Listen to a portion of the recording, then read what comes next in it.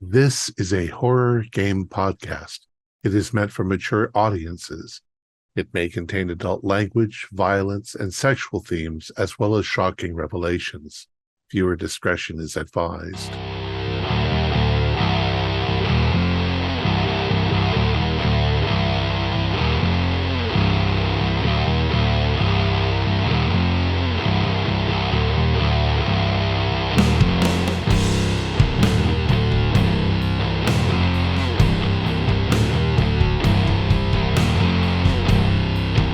Greetings, fellow investigators, and welcome back to our video podcast, Into the Darkness, where my friends and I are playing the Imperium Maledictum role-playing game. I'm your host, Thom Raley. The scenario is Avaritia.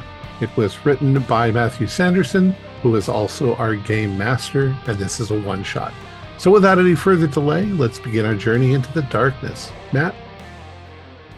All right, thank you very much, Tom. So we begin in the year 031.M41 aboard the void ship Writ of Final Appeal. You recently left the Hive planet of Vol about 3 weeks ago with a message that came through from your usual patron, Inquisitor Halikarn, that said after a mission that went a little bit awry, that involved some favors having to be exchanged between himself and a relatively influential member of the Adeptus Administratum. He has now called upon your services to help settle that debt.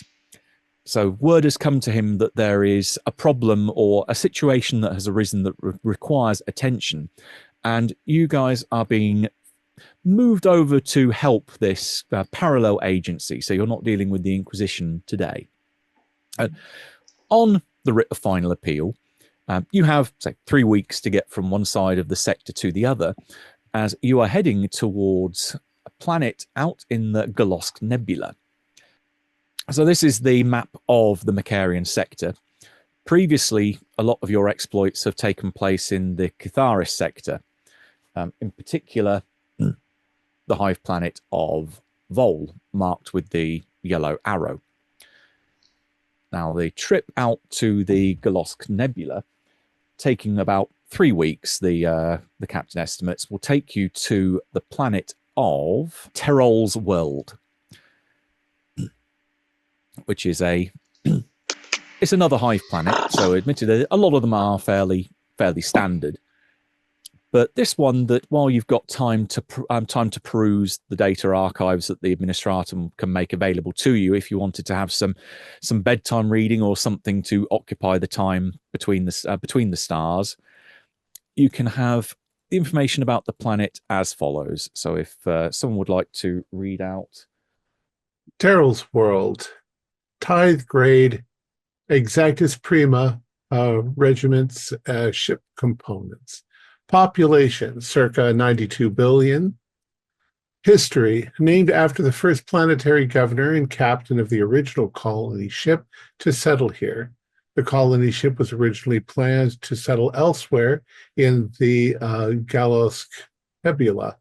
It was pulled off course by the infamous nameless singing planet of the Ostrom Shoals.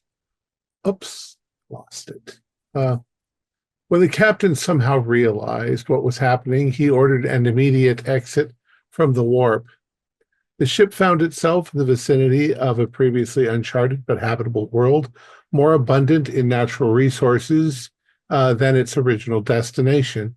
The decision was made to settle there instead. 6 Hive cities have been established on the planet.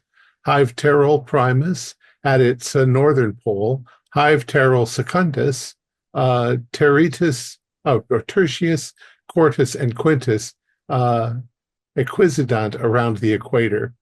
The Hive Terrol Sextus at its southern pole. Smaller subsidiary hives surround each, from which mining operations are conducted to fuel the planet's many manufactorums. However, over the many centuries following the founding, Terrol's world has been razed and rebuilt several times due to rebellion, orc invasion, and plague. Its hives are battered monuments to survival. Conditions. The mood of the population for centuries has been one of robust defiance in the face of adversity. They have built and rebuilt their world several times over, instilling many with a deep pride for their world and their homes.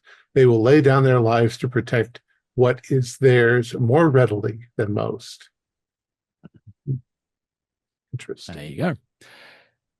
So, after having been made very welcome and having plenty of administratum, low-ranking officials sort of tending to your needs and bringing you pretty much whatever you ask for within reason, because while you're on a fairly major void ship, they don't have infinite resources available to them, but it's a comfortable ride.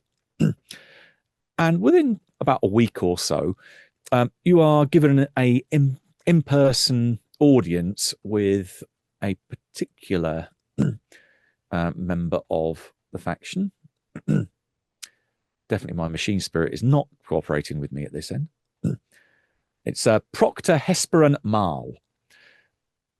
Hesperon is in his mid-50s, wears a standard grey robes, although he has various purity seals pinned to those robes. Speaks in quite a clipped bureaucratic manner, and the general demeanor of his face implies that he probably hasn't learnt to remembered how to smile for the best part of several decades. His skin is quite parchment-like and quite thin. His fingers are stained by constant use of toner and inks, and he has a auto quill that he has hanging from his side that he wears almost like a sidearm.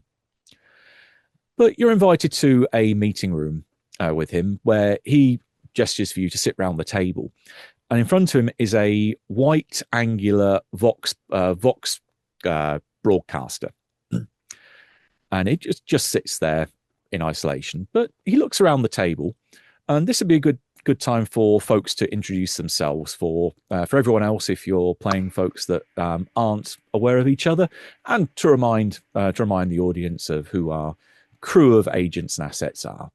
So we'll begin with Interrogator Scorn. Oh, yes, I am Interrogator Hells of Scorn. I am a sister of the Ministratum, more scholar than combatant, but I can fight. I've been on numerous missions, and I've been serving for many, many years. I've just now reached this level of service, and the Emperor and his worship are paramount, and we need to bring that to the idiots who haven't figured that out yet. I think I might be on this mission just as I don't know, an interrogator. So if my services are needed, it seems like this mission is going to need a lot of diplomacy. How right you are. Right. And next round, we've got Signax. Yes, Signax 632 of the Adeptus Mechanicus. I grew up on a Forge World Desperin, and I began worshiping the Omnissiah almost a few days after my birth, as what is correct. I was requested by our patron, the Inquisitor, to join his group of acolytes to help them maintain their equipment, and which I have, of course, specialized in. I've begun replacing my body parts as is required by my religion. My right arm is now fully mechanical, as is my nose and my olfactory parts of my body. I hope to get my eyes replaced soon, but I need to raise a little money to do that. I am a little bothered by the interrogator has no machine parts on her yet, despite the scars that I see. However, they all make their choices. Praise the Omnissiah. Indeed, the flesh is weak, but also the bank account is also very weak as well. Next round, we have machine oil. Machine oil has no mechanical parts, unfortunately, even with a name like Machine Oil. That's just his birth name. It wasn't his destiny. He wears a sort of a faded Imperial Fleet uniform that maybe some of the patches have fallen off, and he doesn't quite properly identify his rank anymore or whatever it's supposed to be, and maybe it's not being very well looked after. He has a bunch of little gadgets and stuff in the belt that he's keeping around with little mechanical tools and stuff like that. So something that perhaps an Adeptus might appreciate. But he's here as what's called a penumbra. Mm-hmm. So he's there. He's your B&E specialist or your skulking specialist. He's there to help check on places. He's not there for fighting, but to keep an eye on things and look at things and gather information for you. So he doesn't make any motion to call any attention to himself. Really, he's just sort of sitting there listening, maybe taking notes. It's kind of a contest between whether stealth or unobtrusive is your middle name. Yeah. Well, he's also very slippery, so I guess the machine oil kind of does fit in that respect. Okay. Right. Next round, we've got Abraham. Yes, I'm Abraham Lornovich. I'm from the Astra Militarum, veteran, fought in various wars. Where diplomacy fails, sometimes you just need a heavy gun to make your point, to keep people on track for praising the Emperor. I'm still figuring out what I'm all about as we go. So I haven't thought out everything yet. I'm sorry to say. No worries. Definitely went to the Corbin Dallas School of Negotiation. Ask who's in charge, shoot them in the face. Anyone else wants to negotiate? And next we have Kali. Proctor, I am Kali Tannerin, survivor of the Agra planet Krultus and many difficult campaigns. If we're not far enough away for Lornovich to blow something away, I can cut it in half. I will leave the talky talk to the interrogator and the others. I'm here to enforce what the Inquisitor requires.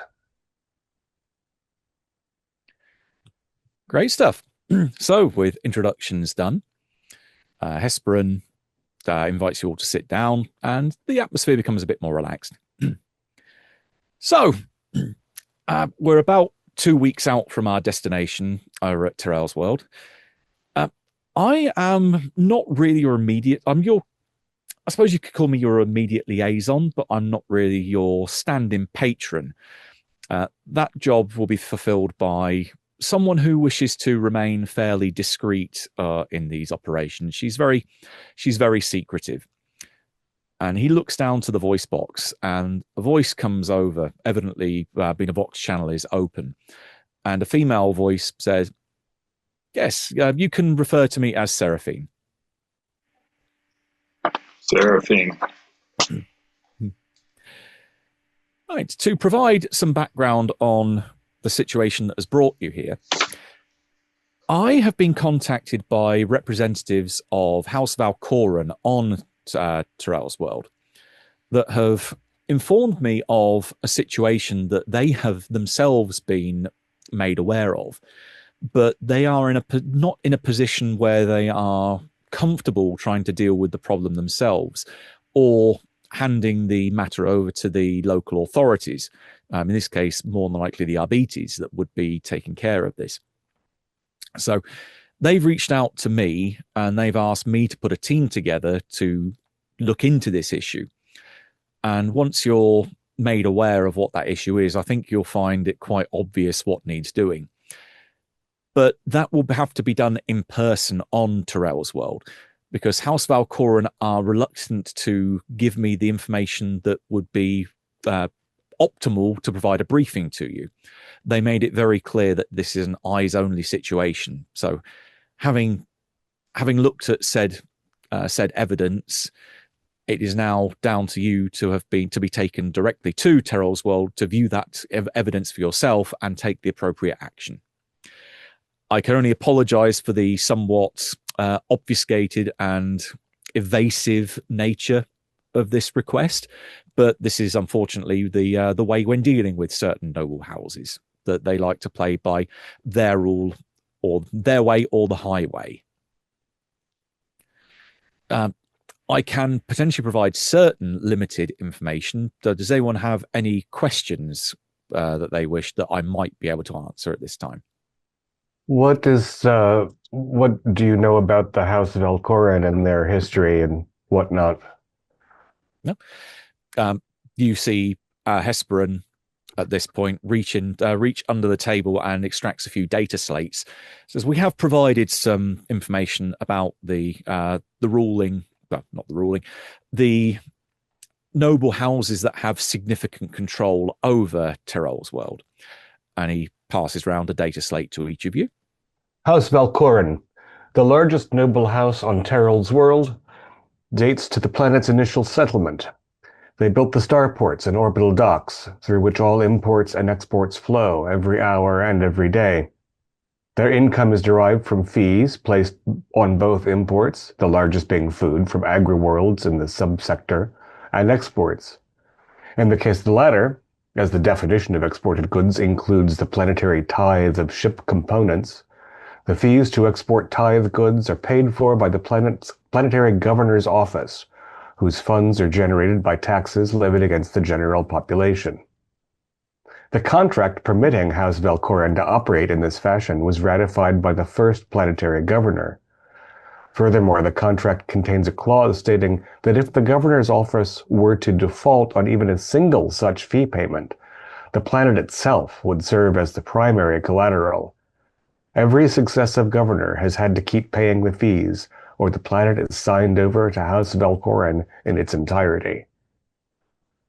It's a pretty sweet deal. Indeed. There seems to be a number of the noble families have established certain niches on Terrol's world, very much from the outset.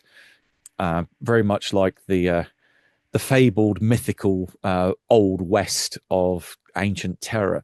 This virgin territory, certain groups planted their flags very quickly and are able to carve out niches which have subsequently not been able to be muscled in by any faction.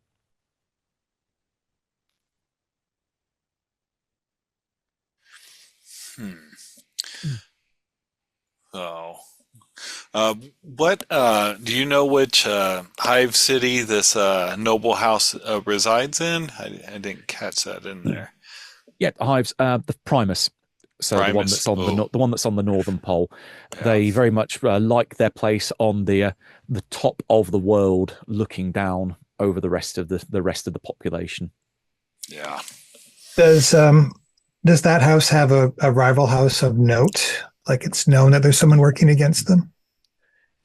They don't necessarily have a rival house, but they certainly have a house that they work very closely with. House Draven, which there's been quite a lot of intermarriage between the two houses to help perpetuate lines and to maintain as best they can a degree of bloodline purity. At which point you can see Hesperin pushes, taps his data slate, and another page rolls round on your own slate. Oh, okay, I'll read that one since I asked the question. House Draven, slightly behind House Valcoran in size. House Draven descends from the first claimants of huge areas of the planet's surface that were later mined to produce raw materials needed in the manufactorums. While initially generating their income solely from their mining operations, House Draven soon expanded into building power plants that utilized potent geothermal vents in their territory. This led to them monopolizing the supply of 2 of the 3 essential requirements for the manufacturing sector: raw materials and power, the third being the human workforce. After years of subsequently purchasing wave after wave of manufacturums, they now have the monopoly on the whole manufacturing sector. Thus, House Draven is responsible for the production of the goods that satisfy the material aspects of the planetary teeth. House Draven wears it like a badge of honor that they have ultimately ensured Terrol's world has never failed to meet its tithe quota since achieving this monopoly. Maintaining this unblemished record has also allowed them to negotiate handsome reimbursement by the planetary governor's office for their products. Okay. Where do the governors come from? They don't sound like a happy bunch having to deal with this kind of thing. Oh, they are elected officials, so they are representatives of the administratum, but ultimately they are career administratum employees. We only elect the best or present the best of our candidates for the position, and then they are appropriately elected to their roles. They serve their terms, and then they have a nice retirement package.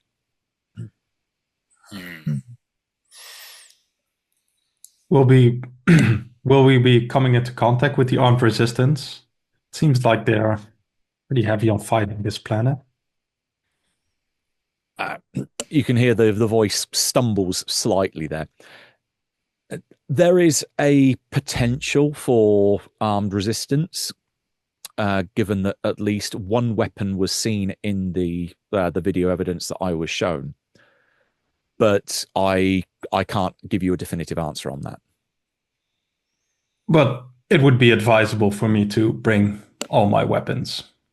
I would think there is definitely somewhere there would be hostile resistance. I think that's a statistical certainty.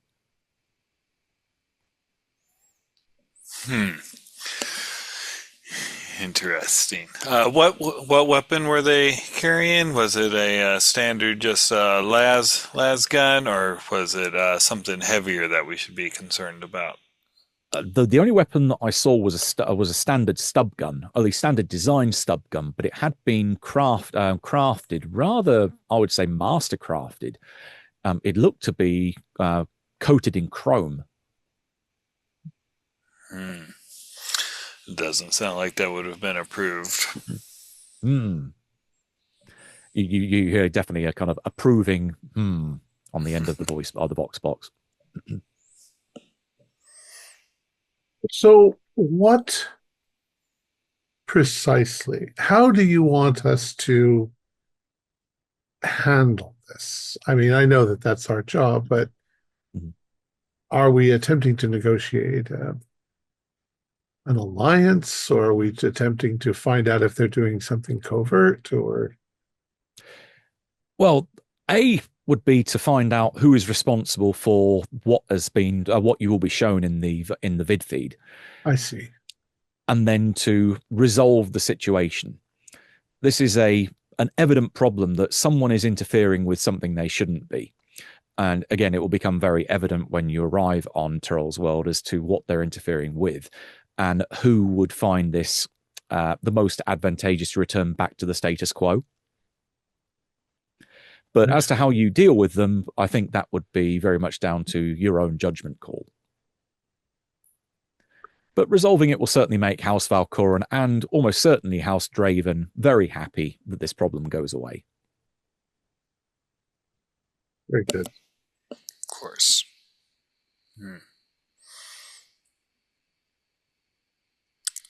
Wow. Will the writ of final appeal remain in orbit, or do they have somewhere else to go? No, we will remain in orbit as long as required. Once we arrive in orbit around the planet, we will ferry you down to their spire via minor void ship, allowing you into the Hive through their own private dock. So you don't have to worry about going through the regular import or the regular passenger routes. So you can bypass a lot of the security and be able to bring your equipment of choice with you. It will certainly help expedite matters. Excellent. Does the House Valkorn know that we're associated with the Inquisition, or are we requested to keep that hidden? They know that you are working for me in this case, but then I would prefer if you are to start calling upon the resources of my particular office, that rather than using the name Seraphine, you instead refer them to Proctor Hesper and Val. I very much wish to keep my involvement in this at arm's length and only through Hesperin. Hesperin is a very trusted employee and knows my operating procedures more than I would be willing to disclose with yourselves. No offense intended, but just it helps to expedite matters. Oh, We promise our discretion.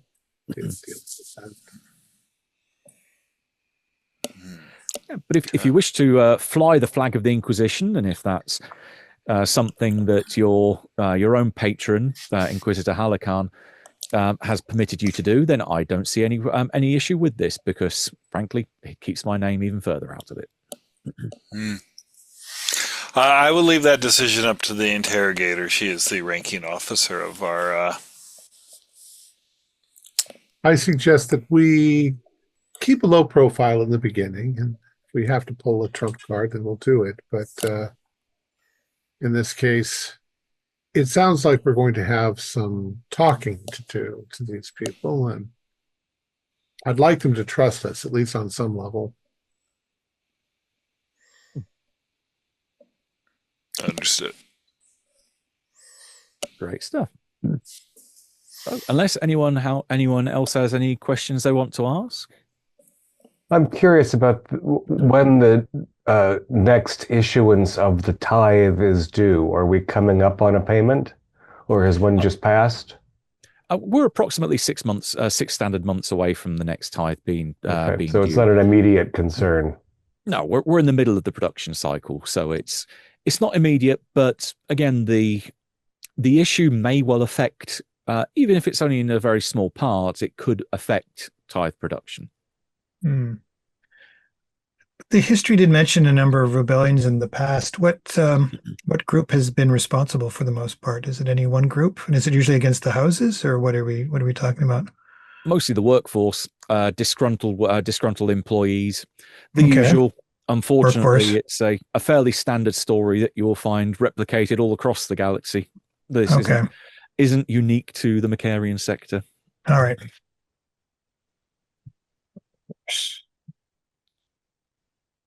Unfortunately, When do we they arrive? cannot see. I just said, when do we arrive? Yeah. Well, in which case, that is a good question to lead into a little montage, because about a week later, you find yourself arriving in orbit around the planet. And then, as promised, you are taken down by minor void ship towards the northern pole, where you can see the various spires of the massive Hive city extending beyond the cloud line. But otherwise, you can see even through the heavy transparent steel windows of your craft that it starts to ice over. It is a very cold environment at the two poles. But otherwise, the gleaming spires come into view just as at local time. This is just after sunrise, so you can see the sun skimming across the edge of the cloud cover. So it's quite a nice view out here, and one that almost certainly a good 99.9% of the population will never get to see, because this is the purview of the nobility. Well, their planet is tilted then, because if you're at the pole, you should never get sunrise or sunset. Yeah, it is slightly tilted. Yeah. And so you dock at roughly about level, you reckon 5. Looking at from the outside, obviously distinguishing different levels of spire is a bit difficult, but you think the main part of the spires probably comprise the first 9 or 10 levels of the overall hive. So definitely you are the apex of the whole structure. Once you're docked and then disembark, Hesterin will remain on the minor void ship. So if you need me, I'll be here, but otherwise I will await your reports with eager interest, and hopefully all goes well. Proctor Hesterin, who is our contact at House Valcorin? I believe you are going to be granted an audience with Theoden and Narina Valcorin. So they will be presenting the video feed evidence that they have to offer directly.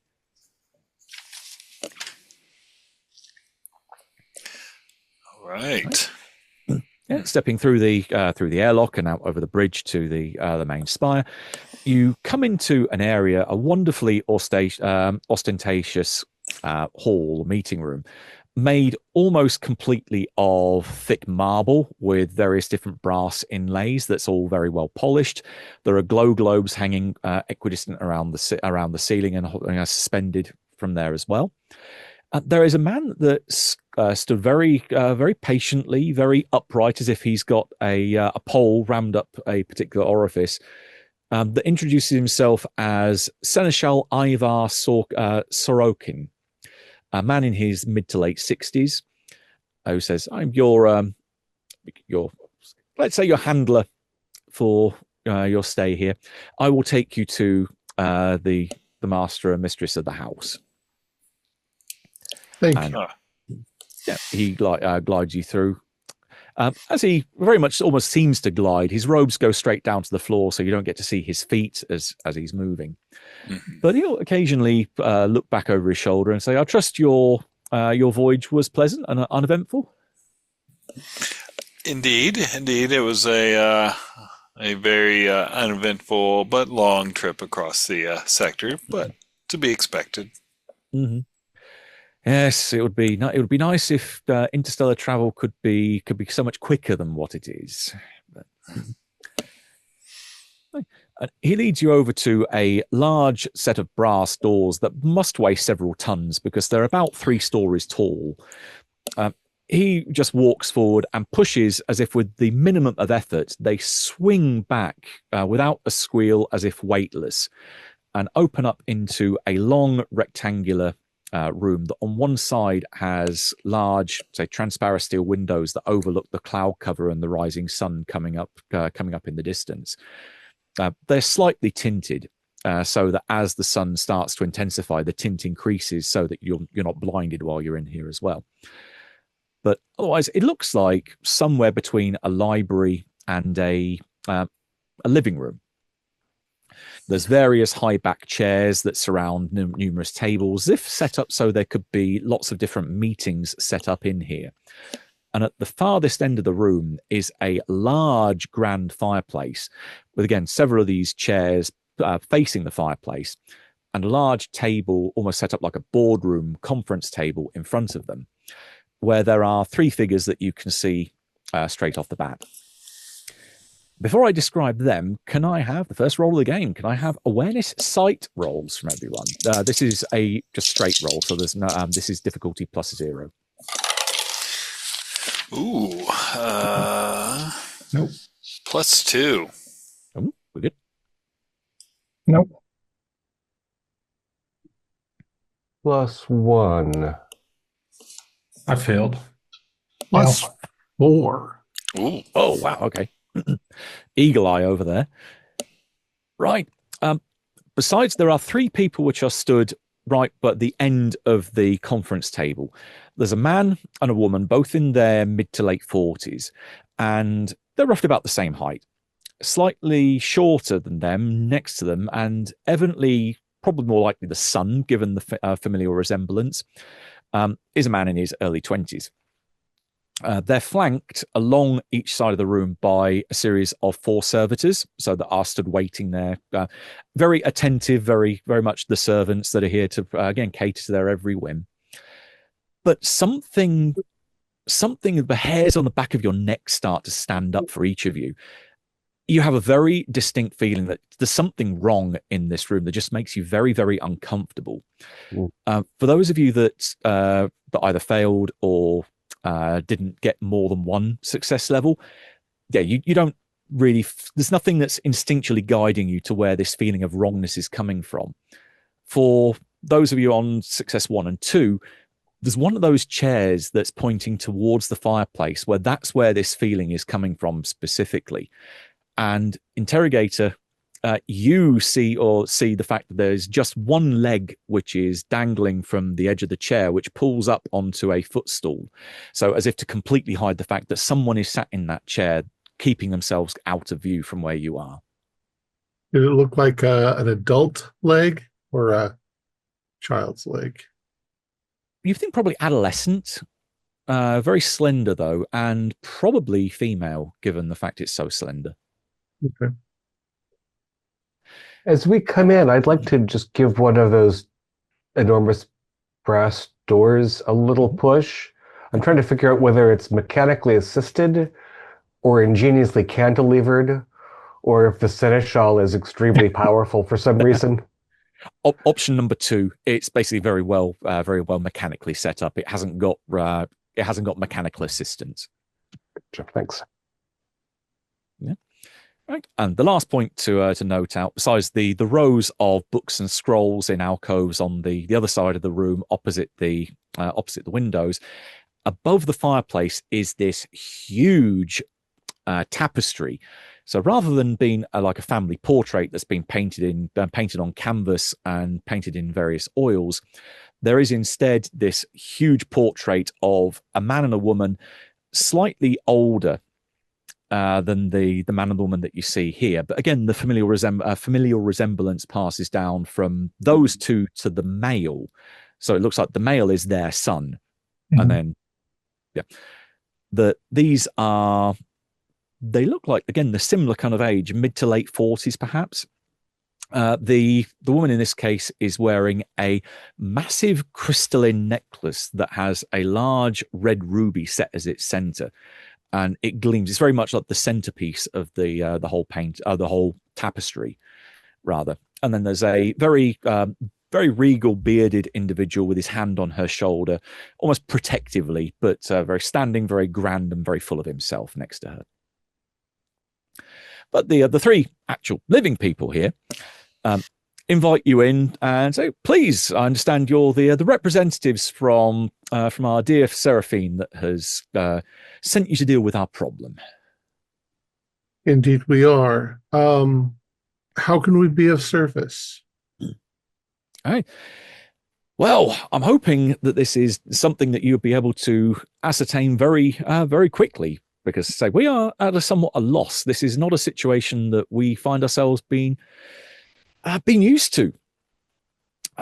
In short, we've acquired a copy of a vid feed. I think the easiest thing is to show you what our problem is, and that will illustrate things perfectly. You can see the gentleman puts his hand in his pocket, and you see everything pushes something.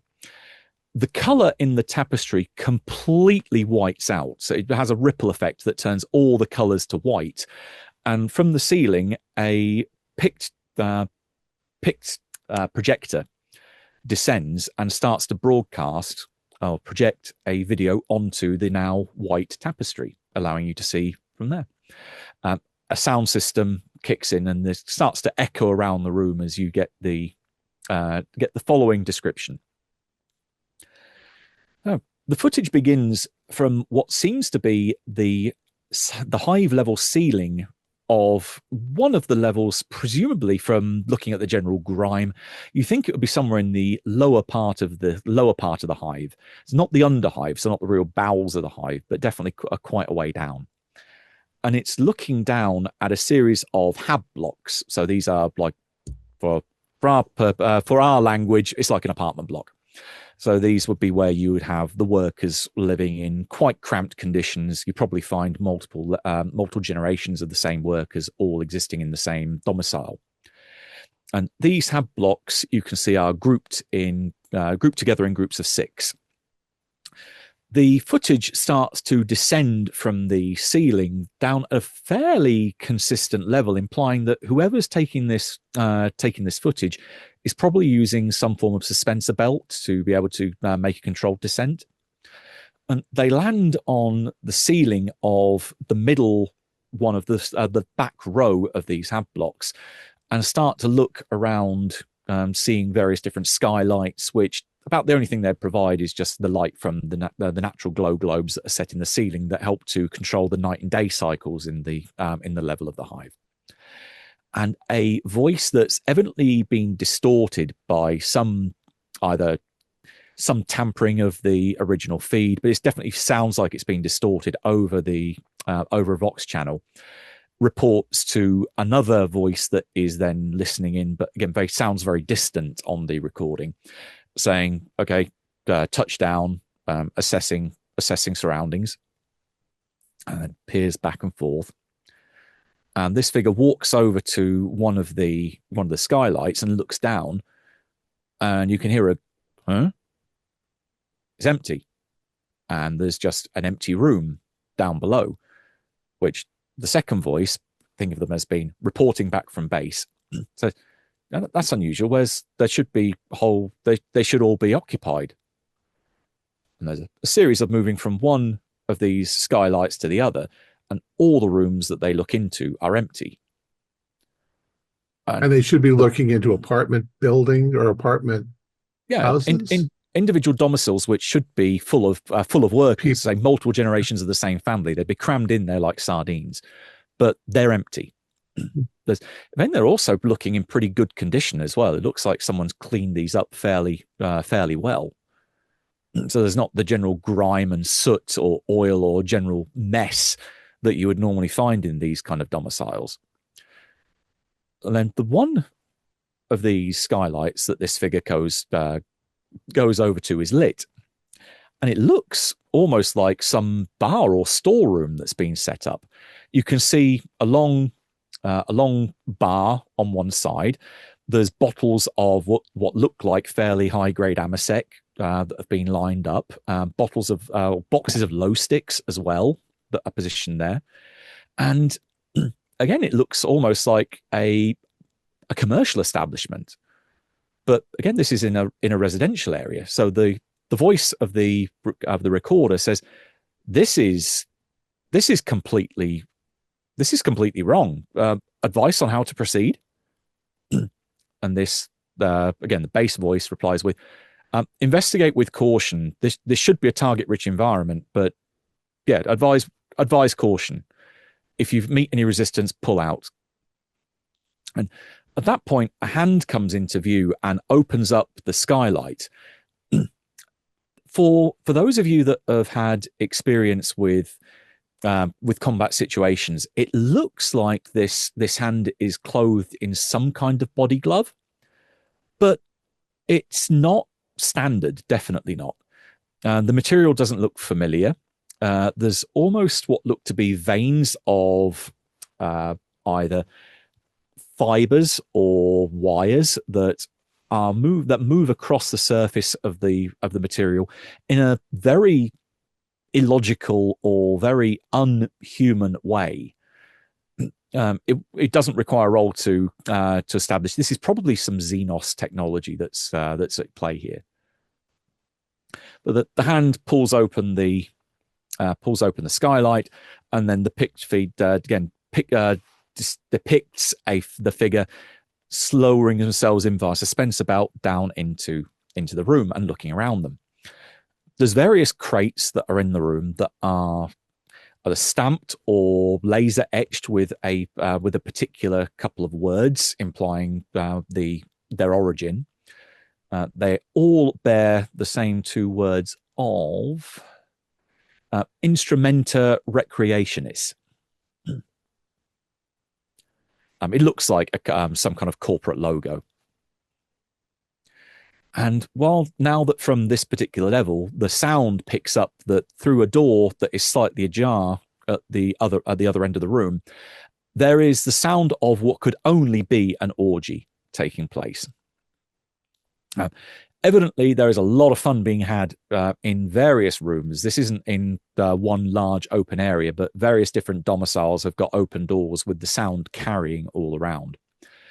Until there is the sound of a slamming door, a very effeminate squeal, and a angry male voice yelling, "Get down, whore!" and the sound of flesh smacking against flesh. And this figure scoots over to the door that is slightly ajar and starts to look around outside, seeing this male albino figure who's half dressed. He's basically got pants on and nothing else, carrying a fairly ornate chrome-plated stub gun that he proceeds to pistol whip an almost naked girl in front of him that down onto the floor and really lays into her. She takes a bit of a beating. A distinctive thing about the girl that you'll see is that she has a rose tattoo on one thigh. She starts crying her eyes out as this guy leans down towards her, grabs her by the hair and says, "If you even think about laughing at this," and he rams her face into his crotch, "one more time, you're going to find the bullets don't stay in this mag. Do I make myself perfectly clear?" And she just cries and whimpers and nods. So, "Good. Now get back in there, lay down and get yourself ready." And yeah, she scuttles back out of sight. And the figure recording pulls back to make sure that as this albino turns back around, he won't be seen. He won't see anything through the door. And the voice comes over from effectively base saying, "As you have armed opposition, extract now. We will consider what to do from here." The figure then replies, "Confirmed," and goes back to the window, activates the suspense belt in the reverse, and then starts to elevate through the window and press the skylight and just goes up and up and up, and then the picked feed ends. I assume that there are timestamps all through this. We can see what time the orgy took place or what time the... Yep. Roughly 4 months ago. So this was brought to you fairly quickly, given the whole time to move back and forth. Yeah, so 4 months ago. How about time of day and their day cycle? Was it in the middle of the night? Middle of the night cycle. Middle of the night cycle. And not really knowing my Warhammer very well, is an orgy and violence like this common, or is it highly unusual? It all depends on the context. I mean, there are such things as like joy girl agencies, places like effectively brothels, so they are not uncommon. But the main thing is this is supposed to be a residential hab block. It should be full of people. This should not be a place where you'd find a brothel or a bar or empty rooms. This should be completely packed full of workers. So I'm getting that the people here are more worried about the contents of the space being investigated than the fact that there were some infiltrators using xenotech to look at it. Yeah, very much that. So really, I'd be more worried about who are these guys coming into my place. Okay, fair enough. Have you seen a decrease in your productivity from that level? Or with I assume that you are, because if not, why would you care what the workers do to entertain themselves? Mm-hmm. No, indeed, this is we have been able to ascertain this. The footage was taken on level 75, sector 9. In particular, the block in question was Hab Block 5 Alpha.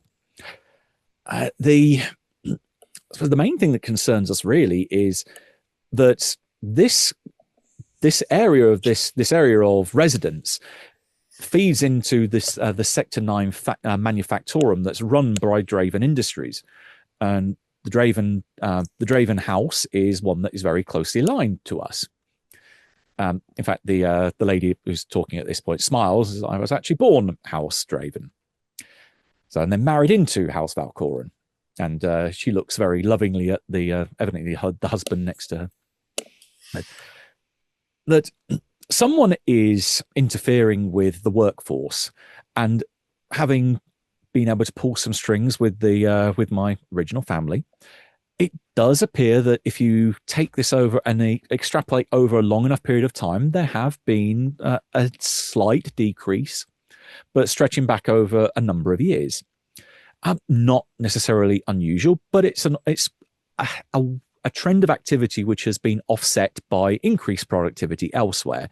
So nothing that's immediately caused any concern.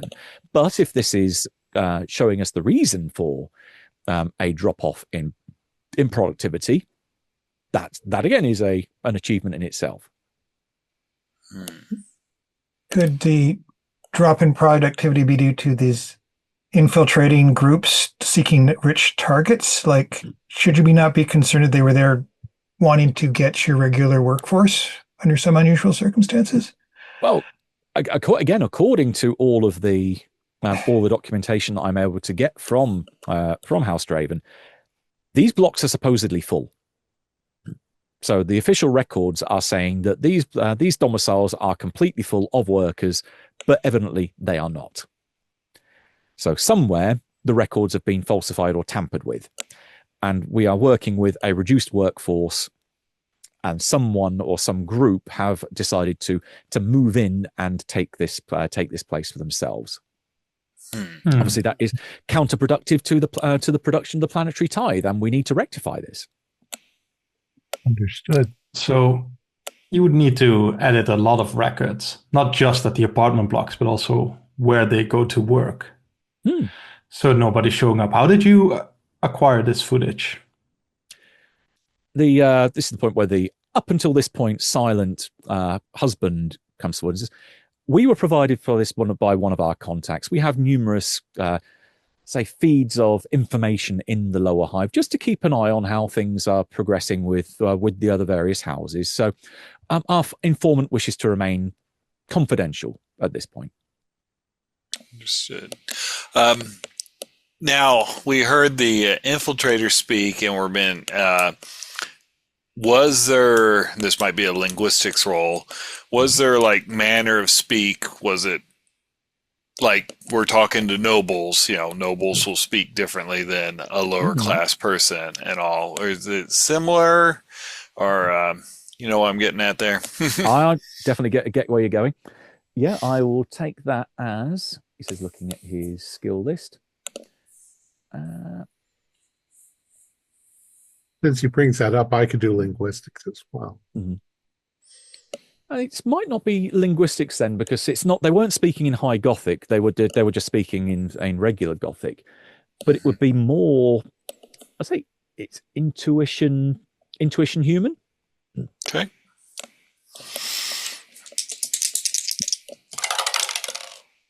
Oh, 0-2. Wow. That's a +4. Got a 3. Gotcha. Yeah, but between the two of you then, that with that amount of success, you could probably, if you were to hear the voice again, you think you'd probably be able to work out who it was, even despite the deliberate distortion. It definitely, there is a noble tint to it. So there is the various way that the accent is maybe slightly clipped. There is a definite kind of haughtiness to their tone. But furthermore, you think the voice of back at base is actually Narina, the woman that's been speaking to you. Yeah. Okay. I will not say that, though. I'll just file that away in one of my brain's files. It wouldn't be the first time that Noble went slumming to get off. Well, you say that. But for the two of you that passed that roll and work out that is potentially a noble at play here, you can give me a lore sector roll. Yeah, that's lore? Yep. Yep. -1. Oh, -3. Oh, okay. There's definitely for the interrogator, probably not then. But for Signax, something on the periphery of your memory is that you've heard of some kind of practice that nobles are rumored to engage in. Sometimes there's whispers of maybe Xenos armor being procured specifically for these kind of things. But you can't remember what the thing's called or any more details about it. But yeah, nobles going and diving into the lower parts of the hive for sports. Definitely, there's something that's ringing a bell there. Right. Probably remember it because of the tech. I'd be interested in the technology. Oh yeah, especially where they procure such forbidden tech. Such wonderful toys. How about does albinism signify anything in particular to be culturally? Not cultural, just a general human mutation. Mhm. And the rose tattoo, is that likely to be a signifier of her mode of employment, or is that a clan or house thing, or? You're probably thinking it's more likely an if she's a joy girl, which it was kind of implied by how she was dressed and the activities that were being performed around. There will probably be like her employer that has branded her or otherwise marked her to say you're my property. So the authorities might know who the proprietor of the Rose Girls is. Mm-hmm. You brought up the albinism. Is it more likely, I guess this is for the GM, is it more likely that nobles inbreed than common folk? Oh, hell yeah. They all believe in the purity of their line. Albinism might be a result of incest. It could be, although because you got so well on your intuition roll, you certainly don't think the guy that was the albino. He was not a noble. He was gutter trash to the extreme. Okay. Also, which does imply if he's trash, how the hell did he have a gun that has been pimped out as well as it's been? Because that stuff costs money. Yeah, and the drinks and everything. Not the kind of opulence you'd find for a slum. I want to ask the people, those drinks, are they common on this planet? Is there a particular family that likes to drink these types of drinks, or are they shipped in from off planet? Are they produced here? All three of them chuckle at that, and the wife, Narina, says, I think you'd be more hard-pressed to find a noble that doesn't like a dram of Amasek every evening, to be honest. Okay. And so low sticks and low sticks and cigars are as common an item that you'll find in almost anywhere that's got the money to buy them. But admittedly, those ones that we saw on the feed are quite luxury brands. So your concern is that we've got a bunch of workers that aren't working and towards the tithe. Completely unaccounted for. Yeah. And they're unaccounted for. Yeah. I mean, I guess it would be somewhat unusual for them to set up a bar and a brothel in an establishment. But where would they've probably got establishments to do that already. Well, that's what commercial properties are for. I mean, right. As stated, this is a residential property. If they have set up a bar there or some even storage room, by the look of it, where the hell is the family that should be residing there? No. I assume why aren't they working? Well, precisely. I assume that since these hablocks have designated residence, that it should be easy to determine where they're employed, and thus whether they've been showing up for work. Specifically, if the apartment that the brothel is in belongs to Mr. Buttle, has Mr. Buttle not been showing up at the factory? Indeed. Yeah, as far as we can tell, all of the workers that work in that particular hab block all report to the Sector 9 Manufactorum. And they are reporting to work. But our reach of information with House Draver only goes so far. Are there religious facilities down there on that level?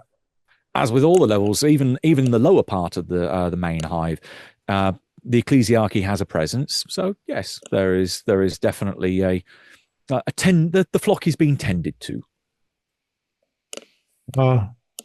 Give me a moment. I'd like to discuss this with my colleagues. Oh, by all means. And she turns to both the husband next to her and the son, and just makes a very discreet gesture to wander back over. Which, for those of you that noticed earlier, they go back over in the direction of the chair where there is someone sat there, keeping themselves out of your line of sight. Right. But they don't talk with whoever's there. They just move over and specifically go in that direction. So it seems to me that if we were to go down to level 75, sector 9, Mm-hmm. and okay, we suspect they've set up some sort of illegal brothel and they've done something with some of the people. We could go in there as humanitarian assistance, checking for, venereal diseases and so forth, and just innocently take note of everything that they're actually doing. Yeah, we could. We had an administratum. We could go in there and be doing an audit, and that would be perfectly normal. I'm just afraid that they'll hide everything from us if they suspect that we're authorities of that level. Before we go too far into what they're asking for, I mean, if you think about it, with hives and the population so high, these little institutions cropping up here and there have to happen because they can fall through the cracks so easily. People can do these things. Is this problem really the problem? Like, it's a very trivial drop. What is it really they're looking for here? Because that seems, it's a drop in the bucket, isn't it? The wealthy are always on top of their employees constantly to make sure that they don't get out of line. They want to know if there's something going on. But it doesn't seem logical that they would be taking over residences to make brothels and bars unless they had a lack of population. That doesn't make sense either. They would just set up a place in the commercial district where everybody would be going anyway. Right. Yeah. I mean, the amount of domiciles that they looked at that were empty, where'd all those people go? I mean, there should be 7-8 people per domicile living there. And the rest. Yeah. Unless for some reason they were gotten rid of and they're just taking advantage of the empty buildings because they're there. It's not so much the missing workers and it's the customers of this den of iniquity that we're really interested in then. Is that it? Well, we want to know where the missing people.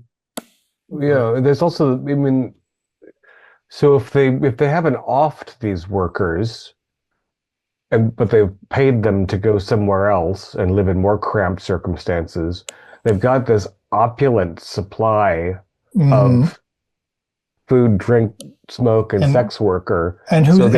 Where's all the money coming from? I think the embezzlement might be an issue, or theft, or some other. I mean, this is a criminal enterprise that's decided to set up a secret establishment that's high end in what should just be workers' habs.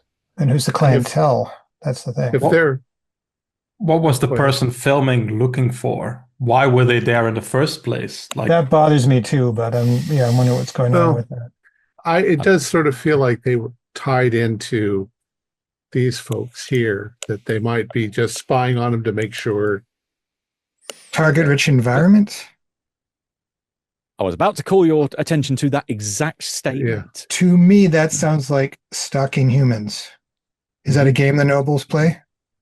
You can give me a law sector roll. I'll give that as you're making that statement. I'll give you a +20. Okay. Nice. Okay, then I make it by 5. Right. You are then familiar with a very reprehensible sport, in inverted commas, that nobles are known to practice, called spira hunting. They will descend when a noble comes of age, normally once they reached either 18 or 20, about the same kind of age as the son that's currently sat with his mother and father over there, who hasn't said a word yet. As they come of age, they are given or tooled up with this exotic armor and weaponry, which in most cases can be Xenos, Xenos acquired. So you would have to acquire it via the silent trade. And then they are let loose to go and rack up a body count down in the lower hive from the population that will not be missed and is frankly expendable. and it's usually then fed by via pick feed all the way, or vid feed, back to their lovely family up in the spire, to either keep as a lovely little home video and memory of their darling son and daughter's activities, or to use to brag to other noble houses, saying, "Hey, look, our kid got this high score. Can yours get better?" It could have been the son that was. Right. So they're really just unhappy that they can't have their little games. Well, it Well, seems I more think like happenstance that they No. came across this while doing their games. Yeah. Still, but I mean, we're here to do favors for various people, so we're not here to investigate noble crimes, because we'd be busy all day and never get anywhere. And that's also on a whole nother level of authority. Well, I'm sure this is just, yeah. Right. Don't forget that And- wealthy people could just get rid of us and then say they disappeared in the hive somewhere and we never saw them again. Yeah. We're not here to investigate. We're here to do a favor, not investigate the house. No. that invited us. I'm just getting that clarified, because I do like to know what's going on. We also And- know that they didn't know that people are going missing. Yeah. So Yeah. I'm wondering if somebody's grabbing those people and then enslaving them somewhere else to do their work for them. Yeah, I'd be curious if House Draven knew that those people are missing, or if they've been covering it up. Well, didn't Well, they at just say least- that those workers aren't reported missing? Which is the weird thing. We don't know, like the House Valcorin doesn't have the deets Mhm. on who's showing up at what factory job. We Right. need to speak to House Draven. I feel like rather than the Sister of Mercy plan, it's the audit plan. We go to House Draven and say, we're concerned about your output here.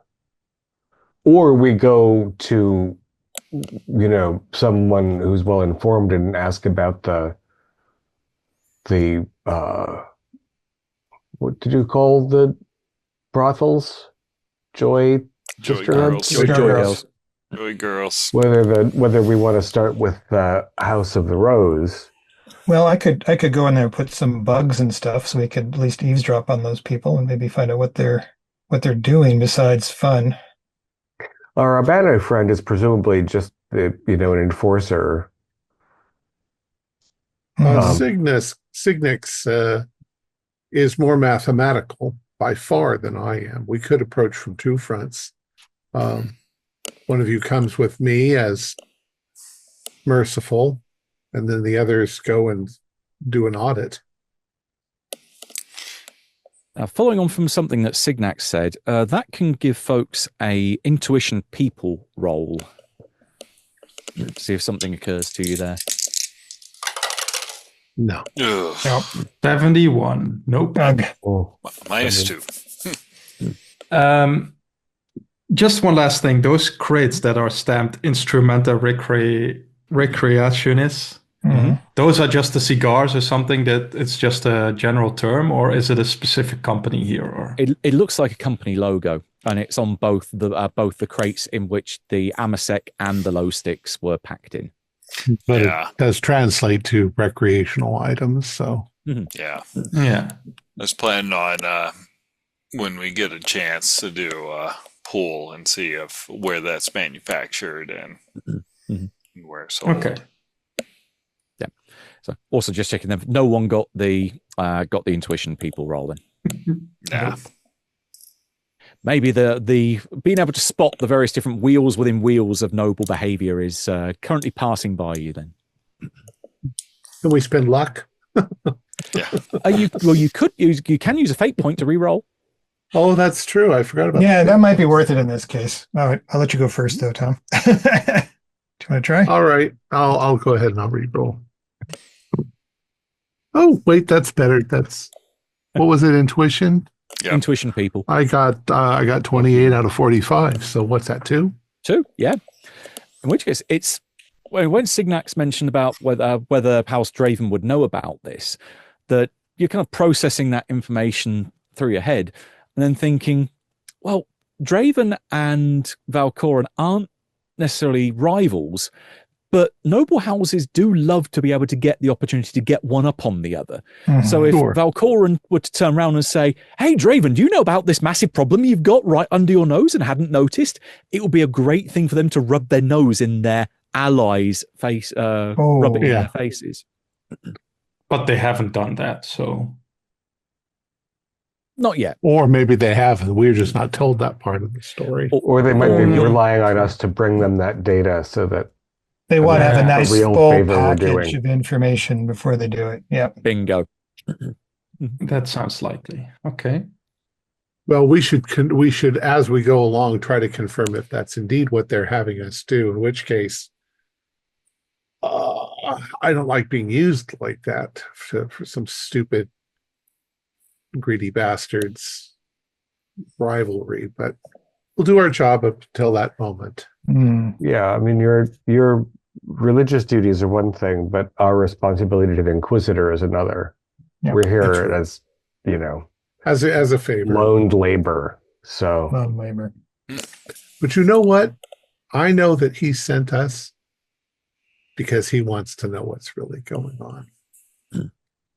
He doesn't do favors unless he gets something out of it. Okay. well, and at some point when we're not being surveilled, we'll want to talk about Seraphine's identity too, but Indeed. not here, I think. And since we're really quiet, I'll say, did you notice there's somebody sitting in that chair over there? They're trying to be very careful not to let us Closest to see the them. fire, there's somebody in that one. Pretty sure it's a woman. The little sister, maybe she's the mastermind. Maybe. All If- right, as so we'll you're- agree to take care of the problem for these people. Hmm. I'm not quite sure how to help you with Not you, Alexa. But as you've said that out loud, that you're pointing out for those that hadn't noticed that there is someone sat in that chair, everyone can give me a discipline psychic roll. Ooh. This is Don't think I have particularly, that. I'd say this is going to be a bit tougher than normal, so I'm going to put a -10 on this. Okay, then I have -1. I'm -2. Three. Sorry, I've got plus Or- 3. just a straight discipline roll. It's discipline psychic, so if you haven't got the psychic specialization, then it does just use your discipline, but it's still at a -10. Okay, Yeah. all right. +2. I got Oh. 14 out of 50, so Wow, there you I go. got a 0 level. I just got it right on the things. That's a 0, right? Yeah. Yeah, 0 plus 0 is still a positive success level. So that's Okay. good. Right. For those of you now that are thinking about it, if this field of you are feeling really uncomfortable coming from a particular person, and now that it's been highlighted, it's definitely a person that's in that direction causing you this. The penny, or in this case, the solar drops.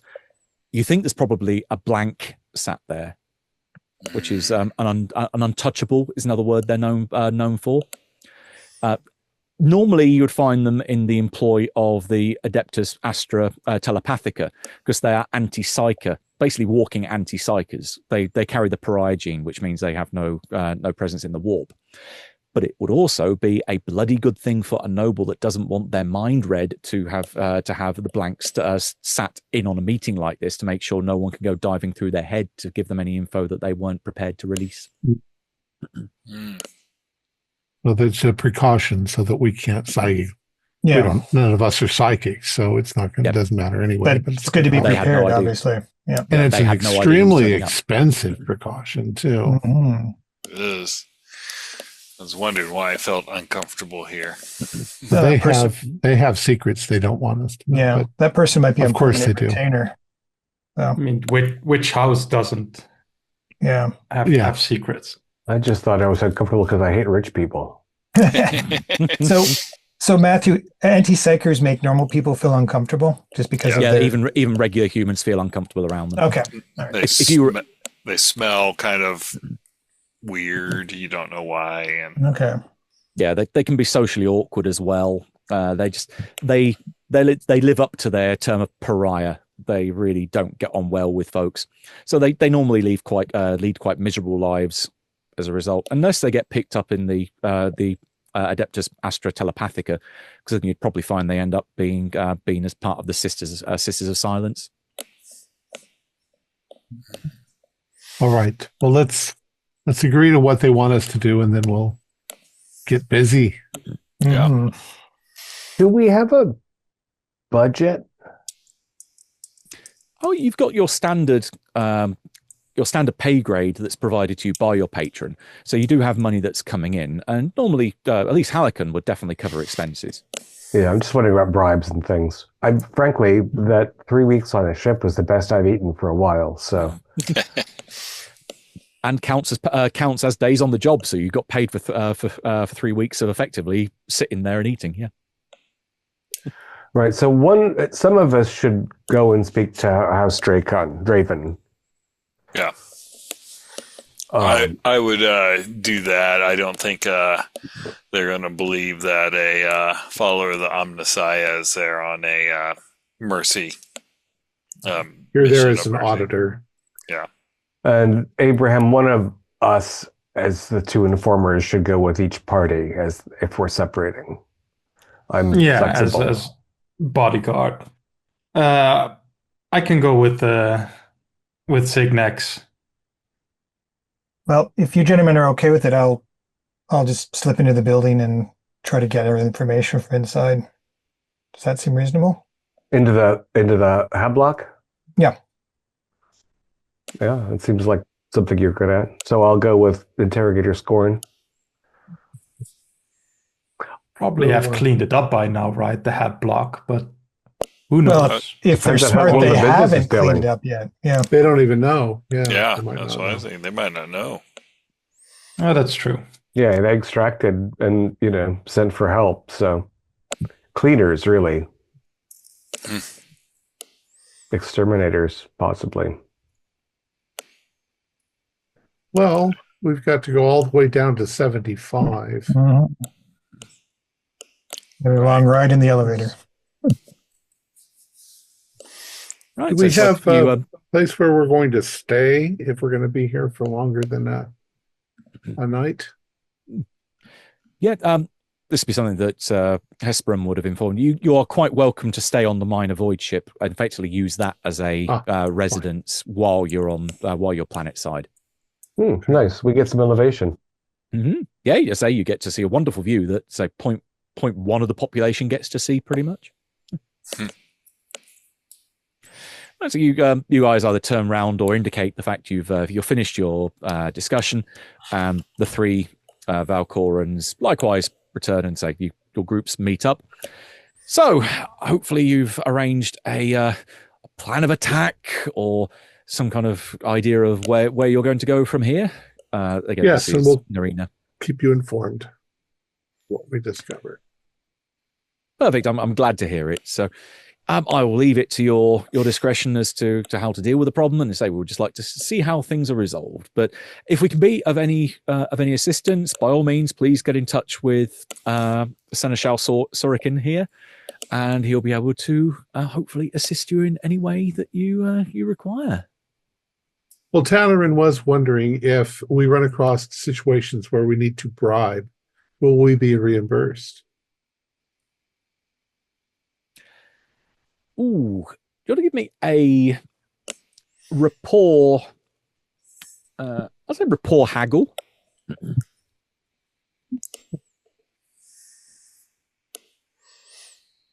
I don't have enough, so. Oh, you still get rapport. Oh, I mean, I've got rapport, but I've got 40 and I got 41. Oh, right, I see. So a fail by -0. Yeah. Okay, you can see that she at least makes an attempt to look like she's thinking about it. And I make an attempt to look at her and say, look, you paid probably 50 million credits for that person. Willing to pay. No, she does. I'm sure we can arrange something with Seraphine. We'll keep you informed. I'll keep the receipts. Thank you. Exactly. We like to see proper business practices here. That's the husband that says that, Faden. I'd like, while we make our goodbyes, I'd like to try to engage the son just to clock that it's his voice. Mm-hmm. So, a pleasure to meet you, Your Honor, Your Ladyship, whatever, and you, Master I'm sorry, I didn't catch your name. Rather than this won't be so much getting him to talk, because he will talk. Does this actually give me intuition human again? Just going to see if you can read him and his reactions or underpinning what he says. Oh boy. Is that a good old boy or? That's a bad oh boy. Oh, God. Oh. So It's easy. 89, so that's like -6 or something for my. Minus many. Yeah. He 30. seems to have a very good tarot face, or as we would call it, a poker face. Yeah, he just very, very. How to say this correctly with that kind of bad roll. With a great degree of respect and practice, he just nods with a very slightly cocked head and just, yes, my name's Ankar. But otherwise, Thank you for your time. no read on him whatsoever. The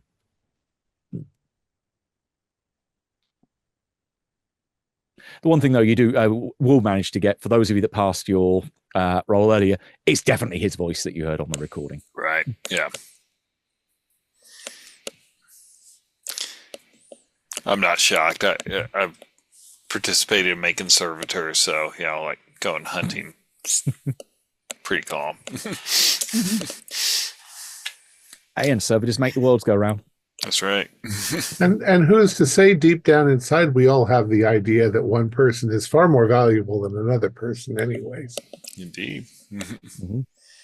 All men are not created equal in the universe. Right, so Seneschal Sorcerin leads you out of the room, and then the big double doors close silently behind you. And as soon as you're outside of the range of the blank, your feeling of discomfort alleviates, and you're distinctly more comfortable out here. Maybe he's used to it, or at least more accustomed to it, but he didn't seem to react much at all to that particular person's presence. But he perks up a little bit. Says, we have a private mag lift if you wish to use that to descend to the lower levels of the Hive from here. Obviously, once you leave, you'll be able to find the entrances and exits are quite discreetly hidden. But with these, and he hands you something again that looks a bit like a brooch. At least proximity with these to the hidden entrances will allow the doors to open, and you'll be then able to call upon the lift. I will attach the brooch under my cowl so that it really can't be seen. Yeah. Seneschal, what's the protocol for reaching you? Oh, if you wish to tune into, and he reels out a particular frequency on your Vox speeds, that will come through on a private channel that is encrypted, and then he gives you how to activate the decryption process. So it's a secure line that you can call upon him with. And now that we're not in the presence of your masters, is there anyone that we should avoid? Is there anything sensitive that we haven't been told about, that so we don't, trample through a mud puddle that you'd rather see? Well, if it was sensitive, then you're quite right. You wouldn't have been told about it. So I don't think that they haven't raised up any particular no-go areas. So it really depends on what you're thinking of. Would that be... Well, again, he said, "Well, what is it you're thinking of?" Well, I don't know if they're in, if House Valcorin and House Draven are arranging a current love match, and we wouldn't want to trample on their, delicate feelings or something like that. But there's nothing you're aware of that we should be concerned about?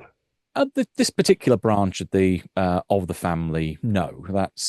That's already been secured with Lady Narina having been wedded to Lord Thaden quite some time ago. They seem remarkably happy. Yes, I'd say they are. Strange. Different is how I should have worded that. I'm sorry. He raises an eyebrow. What, do you think that nobles don't know how to feel love? Oh, no. I 100% believe they know how to feel love. I just don't believe that they often get married for love. It's something that House Valcorin has almost had as a an underpinning of their practices in choosing who they partner with for many generations, even going back to the time of Lady Callista and Lord Garros, the two individuals you will have noticed in the tapestry. Both of those very much deeply in love for the very long time that they were together. Lady Callista had a beautiful jewel. Is that still in the family? I believe it is somewhere. The House Valcorin is split into three different sub-lineages as such. That they don't like to keep all of their proverbial eggs in one basket. So they divide and conquer. So this is just one particular strand of the overall house. Very pragmatic. Mm-hmm. Yes, this was something that Lady Callista was quite insistent on after various circumstances decimated numbers of the house some generations ago. But we'd like to think that she would be very happy with how her grandchildren have got on. Very good. Well, we're off. Yep.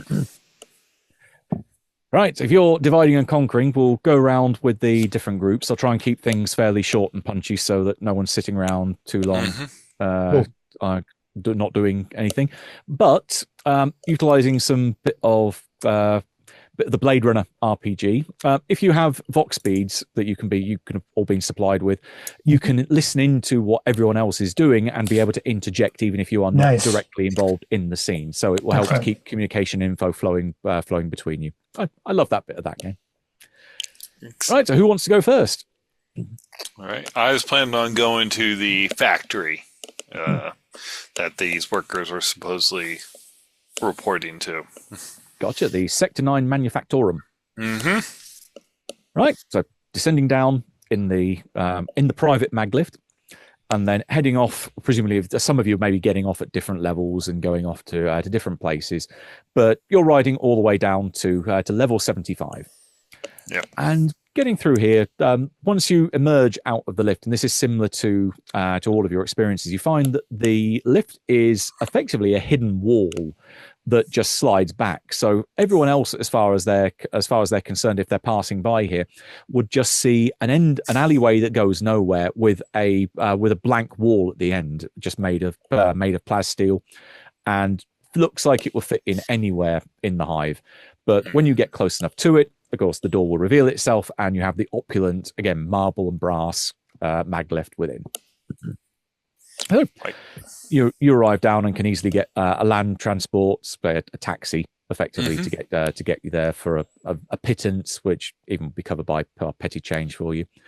And you pull up at the Manufactorum, this sprawling place that for many people would, with the stench of industry in the air, the sounds of human activity might be unappealing to some, but for you, it feels like home.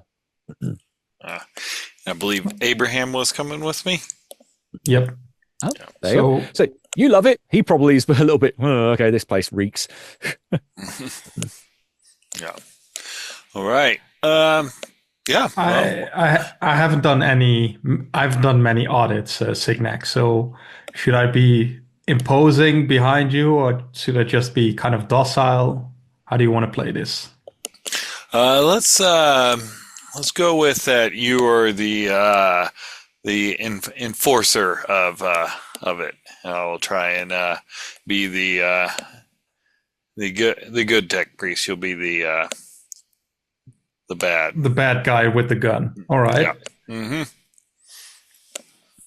I can do that. Excellent. Right, so you walk on in, and obviously entrances where the workers would file in past rows of almost like turnstiles, so just specifically worker entrances. But there is a more public entrance which leads you into a classical reception area. Actually, high vaulted ceilings, all arched, kept relatively clean, but it's a Manufactorum. The kind of smoke and smog stains everything after a while, and there's a very overworked set of cleaning staff which are trying to scrub down the walls as you come in. There is a large reception desk where there's a relatively tired-looking lady in her, you think, late 20s that sat there, but kind of perks up a little as you come in, notices the Astra Militarum attire, and maybe raises her eyebrows a little concerned. But otherwise says, welcome to the Sector 9 Manufactorum. How can I help you? Yes. We are from the Administratum. We're doing a surprise audit on your manufacturing. We want to. These, of course, are used for ensuring compliance with all that you did, and that the workers are doing it. Who is the manager or the accountant that we would need to speak to? Oh, okay. You can see a quake slightly, just because this is completely outside of the normal day-to-day stuff that she deals with. You need to speak to. Well, it would normally be Mr. Ironfell, except he obviously can't take any questions at the moment. So, why is that? Why you said it's obvious. It's not obvious to the Administratum. Oh, you're not aware of his recent death?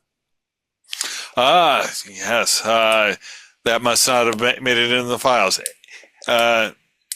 Here, Auditor Lornovich, please make note of the deaths and highlight the fact that the proper forms were not filled out in triplicate, thus we were not informed properly. You can see always the beads of sweat starting to go down the side of her face as she quivers a little more. But I'll call down Mr. O'Drask. He should be able to help you in his stead. Drask? O'Drask, yes. O'Drask. Yes. Right, she quickly she turns to a Vox box, and you can hear then the voice relayed and boomed around the different parts of the manufacturer and the echo around the area. Will Mr. O'Drask please report to the front desk? That's Mr. O'Drask to the front desk. Thank you. Click. I'm sure he'll be along momentarily. Yes. Yes. And he's the new manager for this shift. Shift supervisor, yes. Shift supervisor. Yes. And I'll pull out my data slate and kind of goes, yes, here he is. I will. We will have to make note that he is now the ship supervisor, and the other is not available anymore. Hey. Yeah, she puts on her best smile, which she tries to keep in place, but otherwise just keeps very quiet and tries not to shake. And while we're sitting there, I'll just kind of quiz her on like little things like and how many minutes do you spend away from your desk going to the restroom? Is it within the approved amount? Just making her uncomfortable. If anything, asking about that probably because it returns her more to the mundanity of her role actually does put her a slightly more comfort. But you get the impression very quickly that they are very micromanaged to the extreme in the manufactorum. Even the support staff like her, rather than just like the manual workers.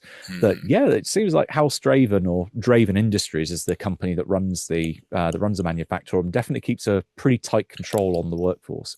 Excellent. And a man comes into the reception, more dressed in kind of overalls, but you can see underneath there is got a regular shirt underneath there. So it looks like he's been out on the equivalent of the shop floor. So he's been keeping his more business attire away from the dirt. Comes over to the reception, and then the receptionist kind of gestures with a look towards you two.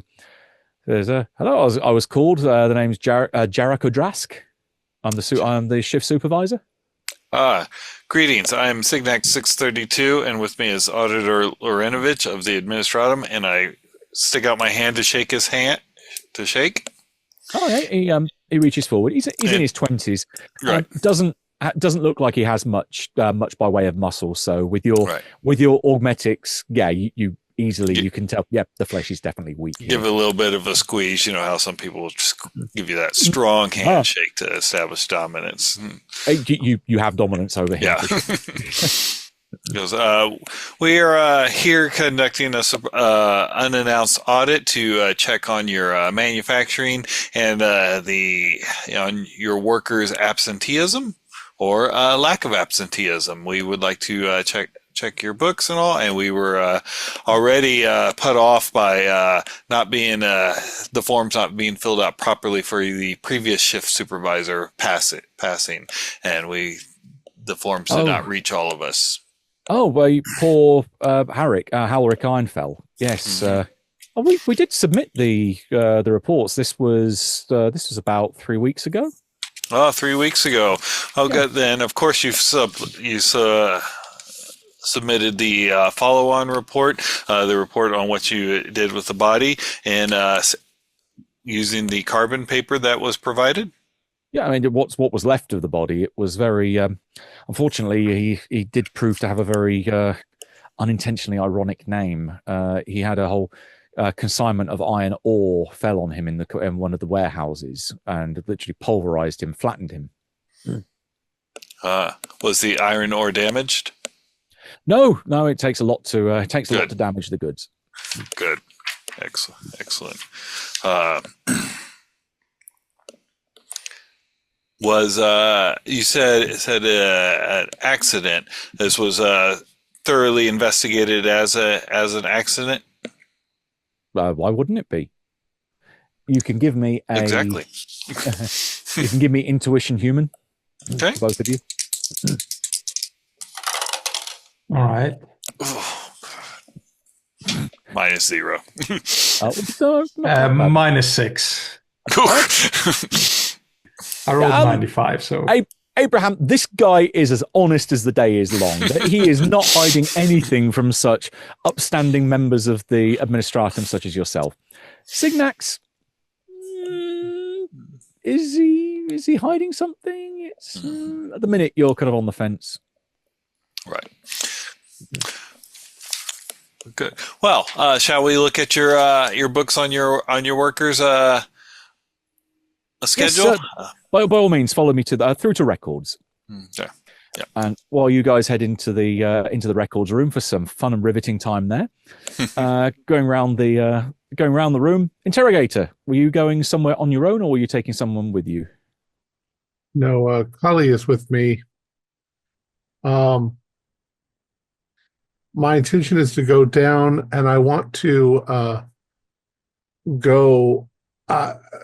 I'm pretending that I'm going door to door as an official representing an officia medicae to check on people, and I will maybe hit one or two, and then I'll go directly to that building where there should be people. And okay. By playing ignorant, I'm hoping they go, "Oh, they were all moved," or they'll tell me something that'll.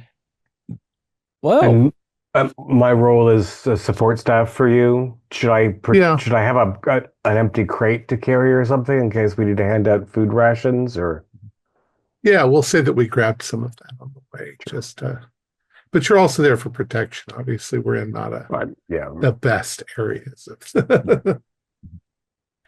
My beheading sword is at hand. I've got mine too. So Matthew, when they get to that particular building, I'm also going to be trying to sort of sneak into it or whatever. And I might use a comm leech to check channels and chatter what's going on. So they might provoke a call that I could tap into that I could maybe get some useful information. So I'm just going to generally be listening in case they cause something to happen. Great stuff. Okay, so it's the two of you as kind of acting as face are Scorn and Tannerin, but then your friendly neighborhood Penumbra is being sneaky and going off to listen and see what's happening elsewhere. Okay. So we'll almost do a bit of a montage then before you lead up to before the hab block in question. So if you go between the different hab blocks, it becomes quite obvious by going through the different areas where it's all residential properties or these residential hab blocks. They're all grouped together in groups of 6. So with the fact that there are 6 major hives on the city, on the planet, it seems like the number 6 is something that's quite ingrained into their culture. So because you end up seeing it come up in numerous different fashions, that it forms patterns, and it just becomes very, very obvious very quickly to you. Finding Hab block. Hab block safe. Hab block 5 alpha.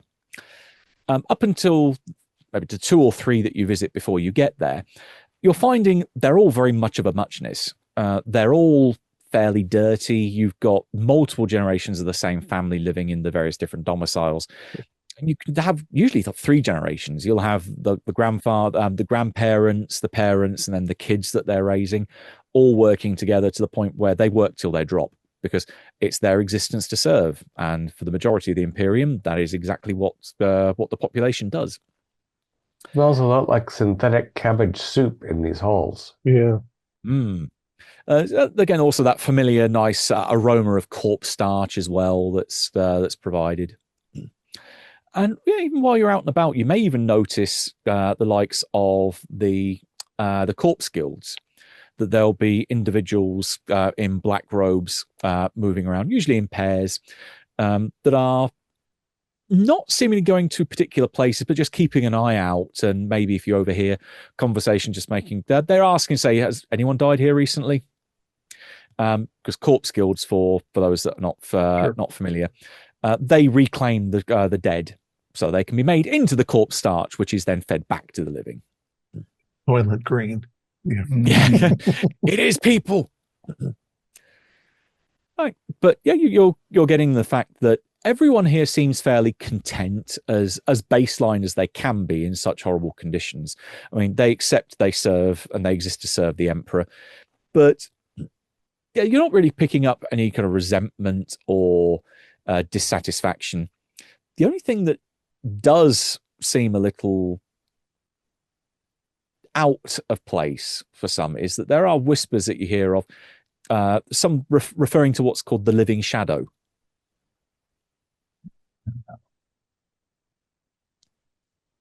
How about graffiti? No, there is no graffiti, not in these parts. You would normally expect that to be in places like commercial districts or places where people socialize, rather than the residents, because these are almost think of them as corporate towns. So they wouldn't really dare to deface corporate property, because Draven Industries ultimately controls these blocks. So they would look very unfavorably upon everyone here. Anyone performing such defacement, they'd probably be taken out of their wages to have it cleaned. But yeah, you move between the various different blocks and then approach Hab block 5 under your cover. So, Machine, would you like to give me a, I think, stealth move silently? If you're Absolutely. trying to break into, trying to get unobserved up to the top. And I've got the burglar talent, so that gives me advantage on this. Up. There you go. Okay, so that should be... And I will flip that to an 18 instead of an 81, and that'll get me... Yeah, that's a big improvement. So that's 5. All right. You have no problem whatsoever getting up to the top floor then. There are a number of central lifts that would take you up from the bottom floor of these Hab blocks right the way to the top. I mean, that's 100 levels anyway, so going via the stairs, it would be a monumental effort to get up there. It's like climbing a really tall skyscraper to get to the top of these things. But yeah, you're able to basically dart in between. Maybe go up a few levels in one lift, then skulk around to another one, then head up another one. You break. Or maybe I get onto the top of a lift so that I can ride it on the outside or something, and then jump between a few. Sure. Yeah, and even then, so when there's no one inside, then get within it, push the button, and go back up, and yeah, you are able to covertly get to the top floor without any issues whatsoever. Okay. We'll take a little while though, because of the shit distance involved. So, Elza and Callie, what's your plan when you're in here? So just before we get to that block, the last person that I talked to, I've given them the lies that we're going around and we're checking on things. And is there anyone that you know who's sick? Anyone that is there any? I know that sometimes we do things out of necessity. Any places that we should be careful of? The next block I'm going to is this. So I want to see if anybody just says something. Gotcha. Yeah, which is you find yourself you're talking with a group, the Gorlan family. So talking with Farkas and Estria, the mother. But again, 3 generations. You've got an old grandfather in the corner that looks like he pretty much could stand and barely do stuff with his hands, but not exactly a most efficient worker. And a couple of kids which are playing in the corner. But yeah, they say, I really wish we could be more helpful to you. But the problem we've got is we just had a cycle change, so we don't really know who's around these days. We haven't really had a chance to talk with any of our neighbours yet because we've all just effectively moved in. You see a cycle change, but what you all change residences every once in a while? Yeah, this is Draven Industries have a policy of regularly moving the workforce around between different hab blocks. They believe in having a change of scenery keeps us on the ball, keeps us motivated, keeps us happy and productive. And for the most part, it seems to work. Makes my job a little more difficult keeping track of all of that. It doesn't require a role for you. That is really unorthodox. That's weird. Like really unorthodox. That's really trying to hide something. And how often do they do that? We do it every few months. So usually usually every 6 months, but sometimes it can be sooner. This one was a little bit earlier than the normal changes. I think where were we over in Hab Block 3? Was it only about 2 months? So yeah, we're really early this time. So over the little beat or whatever, Interrogator, those movements could hide people being killed by their sport games. Because you don't know who you're moving to next, so the people you were neighbors, you don't see them because you moved somewhere else. I say, well, thank you very much, and enjoy the condoms. And we walk over towards cell block H or F. I'm sorry, 5A, 5 Alpha. No problem. Thank you very much. We've got a couple of kids as it is. We don't want any more yet. More mouths to feed and all that. Just make sure the living shadow don't get you, eh? What is that? A ghost or something? Yeah, you haven't heard? I thought that was what most people around here were talking about. Well, I don't normally live in this area, but yes. What's the living shadow? Oh, it's as far away, it's more of a nickname that folks have given, almost like an urban legend that like the boogeyman. Yeah, one that comes to pay the emperor's wrath upon the unproductive workforce. So unproductive workers that are found wanting are descended upon by the living shadow and are removed. Is it a person or is it a monster? I've only heard rumors of this person completely encased in black, and it just descends from the hive ceiling and descends the emperor's wrath upon the unjust. I see. Does it generally take a whole family at a time, or is it individuals who have failed to live up to the emperor's requirements? Whole families have been known to be found completely torn asunder in their domiciles. They're found torn asunder. They're not vanished. No, they're removed from the gene pool. Violently. Yes, with extreme prejudice. And so when the emperor is displeased, unfortunately, it seems like his servant comes to make it known, and it serves as a encouragement for the rest of us to make up the slack. And it comes at night. Always. Yeah. Always. Well, we'll keep an eye out for it. We'll try not to wander around in the dark. And you too, stay safe from the living shadows. Yeah, it's very. It's been a number. It's been a number of years since it's come, but there's been whispers that apparently it's been seen stalking stalking the sector again. May the Emperor's light shine upon you. Mm-hmm. Yeah, they make the sign of the Aquila. Yeah. And so now, as we're walking over towards 5, I'm like, it sounds like they're coming down here and culling one another's numbers. Do you think they want to get higher profits by damaging their competition's numbers? Well, it could also just be a social thing to help them distance themselves from the lower classes. If you regularly kill a bunch of peasants when you definitely get to feel apart from them, right? Well, yeah, but the peasants don't believe that it's one of the nobles. They believe that it's... Well, you don't want them to think it's you doing it, but it definitely helps set yourself aside. Yeah. Like it's like a rite of passage, you know?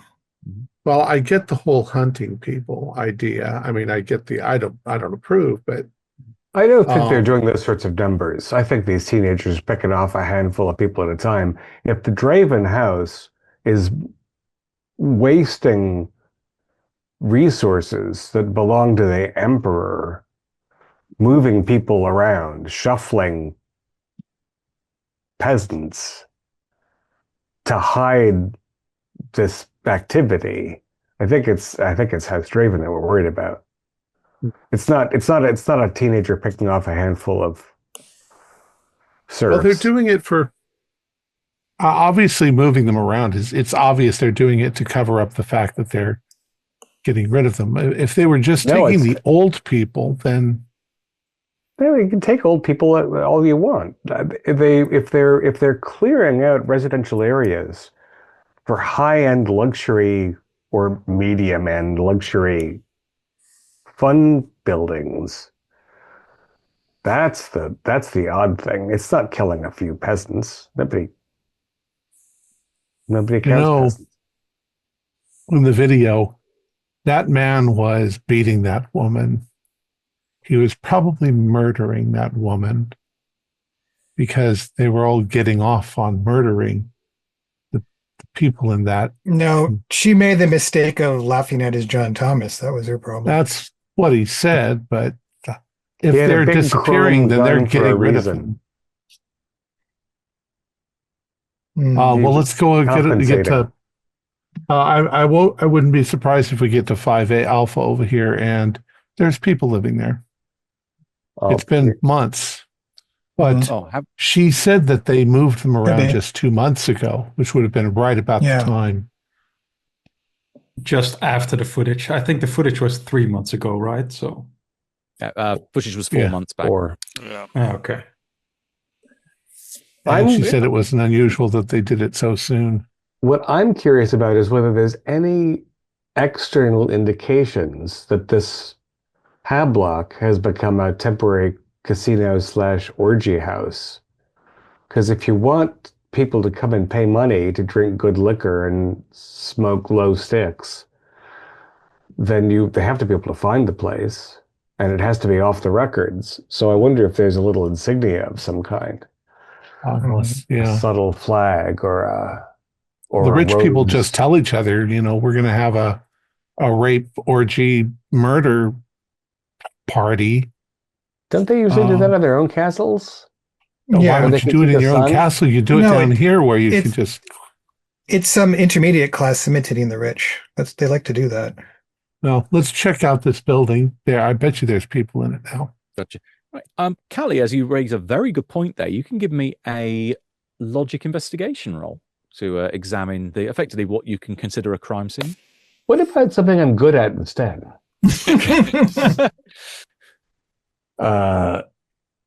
Okay, I have no specific skill. I'm only 25 in logic, but I haven't spent a fate point, and I have 3. I'm going to try. I'm going to spin the wheel. Mind. Still just as good. Yeah. Hauser, as you're with Callie, this is something you could also attempt. Are you logical at all, Elza? I'm sorry, who are you talking to? You, Helza score. Oh, you said Helza, and I thought, who the hell is Helza? Helza. I'm sorry. Yeah, I don't know my first name. I'm kind of logical. People were just referred to me as interrogator. Damn it! I got 20 out of 34, so one success. Okay.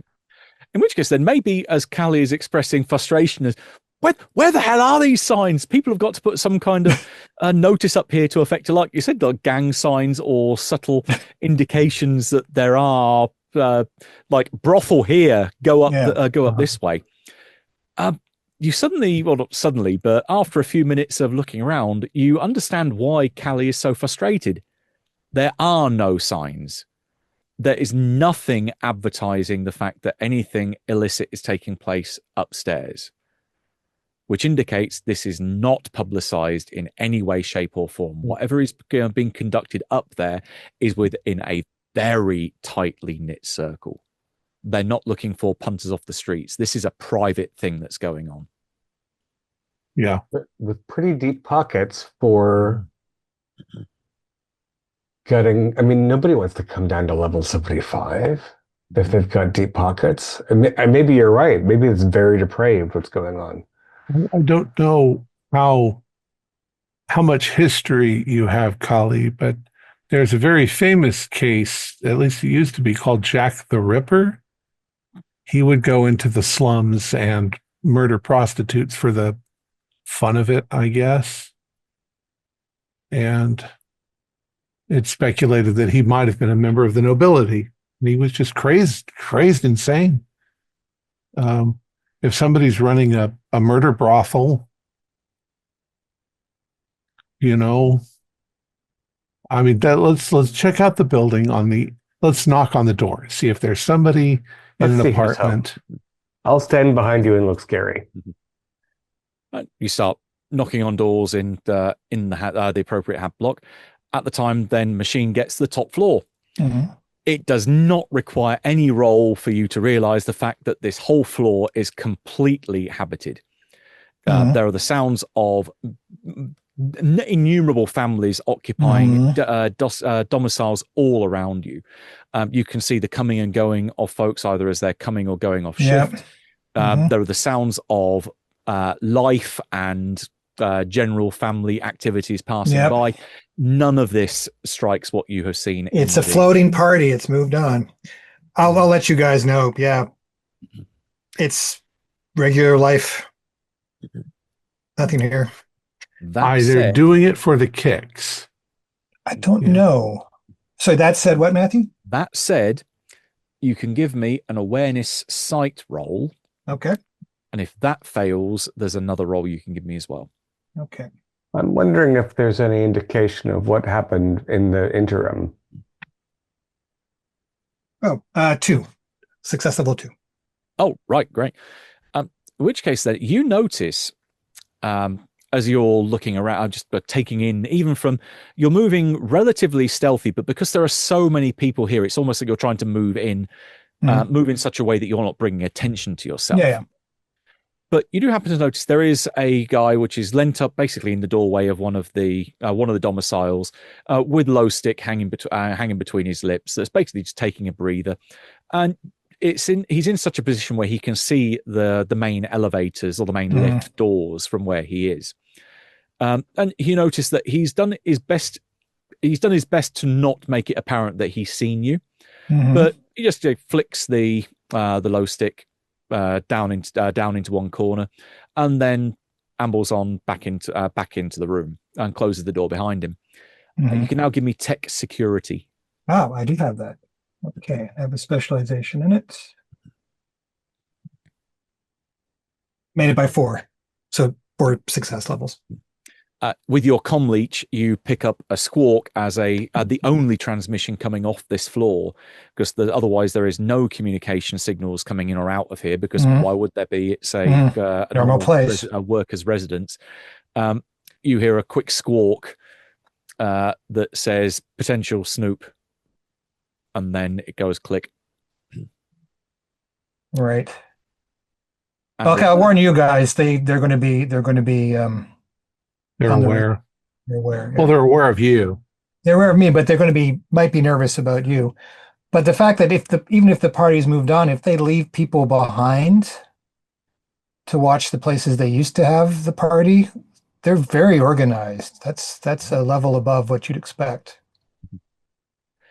On that ominous moment, we'll take a quick intermission as people can offer their praises to either the Omnissiah or the Emperor, whichever you so wish.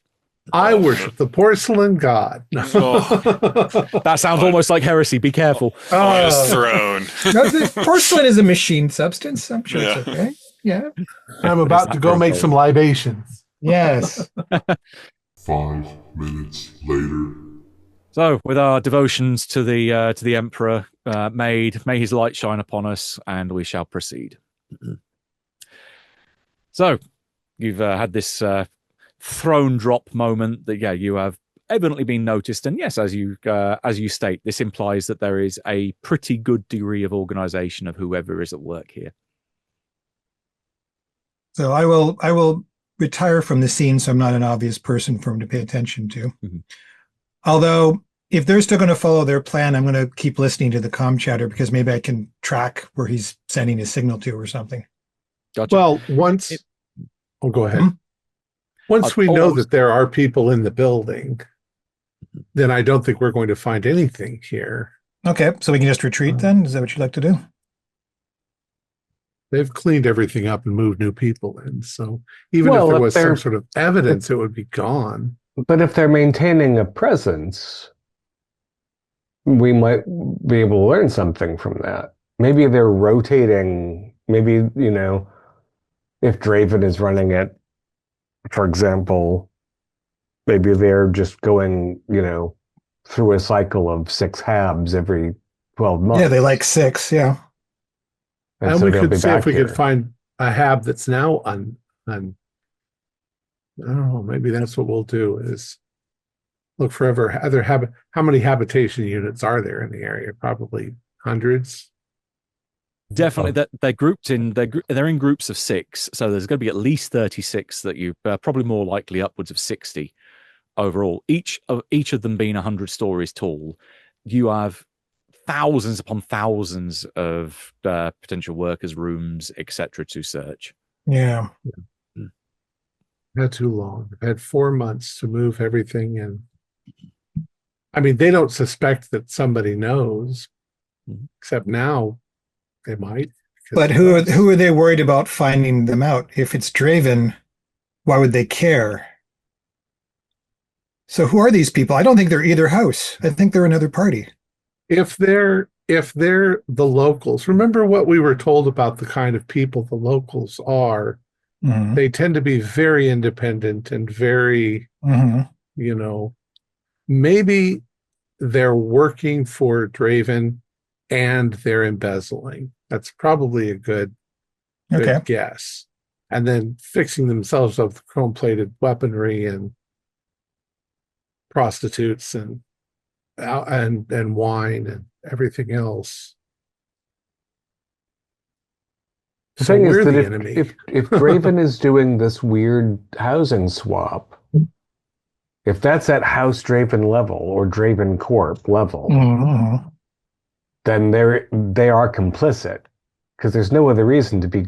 They're either complicit or they're taking advantage of something they found to sneak under Draven's radar. They're using the system.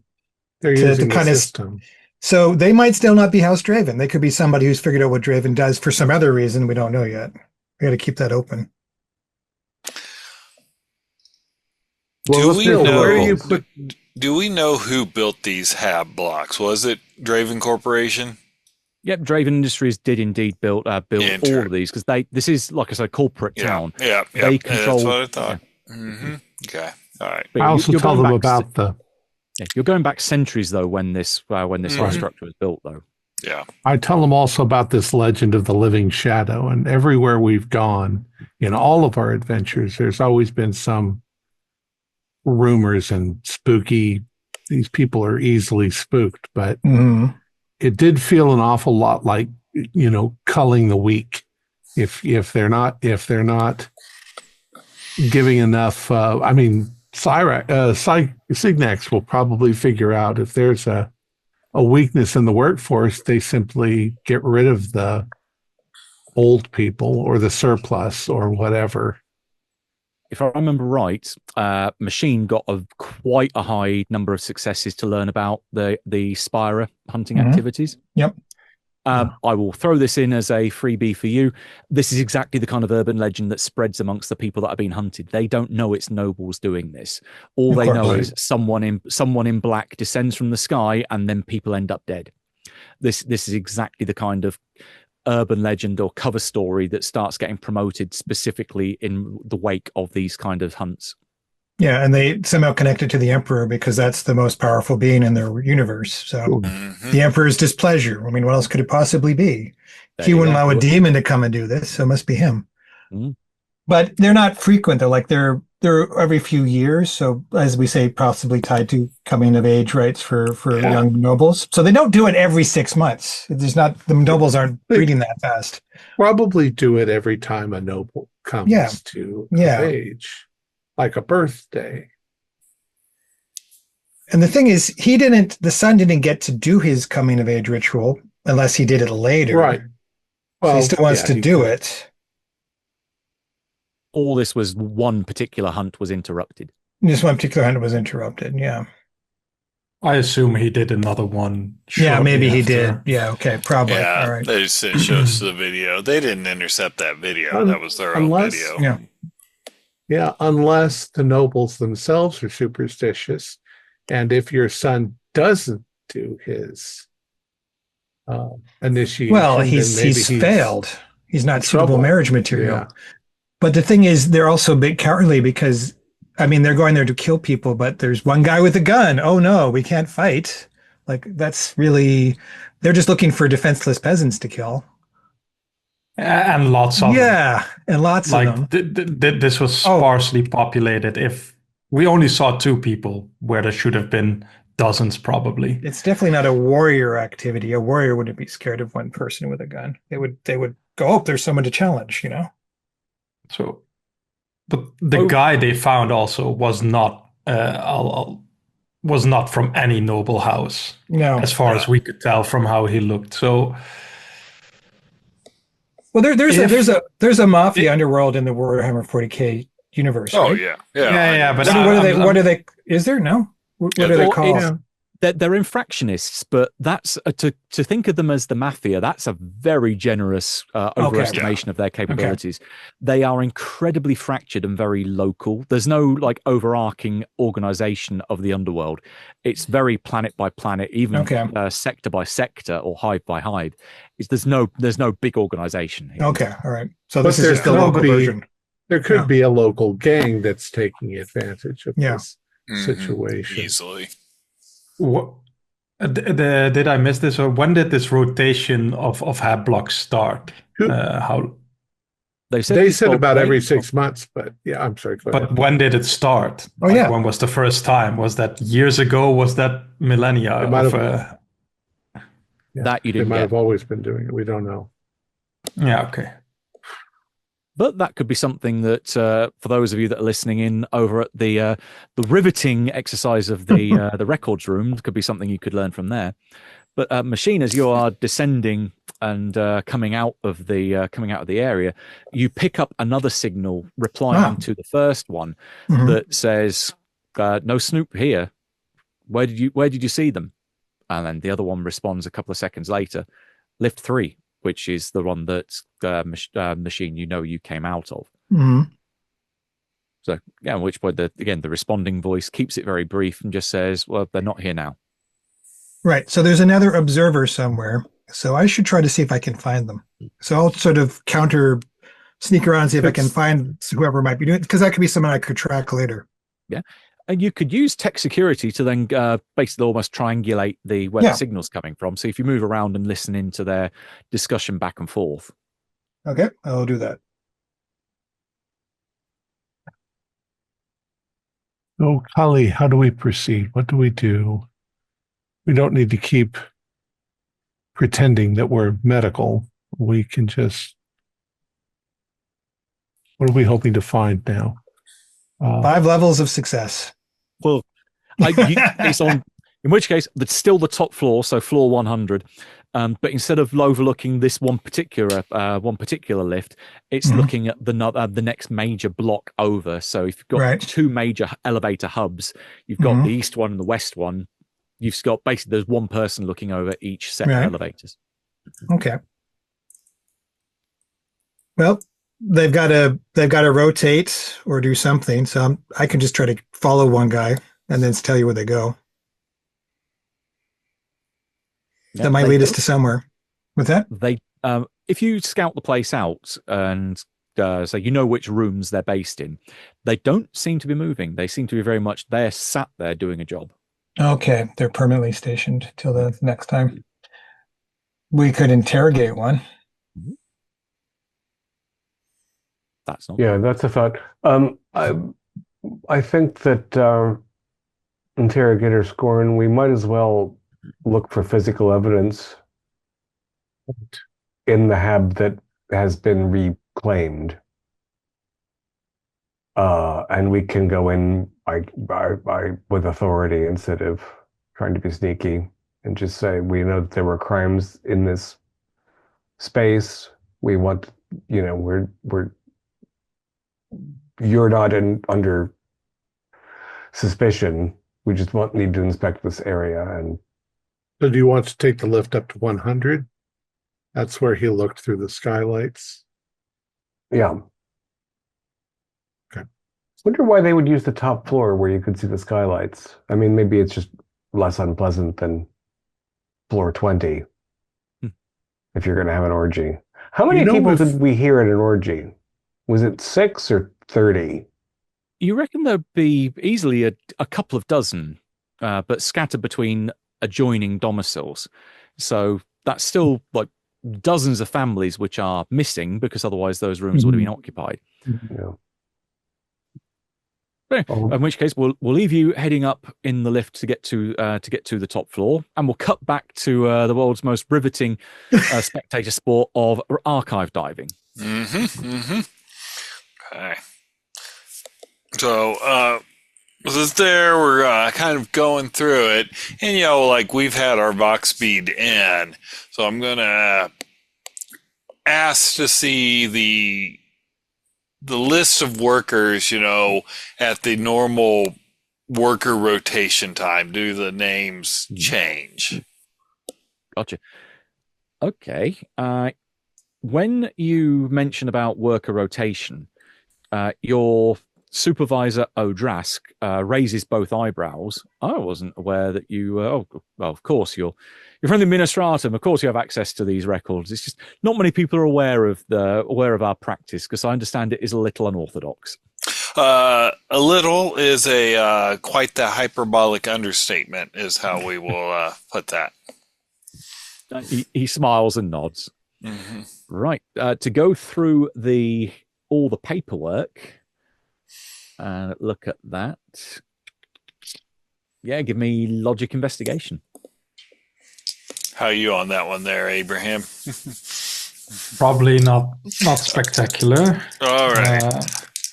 I got better than 50%. So. Logic? Logic investigation. Okay, I just have logic 38. So. Okay, yeah. I got a -0. I'll spend a fate to give myself a +1. Okay. Right. In which case, and how does Abraham do? -1. Yeah. You're finding it maybe a little bit slow on the uptake of working through how they've got all this stuff organized. It's not the most efficiently laid out set of paperwork you've come across. But then again, it's paperwork. It's all going to be idiosyncratic on who files it, who puts it together and such. It will take a little bit of adaptation getting used to the intricacies of how they've got everything set up. For Signax, though, no, this has been deliberately set up to make it difficult to get through. So they've been masking layers of hiding stuff within their own filing system and within how stuff has been moved around. But even with one SL, yeah, you're able to find this was definitely someone pushed the button and expedited this very quickly. Right. all record traces you can find state this wasn't planned for at least another 4 months.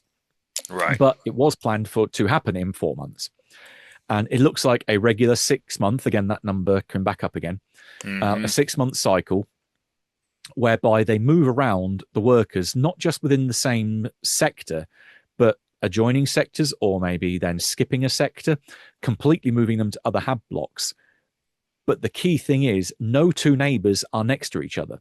So once a family moves, they lose complete track of whoever they were next to. Right. So every 6 months, someone breaks the connection that these families have to anyone around them. And it's almost, you might as well almost think of it as keeping them in solitary confinement in terms of like a prison cell. They Right. have no chance to really get to know anyone next to them because they're always on staggered shift patterns as well. It's very isolating and very micromanaging the employees here. Okay. So if I'm understanding, the paperwork does say where people are living, correct? And even the top floor of the apartment block or the hab block that you've seen as being empty previously, that's showing us, no, all those rooms are full. All the workers are accounted for. Even at the time that it was empty. I gotcha. And you also have the where they have subsequently been transferred to in other hab blocks. Okay. And are those names that were transferred from the empty hab blocks, are they also transferred to the top floor of a different hab block building, or? They do not necessarily move to the top floor. Okay. They move all around the place. Okay. Well, So they are they are dispersing the families. If they're breaking up people normally, which would normally prevent people from forming revolutionary cells or whatever, maybe that's what they're doing. But if those guys that were the dummy names that were in the hab block, if they stay together as a group, because they have to keep a whole cohesive whorehouse together, then the whorehouse is moving as a group to that spot. So if you see that's the one case where neighbors aren't broken up, that's the place. Well, from what I understood, that they did break those names up. The people that were okay, all right. So all right. Or That also means that if you have multiple of these whorehouses or whatever you want to call them, they have a pool you can still break them up if you just mash those families around. Yeah. Right. Yeah. Okay. What I want to check is the names of the people that were living in those empty rooms when their next shift at work is. Gotcha. Nice. Okay, I'll give you the chance to do another logic investigation roll because you might pick up on something else that you may have otherwise missed. Okay. So, how do you go through these archives again, Signax? Not well. I have 77. it does tell us that House Draven are spending a lot of time and effort to make sure that people are not moving next to each other that know each other. It's the perfect way to hide, to disappear people. Yeah, definitely. Exactly. Okay. I'll spend one fate to see if I can roll below 38 this time. Maybe they're eating them. 50. Never mind. Because why would you go to that trouble? Matt, would this count as a data delver talent where I could reverse my roll? Okay, advantage. Then don't spend that fate, Abraham, because my talent allows me to roll with advantage, and I went from an 83 to a 38, so that gives me a +2. Okay, in which case then, you can certainly find the track of let's say this particular family, the Arisa family. They're ones that were on an empty room on the top floor of that block. So they happen to be. They should be on shift now. So you've got a prime candidate to go try and call those workers in. I kind of do a little thing, and then I look at Abraham. I'm like, Auditor Lornovich, as part of our audit, can you hand him the name and the location of where that person's working, and kind of give him the eye that are they actually there? Gotcha. But one of the thing that you also pick up on in addition to that is you start to look through some of the other ones of, well, these were rooms that were empty, so where have they gone? And that's when you find, oh, hang on a minute, whole family of workers died within the course of a week. And that was about a month ago. And then another one, 2 months ago, so just before they were due to move. Again, series over the course of a week, whole families wiped out. Does it have a cause of death listed? Industrial accident. Totally not suspicious. Okay, so you're giving me the papers and I should look them up? Just see if they should be working on the line, according to that. So just want you to see if they're actually there, and if they are, talk to it. Okay, I'll go down. Yeah, you find your way around relatively easily. I mean, there are plenty of the support staff and supervisors which can point you in the right direction, and it probably takes you about 10 minutes, but you are fairly certain that no, this person is not this Mr. Barnoth Arisa is not present at his post. Is there someone else at his post, or is it just like there are two people assigned, but there's only one? The latter. There are two people assigned, but there is just the one person there. Someone else is doing the job that this person should be doing. I'll go up to that person, and looks like a heavy job for just one. Oh, someone's got to get these vector gauges all put together. So they have to be tested, checked to make sure the relays are working, to make sure they're functioning properly. The last thing we want is to get one of these on an aeronautica vessel and it doesn't work. I'm not very well versed in these on working on construction, but don't you usually do this with more people? Don't you have like a buddy to help you out? Well, there's various of the other conveyor belts. So I just happen to be looking after this belt and then testing each one as they come in line. It's a very repetitive task, but I like repetition. I like consistency. And what was your name? Carpath. Carpath. And you've been at this station for a long time. 20 years. Always just you. It's a single person job there's only one person on each belt. Okay. Well, don't let me keep you. Carry on. He nods quite curtly and returns back to his testing, bringing out wires and making sure that the gauge dial goes a dial, lights flicker. Yeah. Okay. And while he's away, I'm going to look at Odarsk, or probably wrote his name wrong, so I'm pronouncing it wrong. Odrask. I kind of look at him and I go, another thing, the Administratum, we're doing some research. We're helping out the Ministorum on this. They're looking for stable mutations and all. Do you have any workers here that have a mutation? Specifically, they're looking for albinoism as a stable mutation. We're trying to figure out what makes a mutation stable versus unstable and heretical. Do you have any albinos that work at the plant? Gotcha. You can give me as soon as you mention albino, because when you mention mutation, you kind of get this reaction of, we don't employ mutants. And then as soon as you mention albino, there's that little delay, but you can give me a intuition, people. Okay. Come on, baby. Come on. Oh, God, 99. Hey, apparently there is no momentary delay in his reaction. He just continues on. No, I don't believe we have anyone with that particular. That would be particularly distinctive. Oh yes, very distinctive, and they need to work on things where they could see stuff up close. Unless they had some assists, they have a very myopic vision, I believe. Yeah, I've heard that about their eyesight as well. Yeah, but no, we do to undertake regular medical checks to make or Medicaid checks to make sure that our employees are in optimal condition, and if there are any mutation strains, then we make sure that they don't work here. We like a very a mutant free zone, as it were, when it comes to our workforce. There's plenty of other places that mutants can find employment. We call it the Underhive.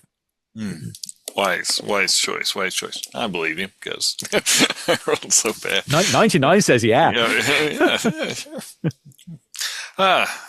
Thank you. One last thing, we've got a few write-ups here that we'll be submitting. Of course, it'll take a few months for it to work its way through all the administratum and all. Can I see the spot? Can I see the spot where Heinfeld was had his accident? Oh, yeah, certainly. I'll take you over there now. Yeah, and I kind of I make it very obvious that I'm talking onto radio. I go, Auditor Lornovich, we are headed over to the spot. Yeah, warehouse 4. Yeah, warehouse 4. Okay, I'll join you there. You can converge there. The warehouse is on the edge of the kind of compound, but it's still like a couple of miles across the whole thing. You arrive at what seems to be a bog standard warehouse, just rows upon rows of raw materials. Its raw materials are stored here, and then they're taken for processing. And most of it here is iron ore. And it does take you a couple of attempts to go down a couple of the rows, but then you do find an area of the plascrete down on the floor that looks like it has attempted to be scrubbed numerous times, but there is a distinctly maroon or carnadine stain that's there that has been attempted to be washed out, with some cracks as well, as if something really heavy fell there. Right. Okay. Look at it, and it's reasonable that, like, a stack of iron ore could have easily fallen onto him. Oh, looking up, you can see there is a crane track in the ceiling that would be able to pick up said material. Give me a logic investigation, or actually, as an alternative to that, tech engineering would be. I will go with that one. Tech engineering, and with that, I got a +5. Oh, right. Yeah. Having gone round a couple of the different aisles in the warehouse, their equipment here is very, very top notch, very maintained. So they probably have regular sanctification by the Mechanicus to make sure that all of their equipment is working in optimum order, so that accidents like this just don't happen. This was almost certainly no accident. Someone would have had to push a release to make sure that a container that was being picked off a rack and then elevated across where he was, it can't just release the arm. It would have had to have been manually forced and then dropped on him deliberately. And in my scan, is there any picked recorders or vid recorders? Yeah, they're all over the place. Okay. All right. Well, I'm going to,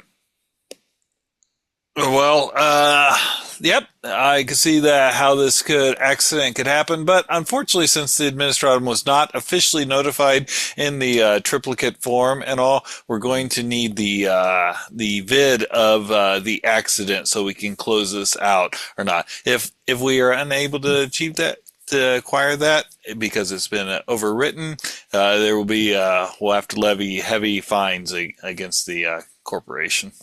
Oh, it was a little while ago. I'll have to see what our retention policy is to see if we actually do keep material that old. You were supposed to, so I hope you do. Thrown hope so. Yes. You can both give me an intuition people roll. Intuition human. Maybe I'll pass one roll tonight. Come on, Abraham. Law of averages says it has to happen sometime, even with my kind of dice roll. Yeah, but this is a -0, so. You can spend a fate to make it a positive. Mm-hmm. You failed? I did fail. Okay. I don't have good intuition. I'll do -1. Me neither, but I rolled 37, so I'll spend 1 for Okay. No, your previous impression of this guy being as honest as the day is long, maybe that facade starts to crack a little bit. You're getting the distinct odor of grok shit here. That there is definitely, he is not being honest with you.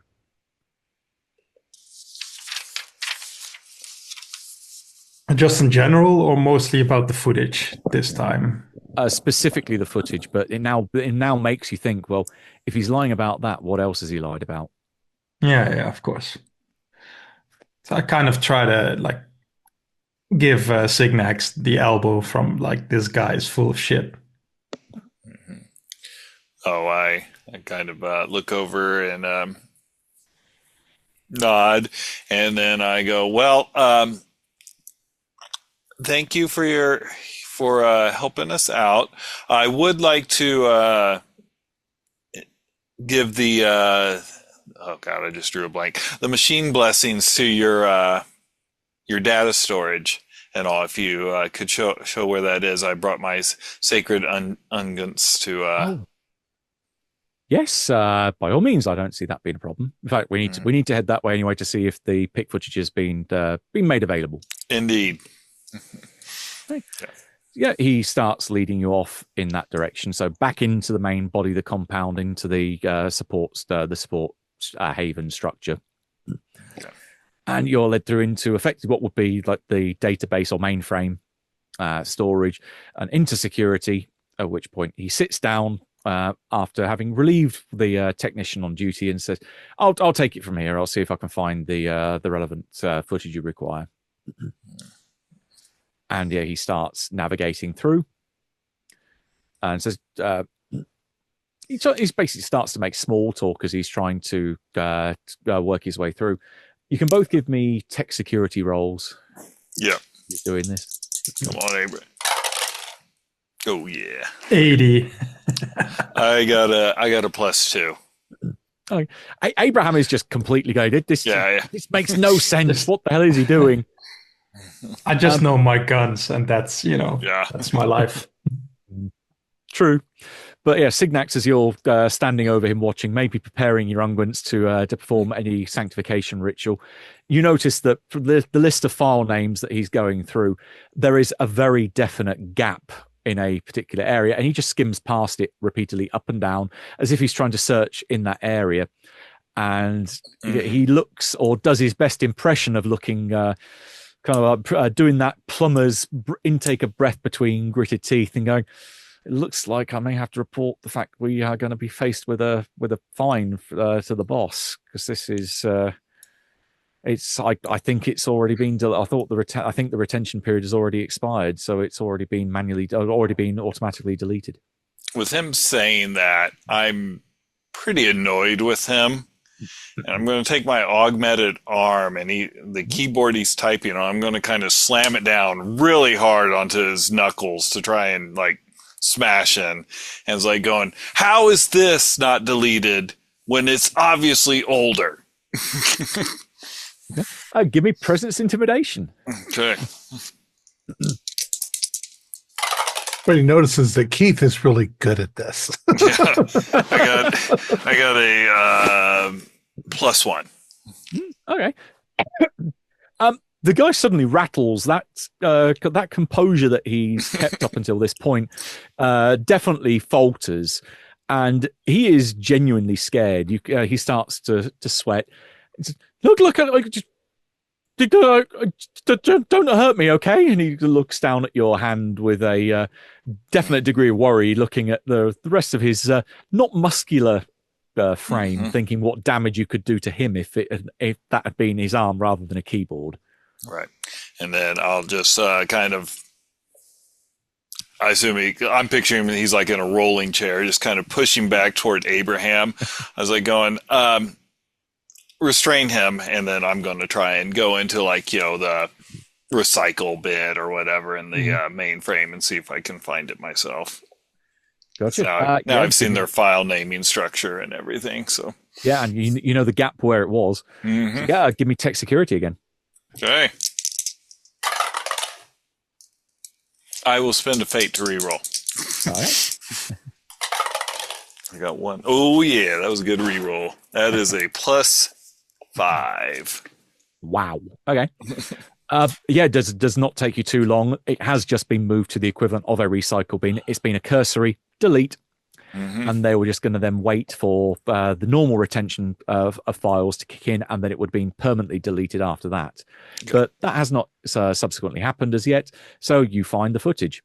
Yeah, and I download it to my data slate, and yep, easily copyable. Yep, I go. The Omnissiah thanks you, and we will send a report in a few months. Thank you. And he just quakes. Auditor, anything else for him? Should I leave him tied up? I'll punch him in the mouth. Just for his lack of.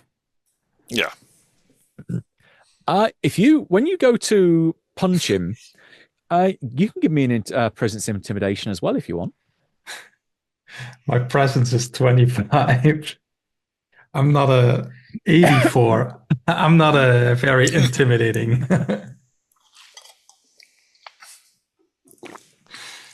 Okay, so you reach back, and there's this moment of absolute horror as he realizes what you're going to do, and he tries to get out. No, you can't leave a mark there. And at which point, bang, you whack him, probably dislocating his jaw in the process. And the poor guy just starts sobbing uncontrollably, and not so much in pain, but he's really upset about something else now. Like really terrified of something, and it's not not you that's the cause of this. Yeah.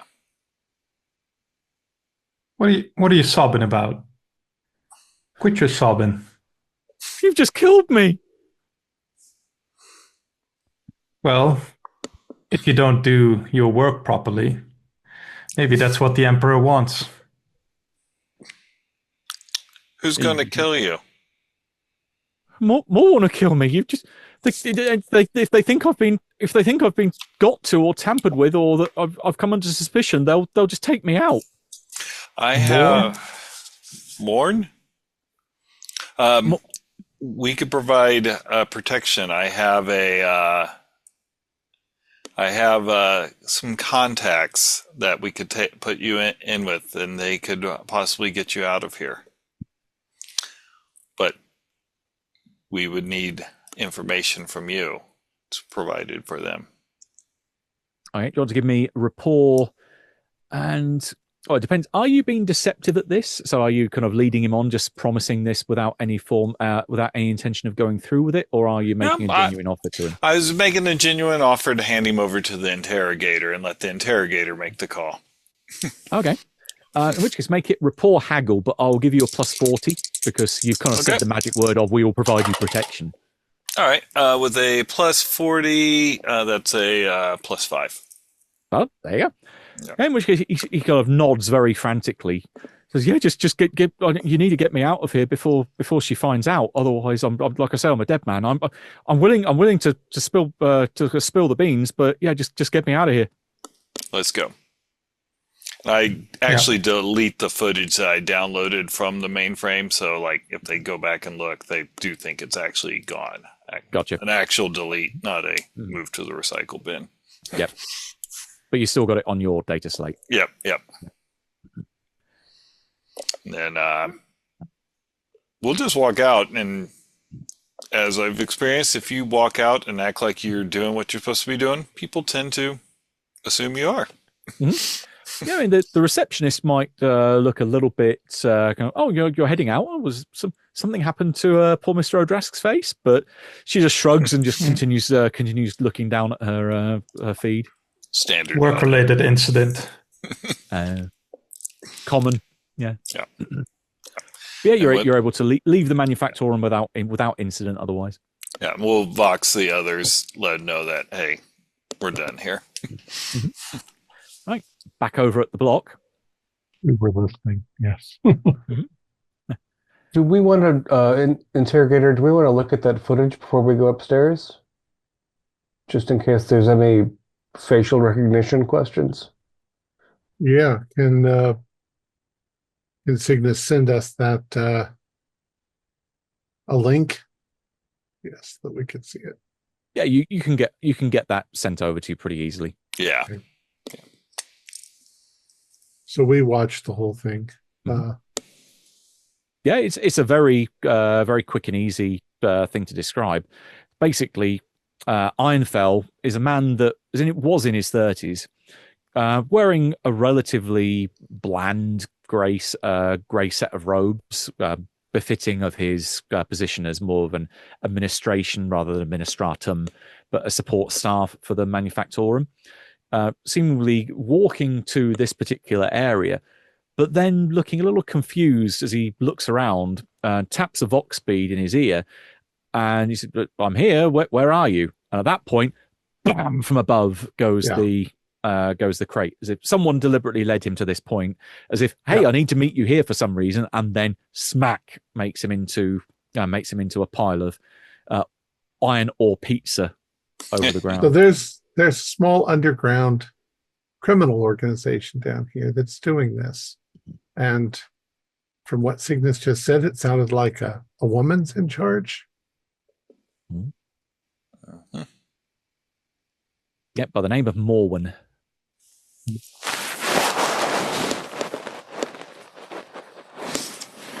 And Morwen doesn't signify anything to us. I mean, we're not from around here. A normal first name, female first name, not necessarily common, but not uncommon. So it's probably a name that you have heard at least variations upon on several worlds by this point. So I wonder, interrogator, if we find people who are closed-lipped, if we mention that name, that will open the door, change their behavior. But you're the lead. I'm just going to could just as easily get us killed. None of the deleted footage shows who was in the control room for the lift, does it? Because it had to be a person had to hit the switch, right? Yeah, I'll take it with that. You got such a large amount of degrees of success. You can have not just the pick footage that was looking down on there, but you can also have the crane. The crane, you get a picture of a man that's in, you think maybe his 20s, again with grey overalls. That looks like another member of the support staff. Okay. But if you were to kind of describe them or communicate this over the Vox link, Signax and Abraham would realize he's describing Jarek O'Drask. Oh. Well, there you go.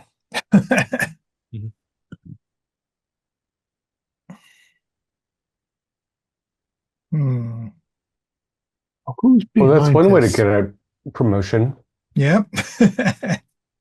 Maybe that's normal in these parts. And so resource intensive, so wasteful. Yeah, I know. Well, the iron wasn't damaged, so. Mm-hmm. And that's the important thing. Yeah.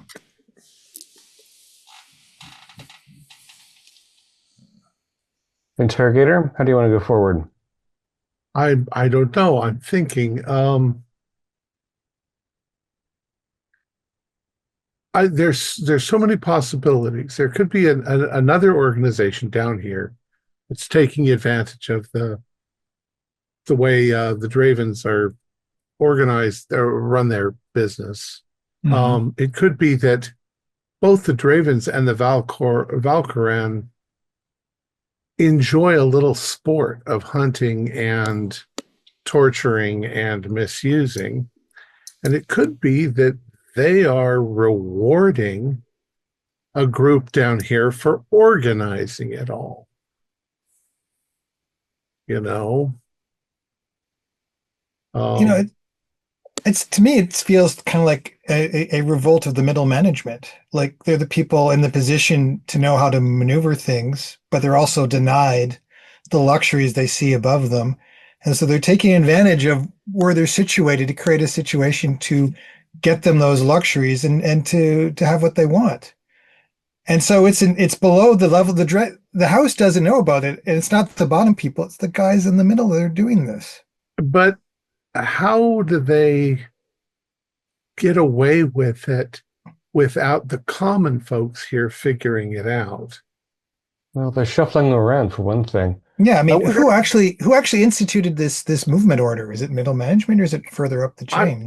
I'm just thinking if our higher up people are enjoying sport, they kind of need somebody down here to help organize. But then they screwed up. They sent someone to a target-rich environment, which happened to be a brothel. That's because different family. No, that's because this area down here belongs to the Draven. And the Valkyrie. Maybe they attack each other's peasants. Maybe that's part of the sport. Yeah, I think maybe the opposite. They attack their own, like game hunting, and the Valkyrie just happen to be in the wrong place at the wrong time, and they're hoping to take advantage of it by sending us in here. They want us to screw the Draven. Because that's the only way the Valkorn get an advantage. I was thinking maybe the Valkorns want to have the Dravens miss their tithe, or the mayors. But this seems like there must be easier ways to accomplish things like that. This is not having that big an effect on the production. This is I don't think it's about, into the margins. I don't think that it's about damaging each other's production. I think it's about it's counting coup. Yeah, it's counting coup. How many of their guys can we kill? How many of our guys can we kill and get away with it? They're just sickos.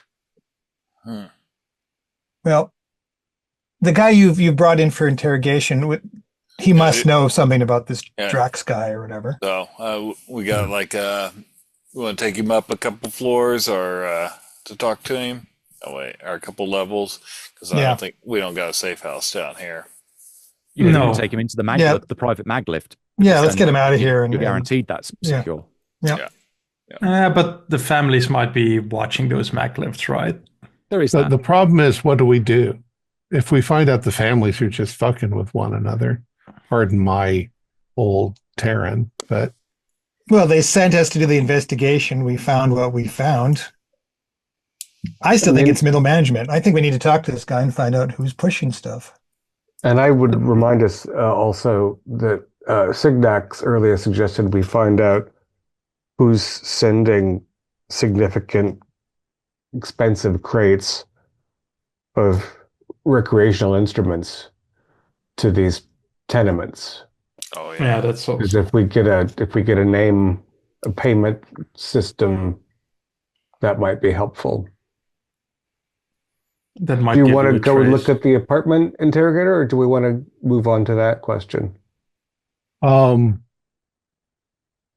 don't know. Do you still think there's anything up in the apartment that we're going to find? You know, there might. We could. I don't know. Actually, this is a question for Machine Oil looked into the apartment from above. Yeah, there's do we want to do it there? Is there any use in like scooping up some DNA and running it through a machine? Is that a? Yeah. That was 4 months ago. DNA would have probably been long since decayed. Especially if it has dozens of families living in there now. They would have cleaned it before they moved the new family in. All right, let's move on. I mean, we've got Sagnax has one person to talk to. There's two people you could try to capture here in the building, but maybe it's not worth tipping our hand. I would go to also- the next apartment that these families were supposedly moved. Oh yeah, to. and see if we can find evidence of maybe where the brothels moved to. Yeah, that might be worth doing. Right. If we can triangulate these movements of fictitious or recently deceased families that are moving together, then maybe, yeah, if we catch up to the current location, then we can find out who's running the show. Yep. I wouldn't mind pistol whipping the albino, frankly. Yeah, I think he's got one coming. You might And it's a enjoy. nice crumb gun, you know. I think I have a holster that would suit nicely. So yeah, let's try to figure that out. That's the intelligence stuff, not for me. Okay. Right. So let me double check what you're trying to do there. Are you staying in the hab block to investigate there, or are you meeting No. back up with Signax to Well, interrogate the guy? I think we should meet back up for the interrogation, guys. I think we unless should you- meet back up. Yeah. Yeah, and then we can go out again afterwards once we get some new information. Gotcha. The Now, the end you're of this quite- whole thing may be that we simply go back to the Valkyrens and tell them what we found. That's all they really asked us to do. Now you were thinking potentially either maybe go up a couple of levels, which would put you a long way away from his home turf. Mhm. There is the option of being in the lift, but you are quite right when the comment was made about there's almost certainly surveillance in there. So where would you like to take Odras? We have a ship. We have a ship, right? Wow. Could we have it come down and dock down here and go onto our ship? Yeah, you can Because certainly arrange for it to come down. secure. Let's just go onto our ship. All right.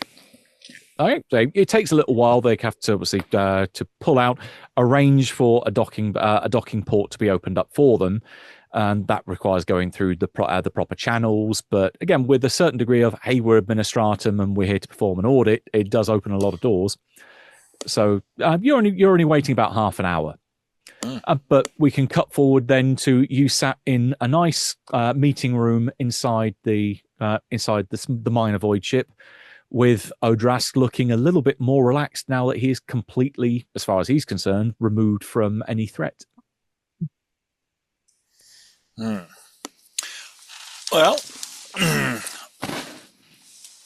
I'm not great in the interrogation skill there. I didn't know if one of Up comes the hood. Can I give somebody some percentages by since Mr. Odras and I haven't met? If I,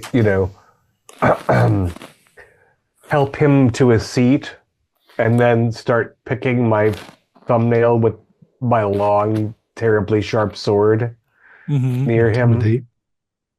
Yep. That's that would definitely help them out, I think. Yeah, I'd say it gives the person doing the interrogate role, I'd say gives them advantage.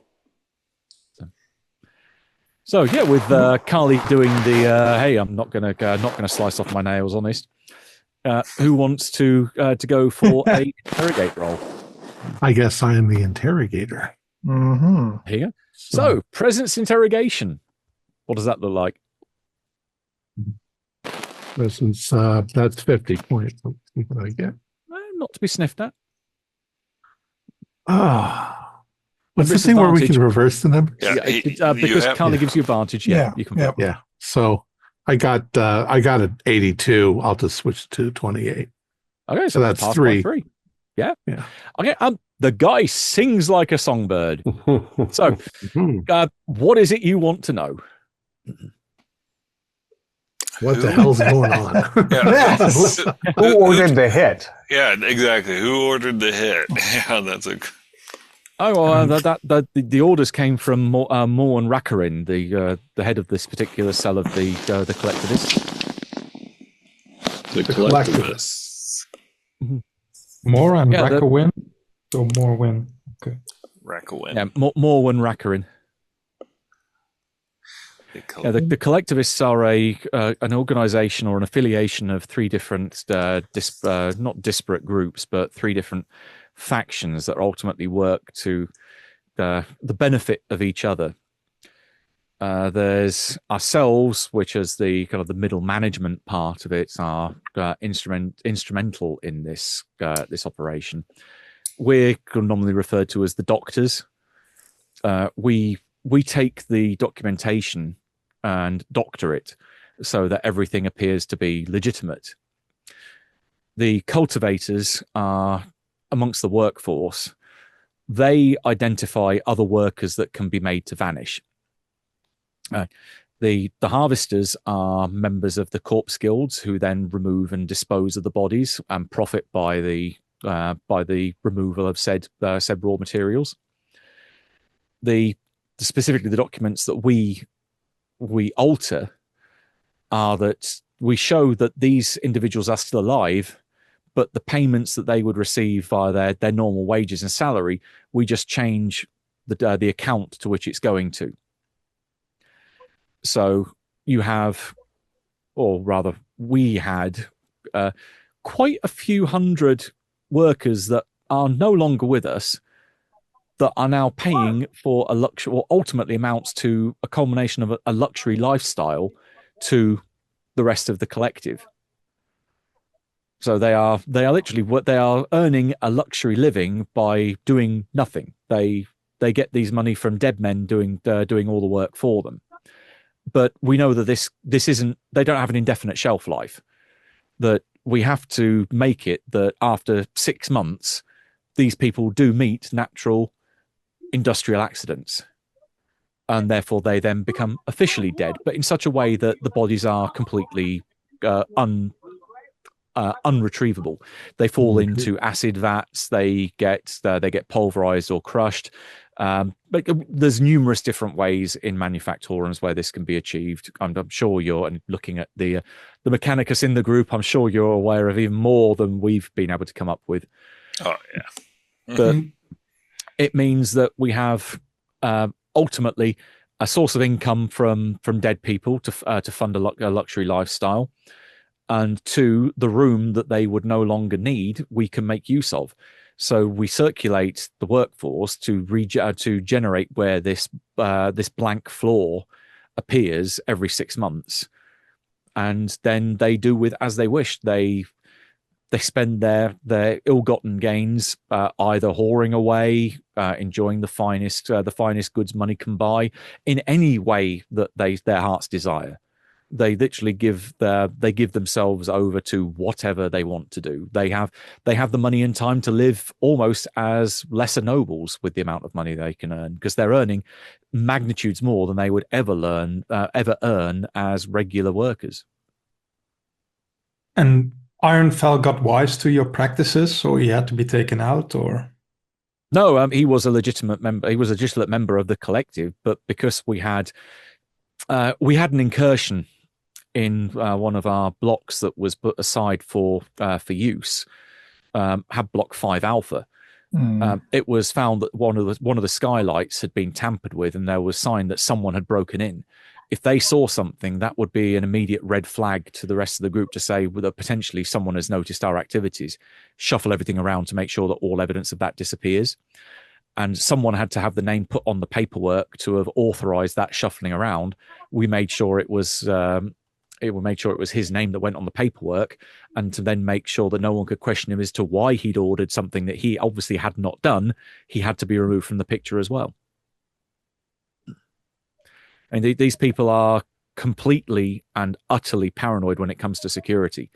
That the minute it even looks like their operation is threatened, they will gladly wipe off a name off the book, because it just means their share goes to someone else. Where's the current empty apartment at? Currently, that would be Hab Block 7 Delta.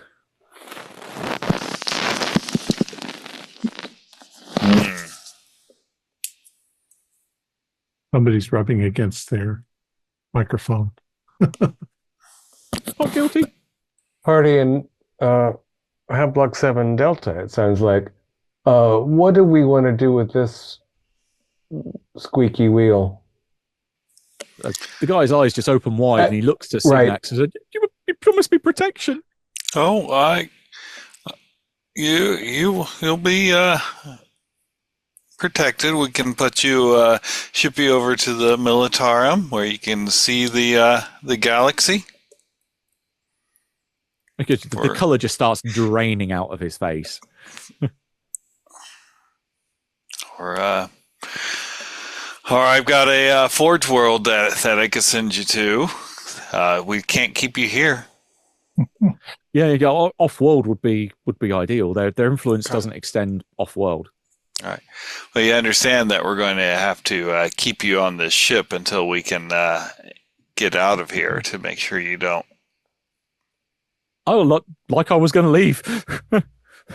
They can't get me on here. I don't see how they could. Do we have a brig or something on the ship? Oh, easily, yeah. Yeah. A nice small one that he would be very cramped in. Okay. I mean,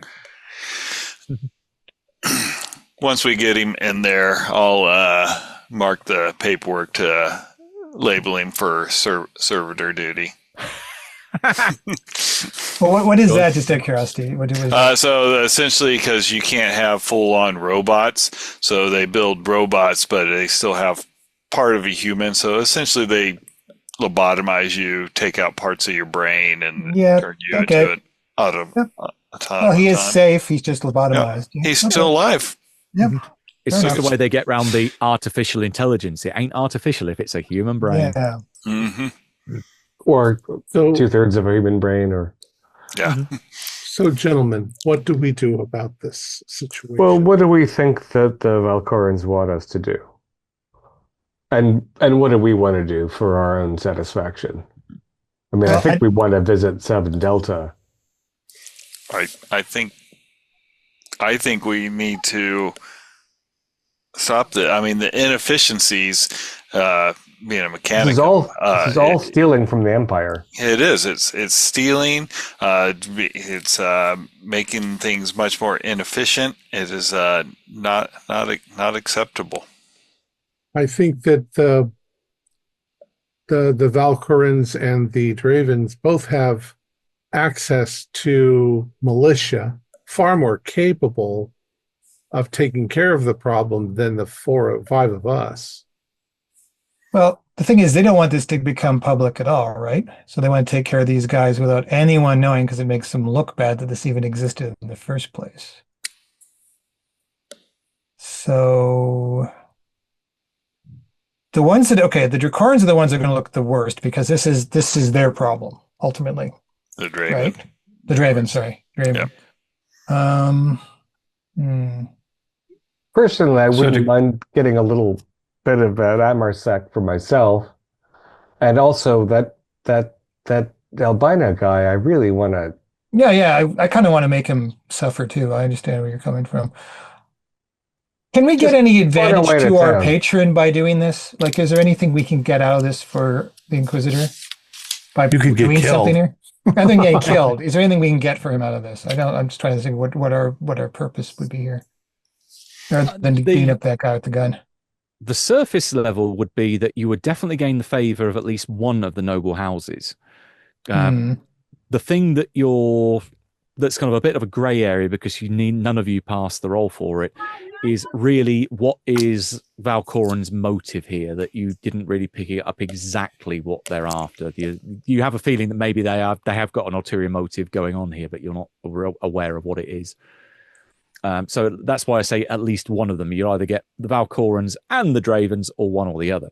But having a noble house, having favor with them, not a bad thing. Mm-hmm.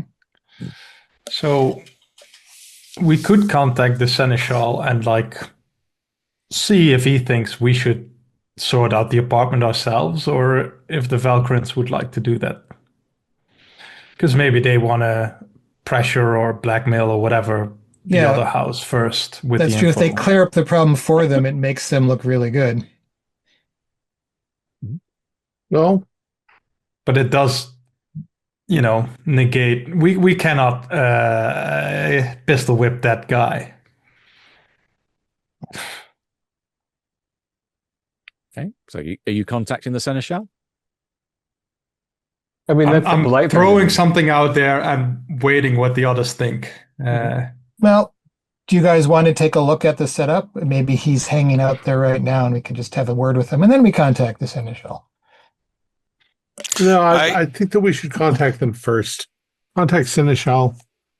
Tell him what the situation is, and tell him how does he think they want us to proceed. And then we do what we're told.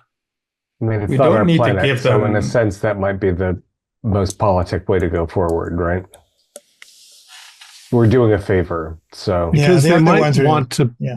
They might want to bring in their own assassins. They might want to do something. I don't know, but we're not exactly the kind of people that go in and murder the people. problem is if we Well, contact the Seneschal and he's actually in the orgy right now, he might Is he middle management? Maybe. lie I don't to know. us. Oh, I don't think he is, but we don't know. No. Well, we tell the Seneschal we need to talk to the family head and then see what they want to do at that point. Represent it to them. Or do you want to pass this by our representative here? What was his name again? Hesperin. Hesperin? Mhm. I mean, and see what the Well, next that's person, true. see what they would like us to do. Let's talk to Proctor Hesperin. He's our intermediary, really. Yeah. Sounds good. Okay, you can, again, similar thing, kind of tap the Vox speed and get a direct line to him. So you have you have a communication channel open with him. What do you need? Oh, I think we'll explain to him how the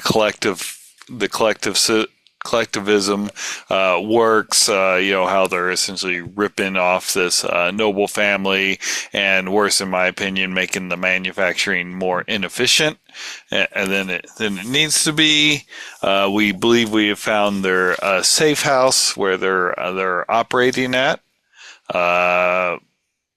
We are looking to see, do you want us to cut the head off the snake by neutralizing the safe house, or do you believe that the noble houses would be interested in getting credit for doing that? We're used to operating in the shadows. I'm glad to hear it. Knowing House Valkyran and the couple of dealings I've had with them over the years, I think they would appreciate a proactive approach. In fact, if you present to them that we found the problem and we performed a surgical strike to cut the head off the problem, it also has that added benefit that most people, if there's a lot of hired underlings and only one or two of those heads of a Hydra, that they generally don't become much of a problem after that. They run away with their tails between their legs and they don't become a problem anymore. Things have a tendency to go back to the status quo, which means that the Valkyrians can report back to the Dravens to say that everything is completely taken care of. Here's a nice little bow. You don't have to worry about anything. And they can do that quicker than rather having to sit and wait, because nobles hate to wait for results. If you can tell them that we've done it and it's all taken care of, you will definitely get a more favorable outcome. Well, let's do it. All I right. haven't sliced people in half for quite a while. Yep. I'll start cleaning my gun. Do we just go right up the left and barge in on them? I think most of us would, but I wouldn't mind having a machine oil set up to give us a covering. He's machine oil. Are you good at long range shots? I do have a long range laser rifle. I'm okay at them. Okay, better than me. Possibly. Oh, We should also make sure we know what our targets of opportunity are ahead of time. Obviously, we're not interested in harming any of the Joy Girls or whatever because they're just there. We're looking specifically for the collectivists. We want to identify them and take as many of them as possible. We might have to act with frenzy. We might not have to. I don't think you should worry about the Joy Girls. Just go in swinging and blasting. And it's a shame if one of them dies, but. Well, the fact is that unarmed parties are likely to scramble. You're right. The ones that we're most interested in are probably likely to fight back. So, yeah. Yeah. Crumb Gun is going to be the one who's trying to show off. I'm going to leave him entirely to you, I think. I think you really want Chrome Gun bad, so. So, I see Signax, feelings. did you see blueprints for those app blocks? Is there Oh, only they're all the one way same, aren't out, they? or They're probably standard. I mean, yeah, but we might I- want to cover some exit or something that they don't escape. yeah, I'll access the files and take a look. Knowing your battleground is definitely a positive thing to do here.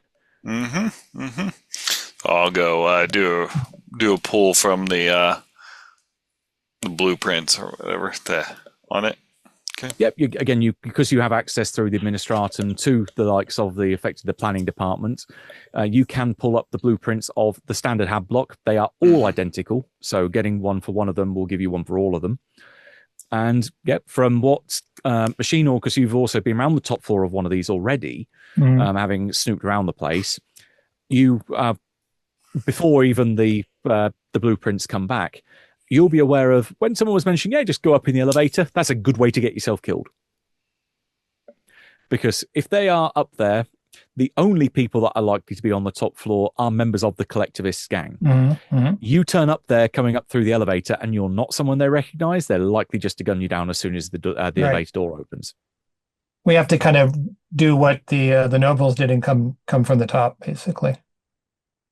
Yeah, I think that although we might want somebody at an exit, by and large, entering from the roof seems ideal. I mean, I would say most of us enter through the roof and maybe send someone, not one of us, but someone we don't care about, and who send them up through the elevator as a distraction, Right. Looking at the blueprint is like 7 Delta. Is that like skylight kind of on that apartment or something that like where Abraham was talking about being able to drop into it? I say they're all identical. Yeah. Okay. So there's a couple of options that you have available to you. One would, though, you would need the specialist equipment for it, which would be you would need suspensor belts to be able to come from the level above, go through the various ducts that then connect from level 74 down to 75, and then do a controlled drop using the suspensor belt to the roof of that particular hab block. The other way, again, requires some equipment, but not as specialized as that, would be you could use a grapnel launcher to shoot a line from one of the adjoining hab blocks to then use that to get across to the roof of the block you want. That'd probably be easier, yeah. Yeah, that would be easier because then you don't have to worry about getting some fairly hard to get tech. How many? They've got 2 elevators to that floor? There are 2 main blocks of elevators, so there's sets of 3, so it makes up 6 again.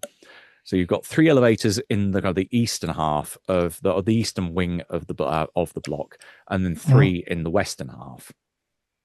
I'm just thinking we should maybe set up some explosives to depower the elevators at the time of their assault, so they can't escape in them, so they're stuck there. Yeah, or tech security can override. You can either do tech engineering to sabotage. That's maybe Signax might not approve of messing around with that kind of machinery in that way. But you could use tech security to make sure no one could activate them and call. Okay, sure. That's a good compromise. Okay, so we'll make them unactivatable. Okay. We could cut the power to the building for that. For the operation. We could reroute the machine spirit for a bit. Or the motive force, sorry. The motive force would be electricity. Yeah, you would also be potentially making the whole environment inside the hab block completely dark. So you would have that in particular, that environmental condition to deal with as well. Well, maybe just cut power to the elevators. Yeah, I think so. I could get us a flash grenade to blind it if you wanted. Yeah, that could also work. And if you set the elevators to executive access only, and you're the executive, then we'll still have light. Yeah, I think that's a good idea. Yeah, we should go in with flashbangs and bang bangs and Yeah. Bzz, bzz, bzz. Yeah. So Just, we also walk- want to attack when they're there, though. So I had to set the timing right. I mean, these Yeah. guys. I've This is got their fun time. They're working Yeah. the rest of the time. I've Yeah, got they're an not working. They don't Oh, work they're at not. all. Oh, they never work. Yeah, Oh, yeah. so they're always But- there. I've They got get income for the dead people that are making all Yeah. their income. Oh, for them. okay, so we got them. Okay, good. I've got an auspex that can detect movement through walls and stuff, so we'll be able to tell if they're actually in there. Handy. Okay. Okay. I think Right, so. We got a plan. I'll throw you one added benefit because it has been mentioned that you think when you were saying about picking targets, you've got your albino because you know what he looks like. Mhm. You don't know what Morwen looks like, but No. you've got someone who has met her. Good. So yes. with your plus 3 levels of success on interrogating him, Ordas can give you the description. She is Got two very people. very notable. She is the only one that's got bright red hair. She'll stand up. Okay. Can't trust.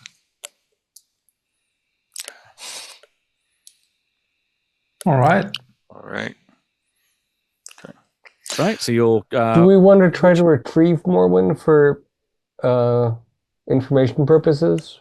No, cut them all down. I love it. So, If you get lucky, then that's fine. But okay. I mean, So if we don't go out brought of our way to Morwen kill alive her. But, to the yeah. family, yeah. yeah, then she could maybe explain how the collectivists had set the whole thing up.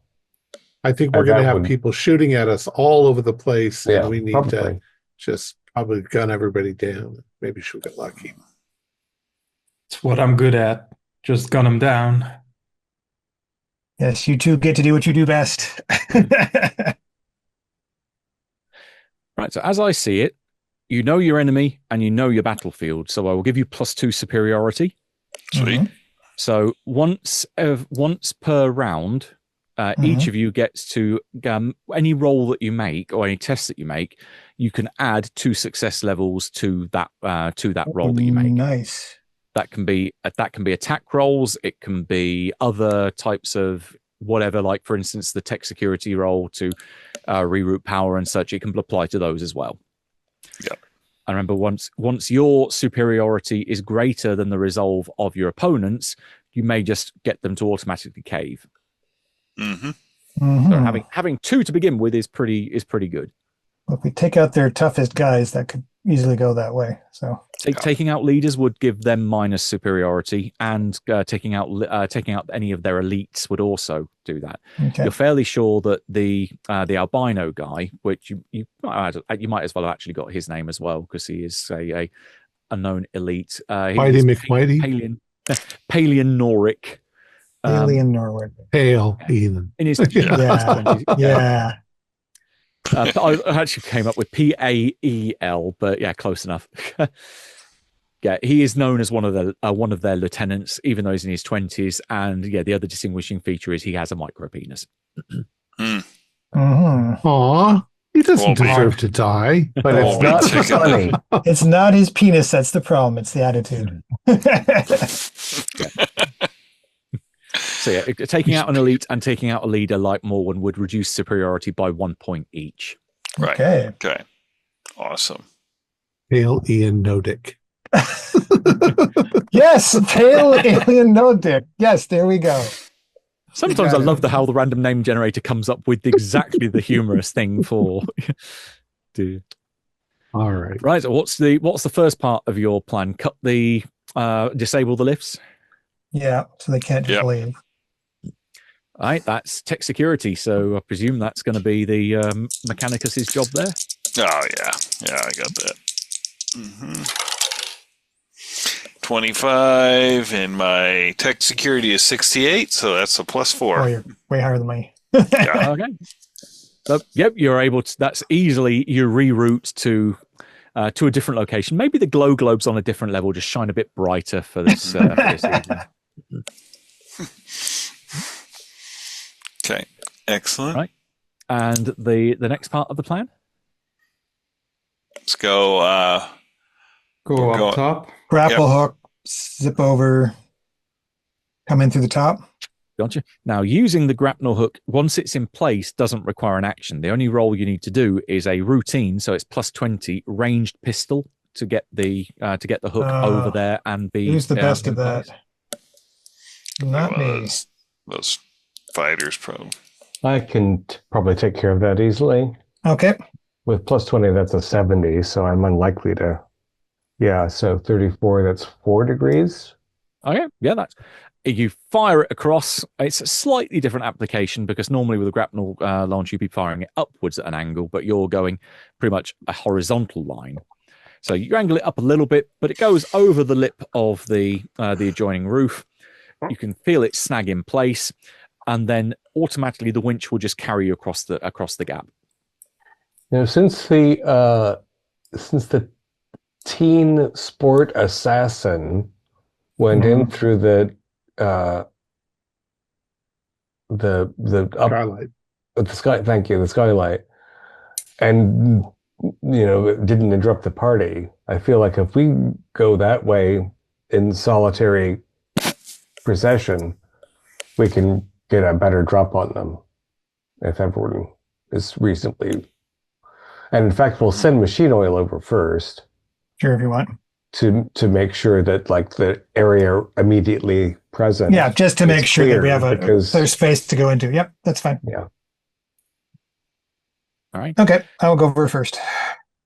Okay, so you have no problem with you all getting across there because you all do notice that the windows, all the curtains or blinds are all shut anyway, because then it means that no one in the adjoining building can look into any dodgy activities they're performing inside. So it also means they don't see you coming. But once you all get onto the roof, to start moving around and looking through skylights to identify where's the best place to go down, that will be stealth move silently. Okay. Ooh, I'm going to spend a fate to re-roll that because even reversing that would not work. And I got that was truly bad. What's that? If you get the same number but just 1 or 2 below it, it's a 0 plus. Correct. There's 0 plus or 0 minus. And if your armor that you're wearing is loud, you roll this at disadvantage. I don't have loud armor. That is 5 levels of success. That was worth wearing the re-roll. So this is why he's a penumbra. Yep. Okay, so I'll check them out. What do we got? Right, you start moving around, and very much like the footage that you saw from the Spira hunt, that you can see there are numerous empty rooms towards the edge of the building. So it's almost as if they use the interior rooms specifically to add another layer of protection, so that no one, even if they were on the outside, couldn't see through windows to see anything odd happening. Right. But you see there are numerous rooms where people are just laying back, watching various vid feeds or watching hollow projectors. One person you see has pulled out a porno slate and is just quietly doing a good Jurgen impression and pleasuring himself while having a look. But yeah, it seems like they are not bothering to look up. That's the key thing, because they're not expecting anyone to come from that angle. Yep. Okay. We should get the ones with the highest concentration of guns at their disposal first. You'll find that those, you do come across the skylights that overlook the lift hubs. And there are folks which are basically sat cross-legged or leaning back on stools and chairs against the wall, so they've got a good look straight at the elevators, and they all have auto guns over their slung over their fronts. Yeah, you drop a flashbang in there first, and then. Yep. Well, I wonder actually, because that's loud and going to alert everyone. Maybe I want to drop in a skylight and just behead a guy, which is very quiet and very cool looking. So that's the best reason to do it. We could use the flashbangs maybe when we're farther in and chaos has already started to disorder them. But if we can just, Okay. I assume chainswords make a lot of noise. Yeah, they're loud. Oh, yeah. They're chainsaws. Are laser guns noisy? Yeah, pretty much all guns are loud. Oh, shit. I also have a knife. Well, I've got a knife too. You know, It seems that I'm way more adept at using melee skills than No, I have a guns silencer anyway. on my laser gun, so actually. Oh, well, then that would make it that removes loud. Okay. Now, the other thing that those of you that passed your stealth move silently roll can do is you can give me awareness sight, because you might be able to identify other potential targets in some of those rooms with skylights. Okay, I don't know if we can spot somebody. So I thought only machine oil was mostly checking out things. Helzer, did you get a plus or minus 0? That was a plus.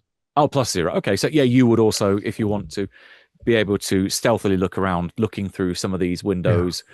You can also give me that roll as well to see if you notice where particular people are. What did I need, or what was I doing? Awareness sight. Yeah, awareness. I got that's 3 levels of success. Can we use the plus 20 for that roll? Yep, your superiority counts. Okay, in that case, I made it by 2. Nice. Okay, so plus 2, and is that plus 3 or plus 5 then with the superiority for the interrogator? Oh, I'm sorry. Well, I made 24 out of 55, so that's 3 plus 2. Yeah, so it'd be 5. So 5. Yeah. Right. Machine oil, then, you can identify that there's one particular room where there is a man with a chrome-plated stub gun. That's, in fact, the thing that mainly draws you to that attention is the loud bangs that come from there, because he's doing target practice in the room, just at a target he's got set up on the wall. Which, obviously, normally people would hear that, but hey, you're on a top floor, insulation. But he is just shooting away at a target with a couple of other gangers with him. So he is not alone, but you identify where he is. So you've got the lead on where the elite is.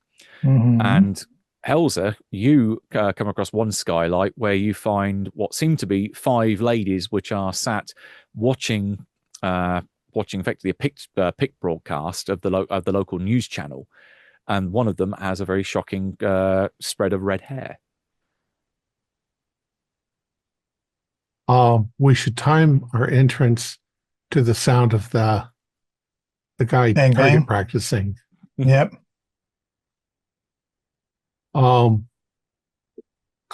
Yeah, I'm going in with a knife, but I've got my chain gun.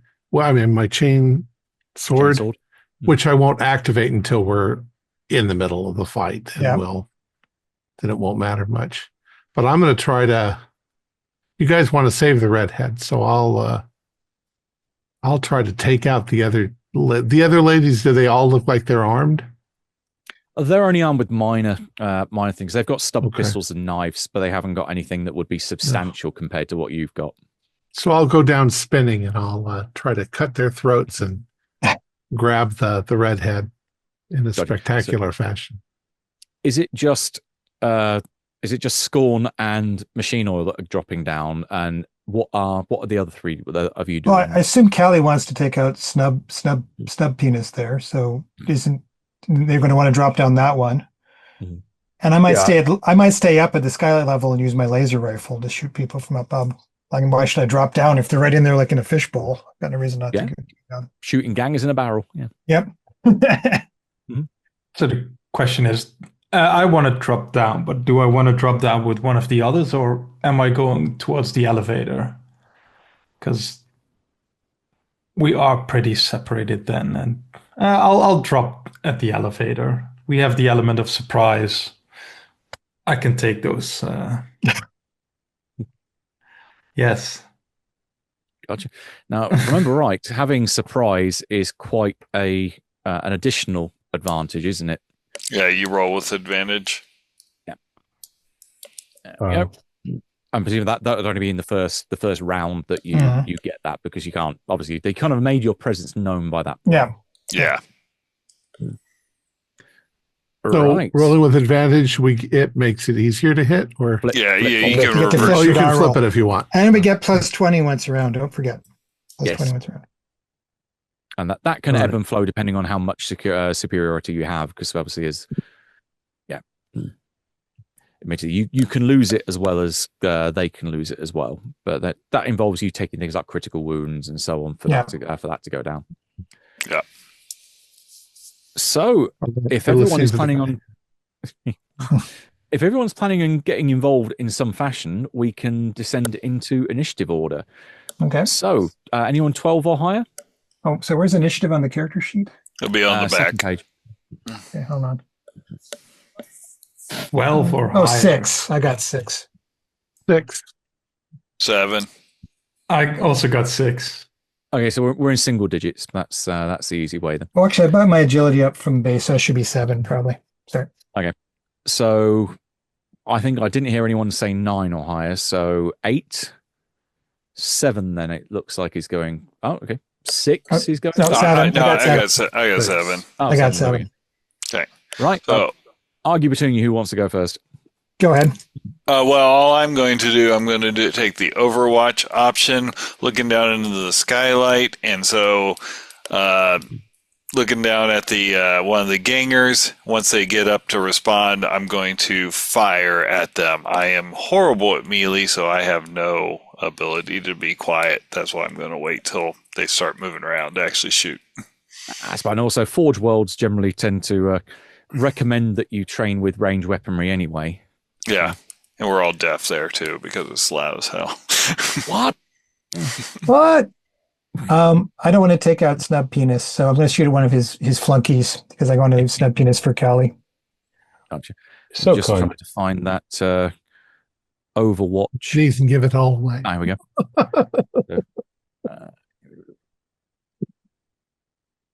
And take when it happens. So yeah, it just means that you get to almost act outside of the initiative order. You're saying, I'm doing this when this specific thing happens. Yep. And if it doesn't happen, you go last. Gotcha. Mm-hmm. So your criteria was the ganger I'm kind of looking at when he gets up to respond to fights going on because Gotcha. my gun's loud. So yeah, which will give you away quite obviously where you are at that point. right. Okay, so I think it's then 6. I'm a so 6. the other 7 going at the same time. Yeah. Yeah, machine oil was going. Yep. Right. Okay, so All right. Okay, so I should take a shot at somebody here? Or? Okay. Yep. So How many gangers are there besides Snub Penis? there are 3. There are 3 of them in total in the room. So it's the albino and 2 others. Okay, so I'll shoot one of the other guys. So that's 32 plus Mook 1. Mook 1. Okay, so that's a 52, and I'll do a burst to get some damage. And so, how does the success levels add to the damage? Like your success Yes. under? Yes. So the particular weapon will have a base amount of damage it does plus Yep, the so it's success level. Base 6 plus 7 for burst, and then I was 3 under, so that's 10. 10 and then plus the superiority as well? Or is that factored in? Sure. I'll show. No, I didn't actually factor that in, so I'll throw that in. So that's that's right. I'd actually So that's 12. Okay. That's pretty horrible. Right. So your roll was 20, 25. so that's 5. So that will be not quite body because I think that's 6 upwards, isn't it? It's right leg. So it's the 5 is where it hits, right? Yep. Okay. Yeah. So I hit the 5, which is right leg. Yep, oh well, right leg. that's too There bad. we go. Oh well, his leg goes away. Oh, most of it, yeah. Because admittedly, they are wearing heavy leathers, so that's 2 points of armor, which is 2 legs, arms, and body. Pretty much, it doesn't cover the head. Oh, and this is a penetrating weapon too, if that helps. Oh, in which case it gets past the 2 points of armor then, so that's fine. So that's 12 of his 13 wounds disappear in one go. So yeah, I'd say you pretty much blow the leg off. Okay, with that. That's a good starting volley. Yeah, there's a almost comical level of spray coming out of this stump of where a leg should be, and gravity takes over, and the guy just goes tung on the floor, promptly screaming his head off. Mm-hmm. That will start to ripple through the rest of the adjoining rooms, but bear in mind the hab block is fairly big, so it's only going to be the immediate area. Mm-hmm. But you've got the other guys though, which are definitely definitely going to react to that. So this will be where Signax, you then take a pot shot at the other guy. Yep. Okay. I'm going to fire away. I'll use my my plus 20 in superiority for this shot. I'm going to do a burst with this hot shot las gun. Oh, nice roll. So that is a +2 success levels. Hit him in the body. So I did 10 points of damage, but it has penetrating too. So ignores 2 points of... It gets through the 2 points of his heavy leather armor. So they might as well just be wearing paper at this point. And that's 10 again. 10 of his 13 wounds disappear. Damn. So yeah, he falls back with this wonderfully singed hole in his front. Again, there's lots of screaming. Your dear albino friend is looking rather perturbed because both the guys next to him just hit the deck in different directions. So that was 7. 6. I'm a 6, and so I feel like that's a good entry point to drop down at, an enormous woman in fairly serious military attire with a sword. And I'm trying to remember what he said in the video. I think it was like, is that shut your mouth, whore? And then I'll just, try to sever him with my sword. Gotcha. Right across the palate line or something. Is that a called shot that you're going for to try and target the neck or head effectively? I think I feel like I have to do that. Yeah. Right? He's a level boss. So I've got a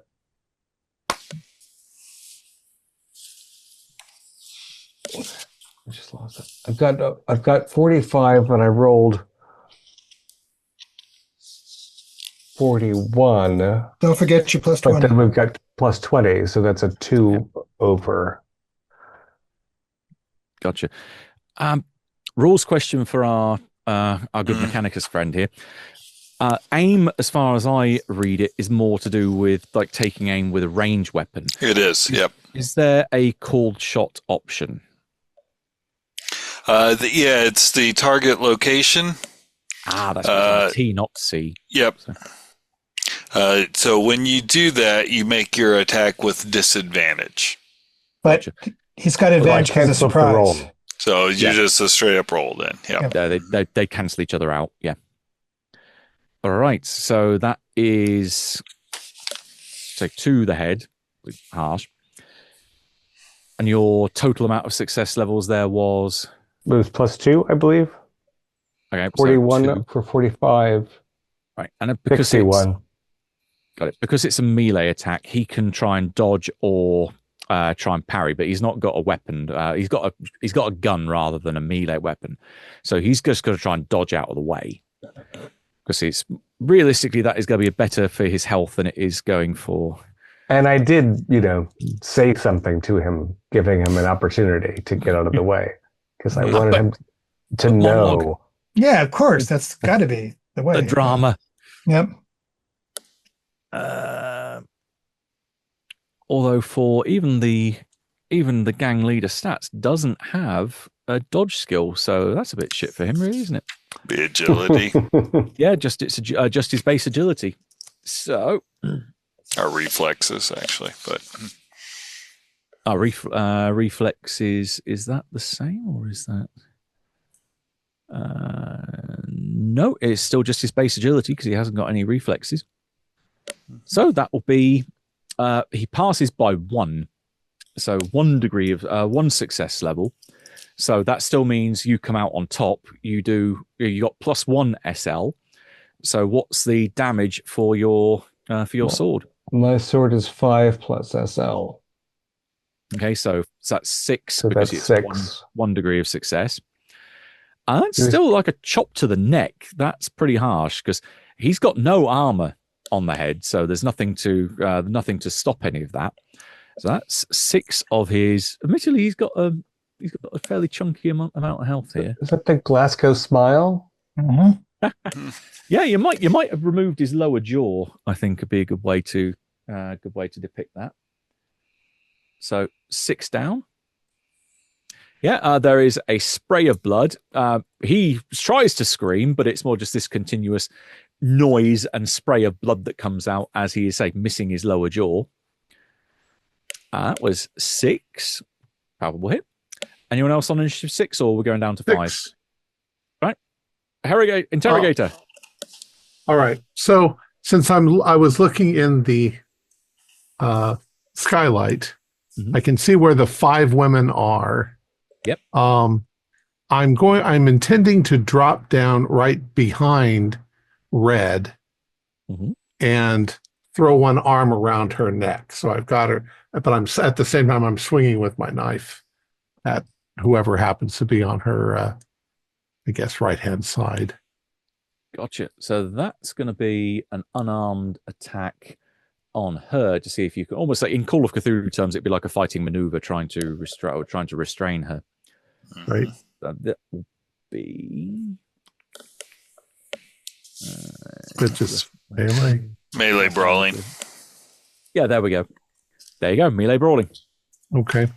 And as I jump down, I'm also yelling out a like a war cry. Avaritia. Go ahead. I was going to say, you actually can pick. You can do melee brawling or athletics might. So whichever one you're better at. So melee brawling.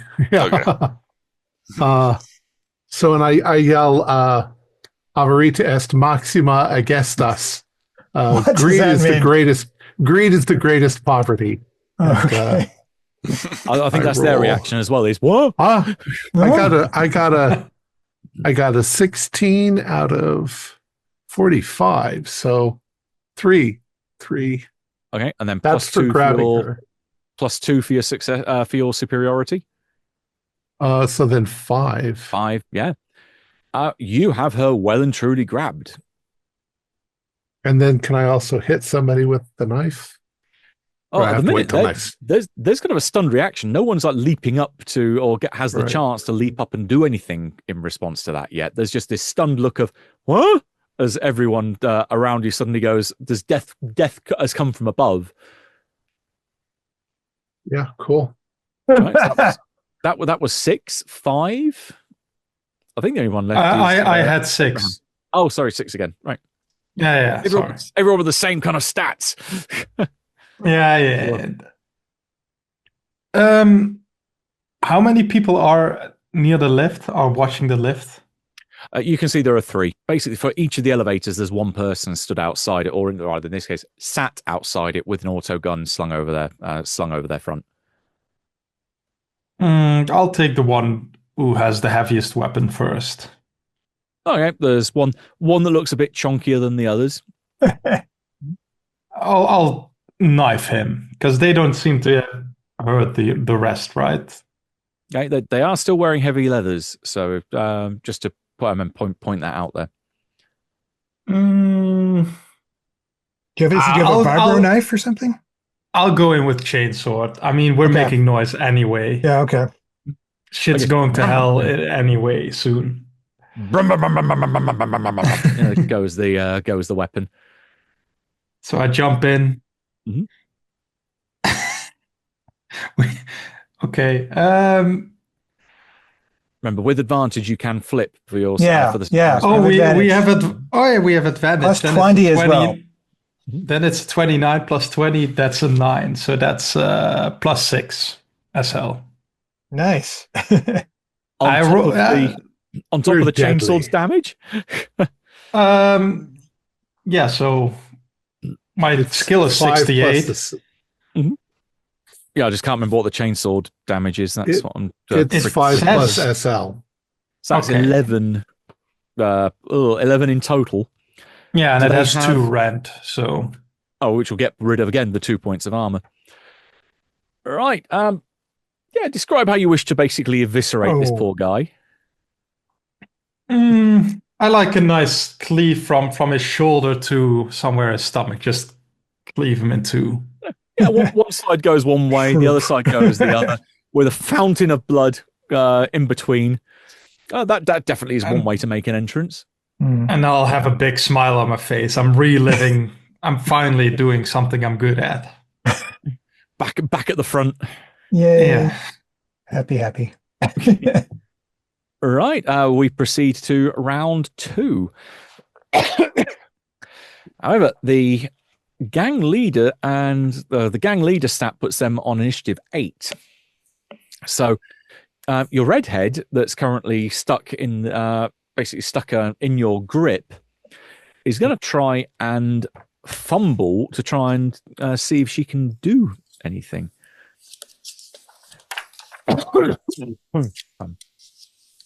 If you're grappled, I imagine that will give her disadvantage to try and perform actions.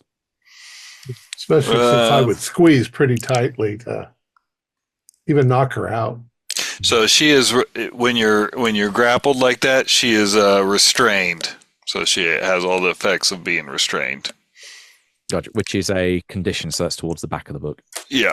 If you got your GM guide, GM screen, it's on the bottom of that. Ah, right. And if position matters too, I am behind her, holding her like that. So It's true. Gotcha. she's facing away from me. They're unable to move normally. Minor, they cannot take move actions. They have disadvantage on tests involving movement. Right. That makes sense.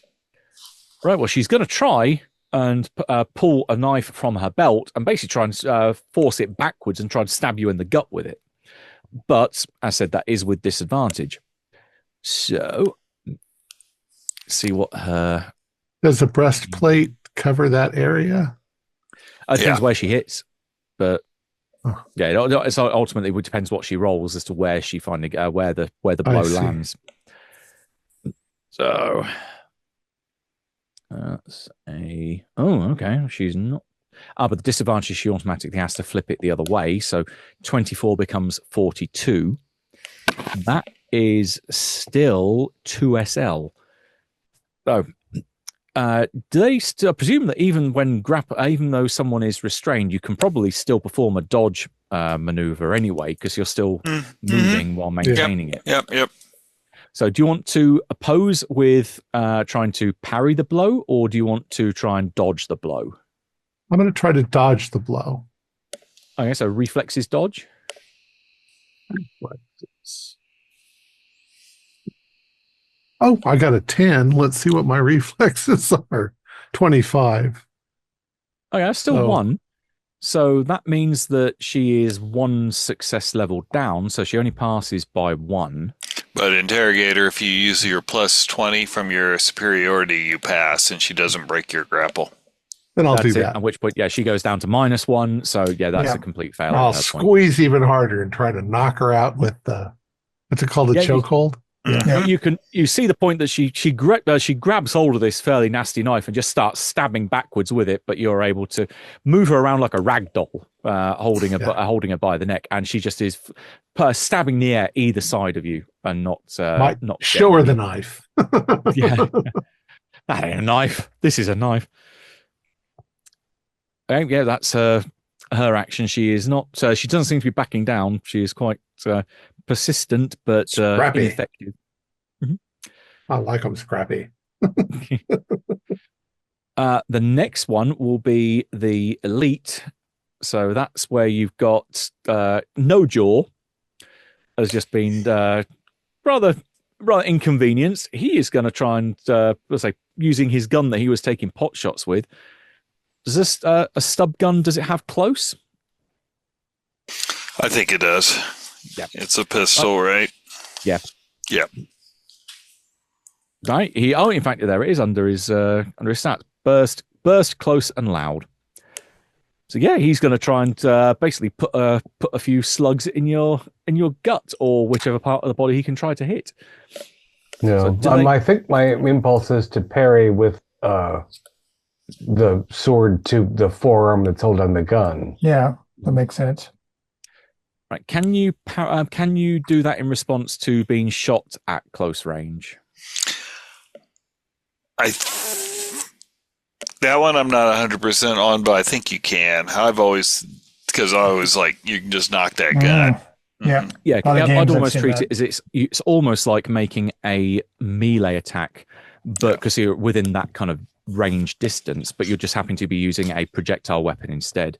Yeah. So well, for mechanical purposes, we'll treat it like a melee attack. So that will be your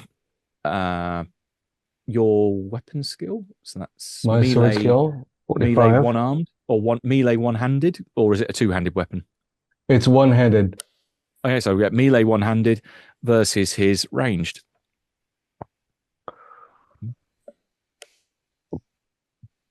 No. I'm on -2. I'm at -0. I rolled 47 over 45, but I could spend a fate. Well, you've also still got your 2 success, 2 SL for your superiority. Oh, right. No, I didn't do that. Yeah.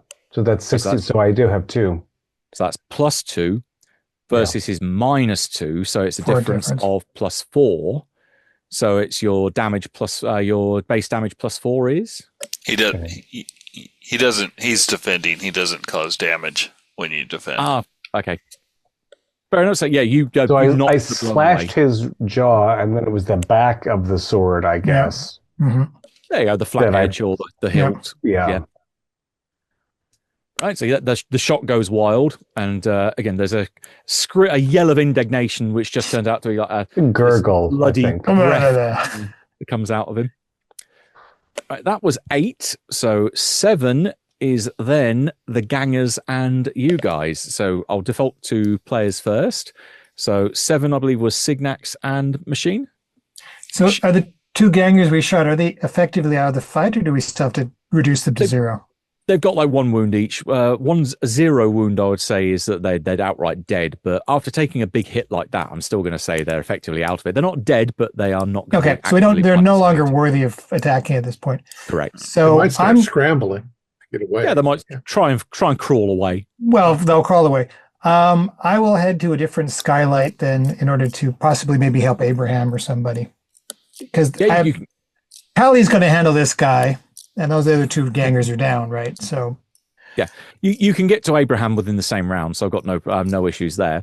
So you've got him having just made one guy into 2 fleshy meat piles, and the two other gangers that are effectively either side of him. All right. Well, I'll take out one of the gangers that's to one side of him, because I don't want him to get caught in a crossfire. That would suck. Okay. You're using ranged again, I presume? Use the range again, and I'll remember to add the +20 this time. Let's see if we hit. And we don't have advantage anymore because they're no longer surprised. No, you have definitely made your presence known.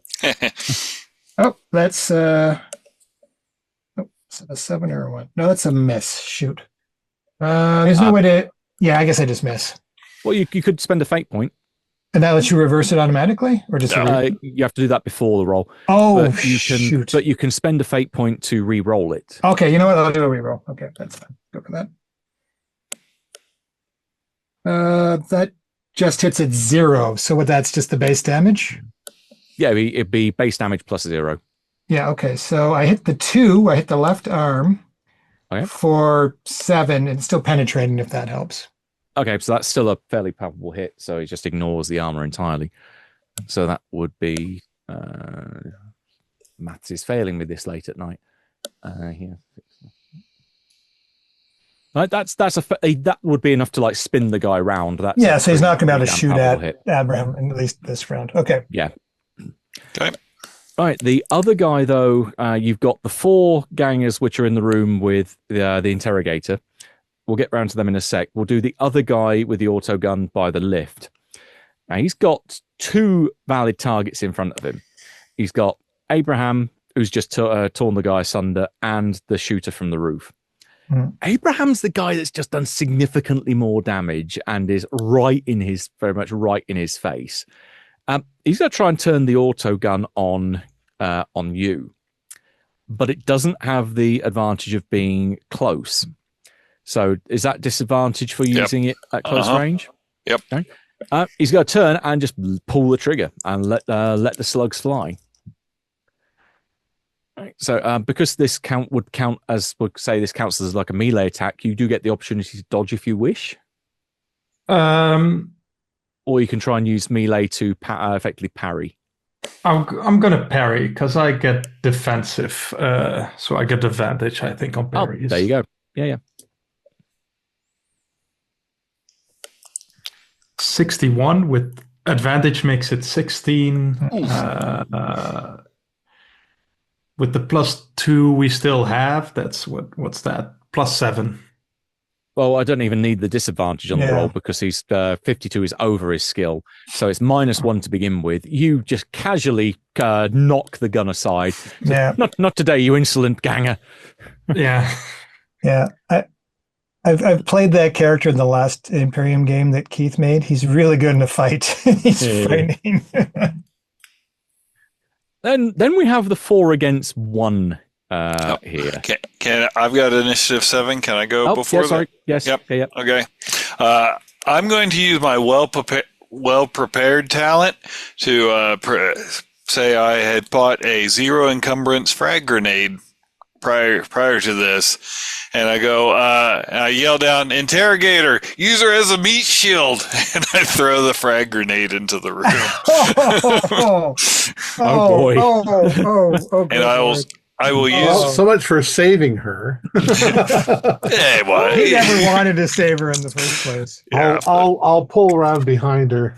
Okay, and I'm going to use my last fate to roll this with advantage. Okay. And use the +20. So that's throw. Is it reflexes throw? It is range throw. Oh, range throw. That's it. Yeah. Yep. All right. Excellent.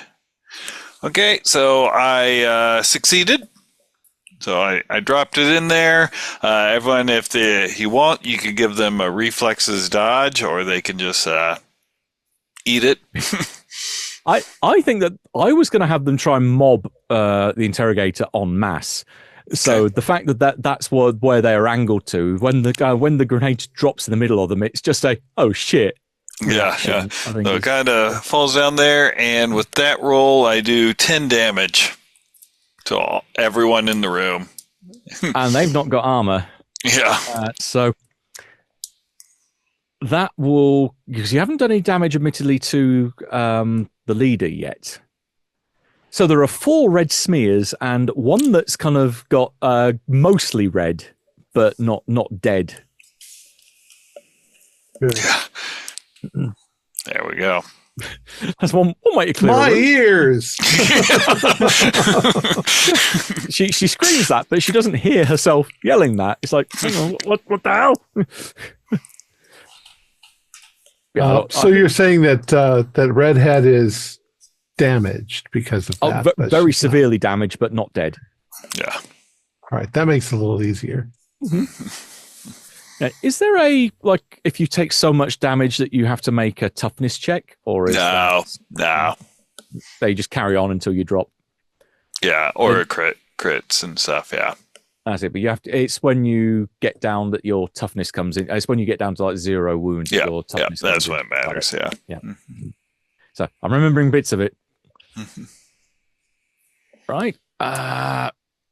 I think those are the only gangers that are in the immediate area that are going to be able to react. So everyone else is in the rest of the building. They will take at least a couple of rounds to be able to get to where the combat is happening, either location. So we're back to the top of the round. So the 2 that go first are the 2 on 8. So the interrogator and Abraham didn't get to go. So, yeah. I lose track easily. My bad. Right, so that's the 2 on 6. I think oh yeah, interrogator, go ahead. You're in the scene.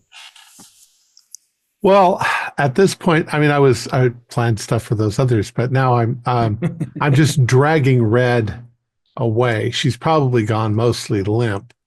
I make sure she doesn't have a weapon in her hand.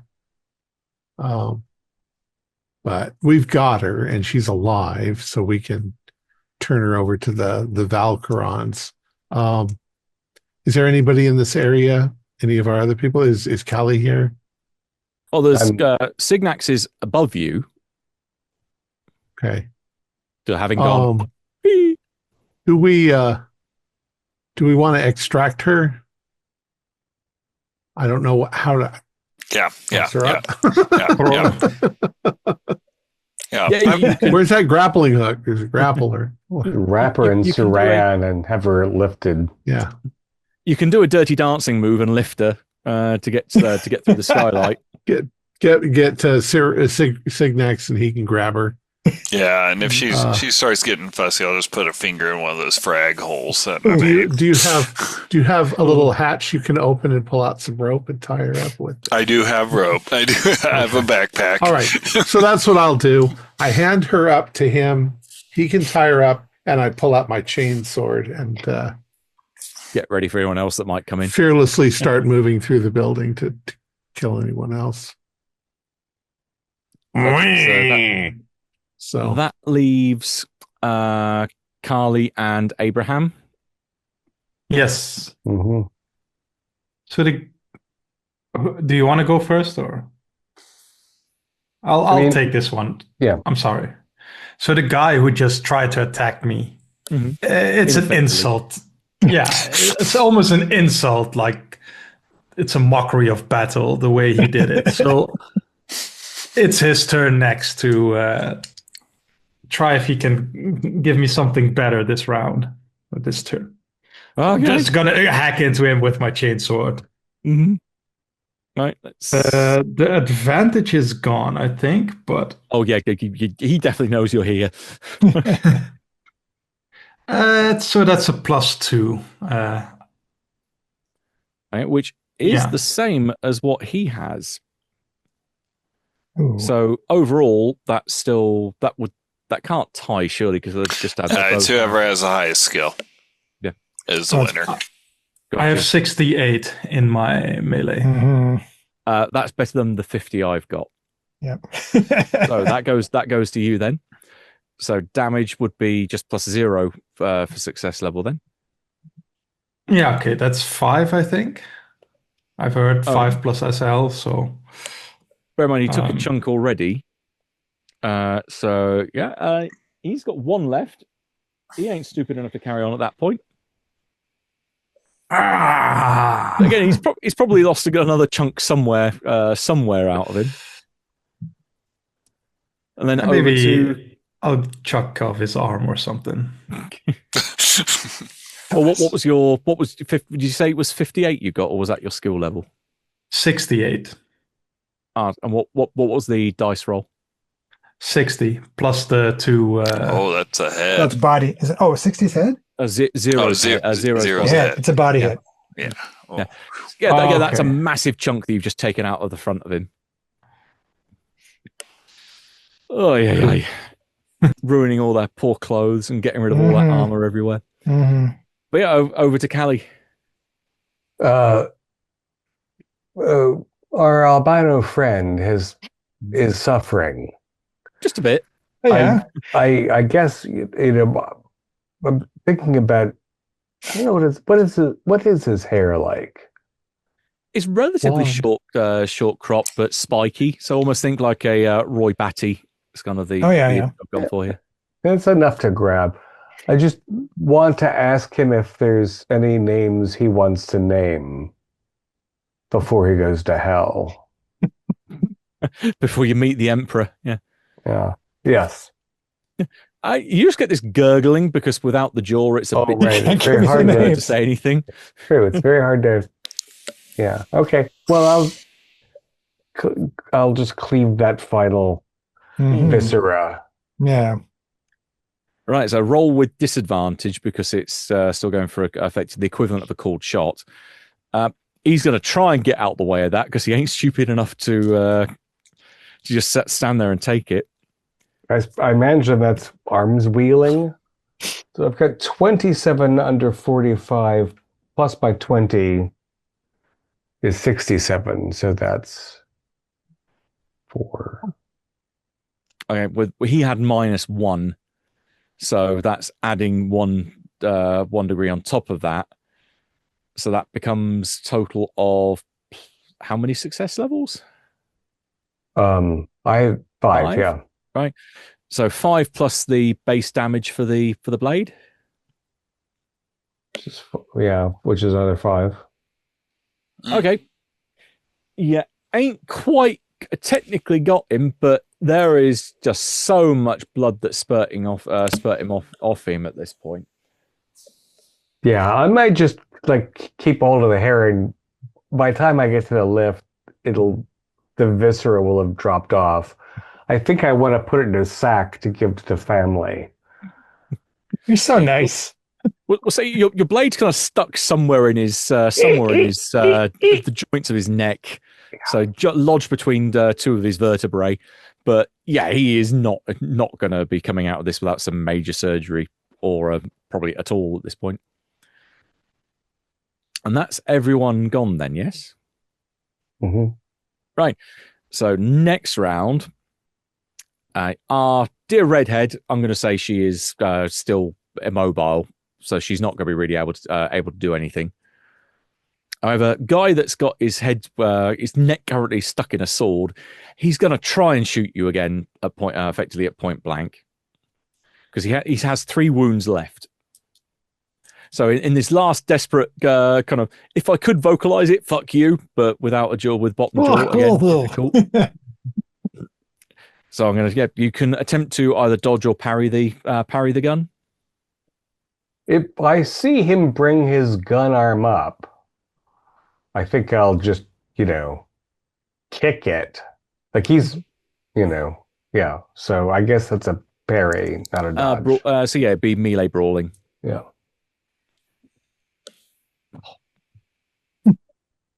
What was that noise? My dice doing what they normally do. No. Of course. That happens. Oh, yeah. And I've got a 12, so that's gonna. Where's my melee? Oh, but you don't deal damage, so yeah, don't worry about the success level. He got a -1 anyway on the attack, so you easily like the buzzing of flies to him. You just smack him and knock the gun away. I'd say because he's also got so low wounds left, you probably knock the gun right out of his hand. But I might go and pick it up. It's a nice gun. That's true. It is a lovely chrome plate. If I knock it out of his hand and then drop his head and then step on his back and walk over and get his gun, you can wipe some blood off it and put it in my sack. Clean it up on his clothes. Well, that was 8. So 7, we've got the 2 of you. That's Signax and Machine. Yep. So I've got this gang leader here, kind of hog tying her, essentially, like that. Also, the flesh is weak, so I might use my augmetic arm and rip one of her ears off just because, hey, I can replace that. And then once. Give me, and just may need to work out how much damage you end up doing to her. Melee brawling. But sure. She's going to take. She's restrained, so she can't really do anything about it. So yeah. I'll give you advantage. Okay. Yeah, doesn't matter. I rolled 67, so I missed. Yeah. So I just kind of grab her ear, but didn't get a good enough pull. It's all the blood. You can't. Yeah. Okay, so that's one of the 7. So over to Machine next. So is Abraham facing any more people, or what's going on there? Anyone left? He's technically got 1 guy left, but he's got a single wound left. Take him out. So he's not really going to be in the fight at this point. He's again. Oh no, okay. If he's not in the fight, I'm not going to bother. Don't waste ammo on people that can't fight. He's going to try and crawl away, probably leaving a trail of urine and blood behind him. Yeah, fine, let him crawl. Okay, so there's no viable targets in this roof then.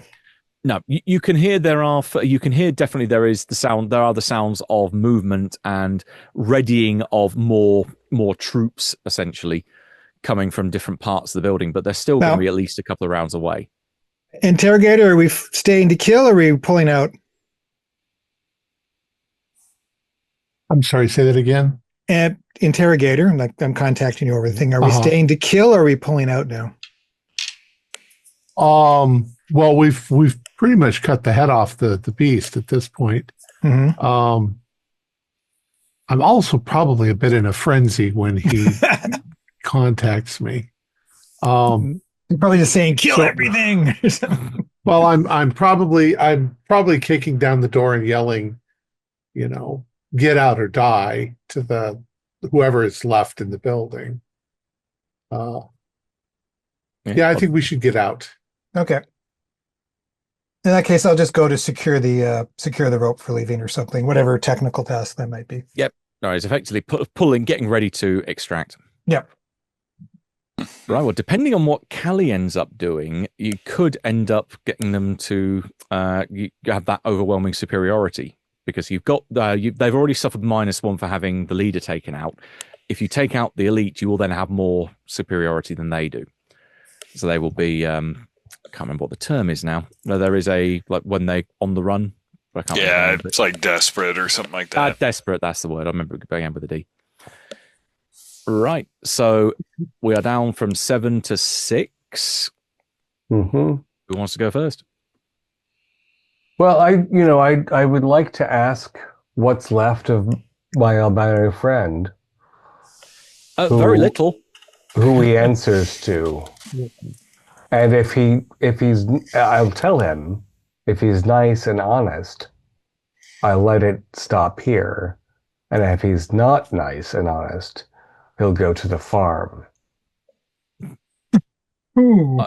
Again, there's the lack of communication on his part is still a problem. Oh, right. He really can't talk.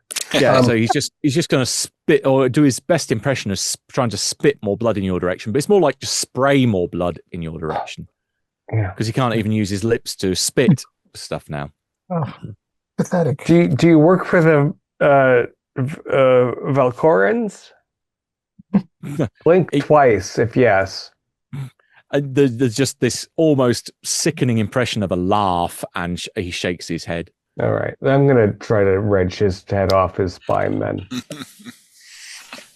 Right. I will. Yeah. Because he's in such a poor state, I'll give you advantage on your melee one-handed.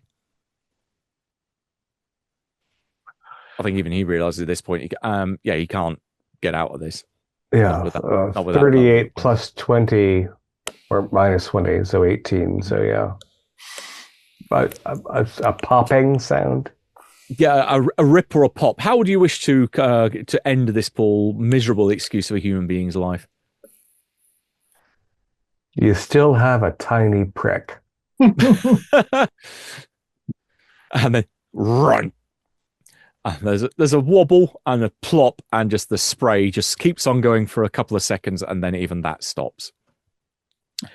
That puts you at with 1 superiority higher than the rest of the group as you remove those 2 figures. There is we can condense down to a cinematic end. There are other people that will be gone. I just want to yell out that behold, the living shadow has come for your sinning your sinning people. The emperor is judging you now, and I'm trying to strike fear into the hearts of everyone left in the building. The shadow knows. Fear is useful. Fear is a weapon. Yeah, that rings out, and while you can hear that there are numerous sets of footsteps coming towards you with intent, they falter. There's a sound of turning, there's a sound of running, people barging past each other as the rest of them turn tail and leg it. They are not standing to fight if their leader's gone. So there's various of them try to get to the other elevator cluster. Some of them try to go for the lifts.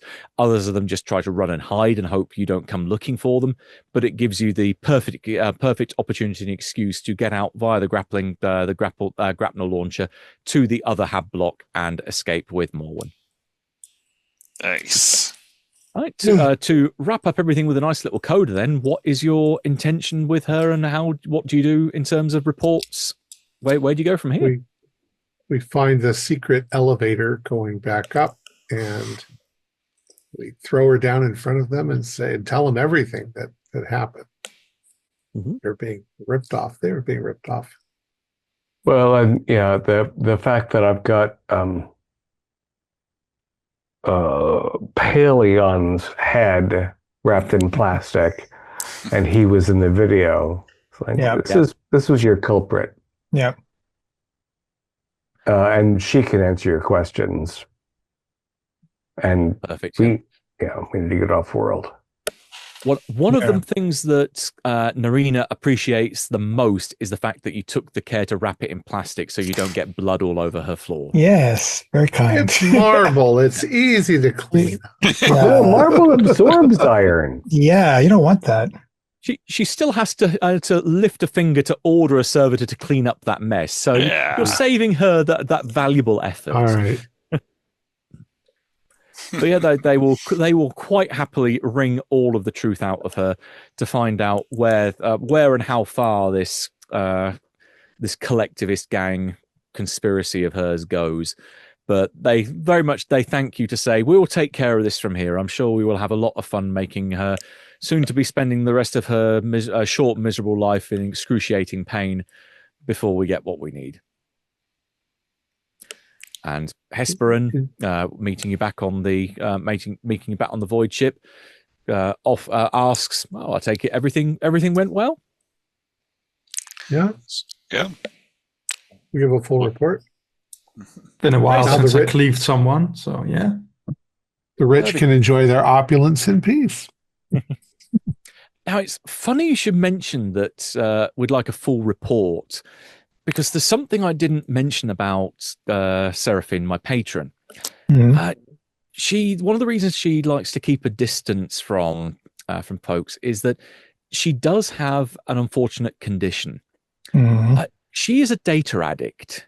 So we would like to have in excruciating detail reports from all five of you as to what exactly you did in the course of your investigation, and how you put this problem to bed. And yeah, with that groan of, oh my God, we've got to deal with a data addict. That's where we'll pull the curtain to a close. Oh, Much are we getting I know we were paid? going to suffer at the end. It sucks. Patrons have their disadvantage, their liabilities, and that's one of hers. Not working for her again. Okay. This whole world is suffering, right? This that's the point of the setting. Yeah. Yep. There you go. A scenario that was inspired by Keith with the first game that you ran for us, the Blazing Seraph. Oh yeah. It was inspired by that. What? Yeah, but it was actually just one interaction in there, which was when my character Wilkus went back to the administratum and told them, "Oh, by the way, this employee's dead," and they said, "Oh, thank you for notifying us." And they flicked that switch to say that they weren't going to pay her anymore. I was thinking, well, what happens if someone can exploit that part of the system and have people paying for them? So yeah, that's where the idea came from. So thank you, Keith. Oh wow. You're welcome. It was fun. What a bunch of evil people. Yeah, everyone sucks, man. I just kind of wanted to kill everybody. Welcome to the Imperium of Man. Damn it. Our players included David Gassaway, Troy Lehman, Keith Craig, Cohen Lighton, and myself with Matthew Sanderson as the Game Master. We have a Discord server where you can chat with other members, you can set up private games, and you can learn the finer arts of gameplay and game mastering.